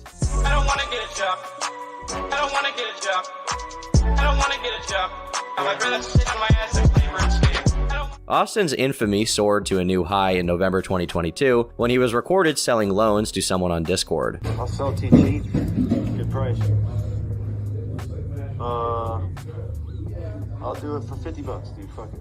Unlike his previous misdeeds, this one really caught some momentum on the OSRS subreddit, now standing at 2,500 upvotes. People immediately deduced that Austin was doing this to scrape together money for drugs, which, in another thread from 2 months prior, Austin had admitted to doing over Discord. Based on the sheer amount of people acknowledging this situation, it seemed Austin frequently scammed people out of their hard-earned RuneScape gold to buy coke in real life, using his addiction as an excuse not to pay back his debts. Worse yet is the fact that just a little while before he got caught selling loans, Austin can be heard clearly sniffing something in the middle of a stream. Some people pointed out the irony of him doing this self-destructive act to celebrate winning the equivalent of a measly $12 in OSRS, but that's something that seemed to be lost on Austin for the time being. Meanwhile, other people shared their personal experiences of playing RuneScape while being strung out on a variety of hard drugs. I didn't really expect this to be a common experience, but for whatever reason, some people who play OSRS are the same kind of people who are hopped up on hardcore substances all day. One person shared their experience on Austin's chat, saying, "The first time I entered this stream, I asked in chat how much amphetamines he uses, and he said, 'Wouldn't you like to know?' and winked. Then he said, 'How else am I supposed to play and stream at the same time?' In general, everyone recognized that Austin had a problem that he clearly did not take seriously, even if it was very funny to watch it go down on stream. But while Austin refused to get help, the community slowly grew accustomed to watching him have meltdown after meltdown, like a continuous car crash that they couldn't resist staring at. By the beginning of 2023, Austin found himself right where he was when he went to rehab. 30 bill debt! 30, not 10, not 5, 30 f***ing bill debt. What am I supposed to do about that? I like how he blames Jagex and other people for a situation when, at this point, they'd already made it pretty hard to gamble and banned his account multiple times, only for him to find workarounds and beg for one of his viewers' accounts so that he could continue doing it. One particularly prophetic Reddit user said that once Jagex succeeded in getting rid of Austin for good, he'd just move on to other gambling platforms and wind up in a deeper kind of misery. And as it turns out, that was right around the corner. As the OSRS community continued to rigorously shun his behavior, including friends of his who had sent thousands of dollars for him to disintegrate during his streams, people pointed out that Austin became a shell of his former self once the Dune Casino was removed, as he drifted further and further into the depths of his gambling addiction. Interestingly enough, this gradual change coincided with his online handle going from Austin_07, his original OSRS username, to what he'd become widely known for, Boss Man Jack, his kick username. In late April, he was possessed by the soul of a dog.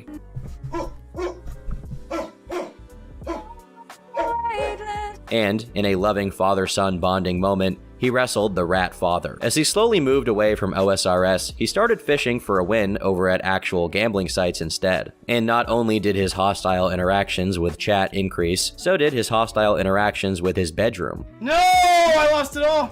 Oh, look at that. You can see right as Austin goes haywire, someone in the chat says, "Yes, this is what I wanted to see. This is what his content became now. The cycle of him making bets, losing." Go follow his streams. becoming extremely depressed and saying he's going to delete all of his accounts and end it all, and then coming back like nothing ever happened and making fun of anyone who gives him crap for his behavior. For example, someone made the mistake of asking what happened to his door, to which Austin replied, Your mom, listen. Your mom's name's Tina, right? Tina. I took Tina. Right? I bent her You over. tried to be LTG? Her head was right here. Right here, right?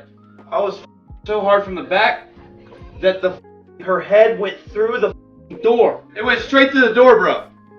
It just went straight through. I see you, and Philippe Baxter and Based on the Phil state of his Leotardo, big door ups. throughout his story, Just the you could stutter bet step. that Tina was seeing a lot of action. I know, One thing Davey. he took to frequently Just doing the whenever he stutter lost step. was pretending he was actually going to delete his streaming account, all while fumbling and taking as long as possible, only to eventually give up and reset to his factory settings, but not without giving his audience some keynote entertainment.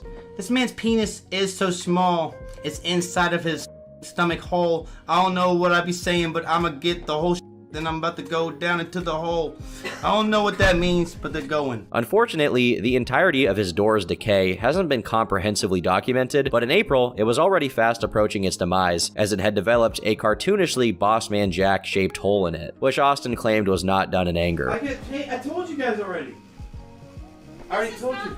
This is not done in anger? No. You can ask my chat.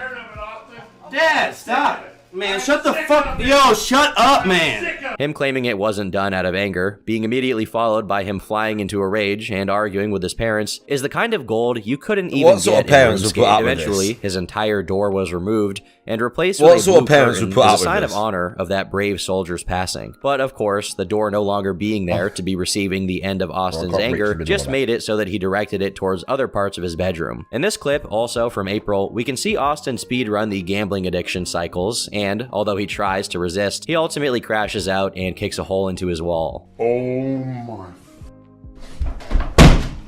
And, like usual, he makes some promises. You guys are gonna miss me, man. That's all I gotta say, bro. I'm gonna be gone for at least a month, bro.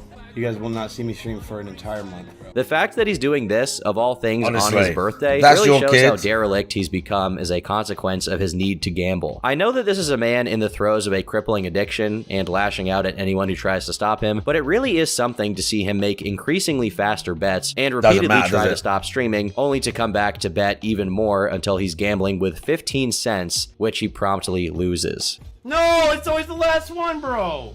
I'm literally about to lose it all, bro. I can't believe this. It's the one I'm gonna back out on. No, I just lost it all. Oh my god. All right, good night, guys. Have a good night, everybody. Wow, good night, man.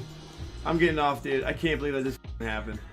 Oh well. By the way, just so you understand where he's getting all the money that he's gambling here, it's usually a combination of the daily payment that his partnership with a gambling website pays, whatever his followers sent him in donations, which he refers to as juicers, and whatever personal money he saved, which means whatever money his parents gave him that he didn't spend already. Soon after this incident, he begins beefing with another member of the chat called Shade, whom he accuses of having scammed on OSRS, leading to the creation of one of his classic catchphrases. Man, that's nice. Whoa! You scammed 8 bill, you loser! Suck on my ball sack! Yeah, you know what I do with Shade's mom? I take that pussy and I the out of Shade's mom! Oh my god! Holy oh my god, that nice! Whoa! Oh my, hold on, I gotta get back in that. Oh my god! Holy! He gets his ego from his PK skills. Hey, Shade's mom, MILF. Hey, babe. Ty Blee, hey there. Hell yeah. You know I love it. When you fondle my balls and suck me. Yeah, you have failed as a parent if this is your kid. And you're allowing it to go on in your house. See you soon, babe. Oh, hell yeah. Yeah, Oh, my balls are already hardcore. vibrating. I love you, babe. Bye. Eventually, the accusation gets flipped on Austin as his past OSRS antics get brought up, which he immediately addresses. Did you scam, yes or no? Don't retaliate with, did you scam your debt? I'm asking if you scammed 8 bill, because I've never done nothing like that. As his seething hatred for Shade Oh, grows look at and that. leaps and bounds, he decides to check how much time he spent watching his streams. This kid has spent a week watching me! Oh my god! This kid has spent a week watching me! How many hours is that? Oh my fucking god! Oh my god, bro! Oh my god! 6 days and 3 hours! 6 times 24? 144 hours! Eventually, Austin's attention turned to another viewer named Tata, who That's got a rookie similar numbers. treatment. Tata! Ladies and gentlemen, today's yearly winner of smallest penis goes to Tata! Whoa! Whoa! Hell yeah! Dude, you finally won something in your life. You got the smallest penis award. This conflict culminated in Austin making a phone call directly to this follower of his, who apparently had donated money to him multiple times before. Although I can't show how this ended here, because Austin doxed this guy's name by showing his phone on purpose. Right around the same time he did this, he also doxed his girlfriend, although this time it was clearly an accident. Later on in the month of April, Austin expands the list of people he's been beefing with by including his own mom. Mom, shut the f up! Shut the f up, please! Please! You're a f idiot, you don't think! God damn, I'm so sorry guys if you heard that. In a comment left under this video, one user says, "If you don't know the lore, it makes the video so much better. The original Austin 07 hate Discord catfished him. Austin, without provocation, sent a video of himself beating his meat and cooming. They then sent that video to his mom, dad, and extended family, saying that Austin sent that video to a minor. You can hear in the video Austin's mom saying, 'You're a sicko. A minor, Austin, a minor,' before he explodes on her. While the video of Austin seems to be real, there's no evidence Austin ever knowingly sent it to a minor. As a matter of fact, the closest thing to a claim that this even happened was a streamable video that claimed Austin got catfished by a female teenager. Regardless of any speculation regarding this incident, KF user Orangutan Wang 11 said, "I talked to the guy who catfished and leaked the video a while ago and can confirm that the guy catfishing never pretended to be a minor. After it happened, some random people called Bossman's mom and dad after sending them the video and said that he was talking to minors. Shortly after, Mama Rat comes on stream to confront him about this, leading to a fit of Bossman rage towards her, yelling her to shut up, saying the rats are lying, get out of my room. Not sure why these people wanted to see Bossman's junk in the first place. While it's quite common for lolcows to also be some variety of a sex pest, this really doesn't seem to be the case with Bossman, and there is no good evidence otherwise. Fortunately, Austin's blood runs ice cold, and his nerves are made of steel, so he's completely immune to any rat activities, which were mounting up during this period, as his detractors even put up a website to catalog his highlights, if that's what they can be called. Around this time, he even had a Discord call with one of them, who was accusing him of hitting his mom and something relating to his ex-girlfriend, and it went about as well as you'd expect it to. I can't tell if you're trying to get your dick sucked, you're trying to get your dick wet, trying to get on Allison's good side. I don't give a f about the anymore. You don't even know what happened. So why are you getting involved? You have a small penis! You have a small penis! You have a small... Definitely would never hit my mom. I'm gonna have my mom come on stream later. She'll tell you guys everything that happened. Austin's ex-girlfriend herself seems to have colluded with the rats against him, only for him to freestyle the greatest diss track of all time and decimate her from this plane of existence. Austin's only weakness happens to be whenever the casinos cheat him out of his money, which, unfortunately, happens a lot. Oh my god, I'm in trouble, dude. Weird. I'm in so much trouble, dude. Oh my god, I call my mom, dude. She's the only person that'll help me, dude. She's literally the only person that'll help me, bro. This is not happening. This is not happening. In late April of 2023, we have one of the most gratuitous exchanges between him and his dad yet. Do you not realize that you can just quietly say, hey man, what's up? What's wrong now? What's wrong? How about you turn your mask up? Yeah, why do you recently start doing this shit? I've always done this. Huh? I don't understand it. Okay, what's your point? Okay, he's just another rat. Swear to God. He acts like one, bro. The only reason I'm here is because of my mom, bro. That's all I gotta say, dude. Say what you want, bro. But I've always been this loud, bro, for years. And just recently, he wants to start bitching about it. It doesn't make any sense. Things were heating up in general in the Bossman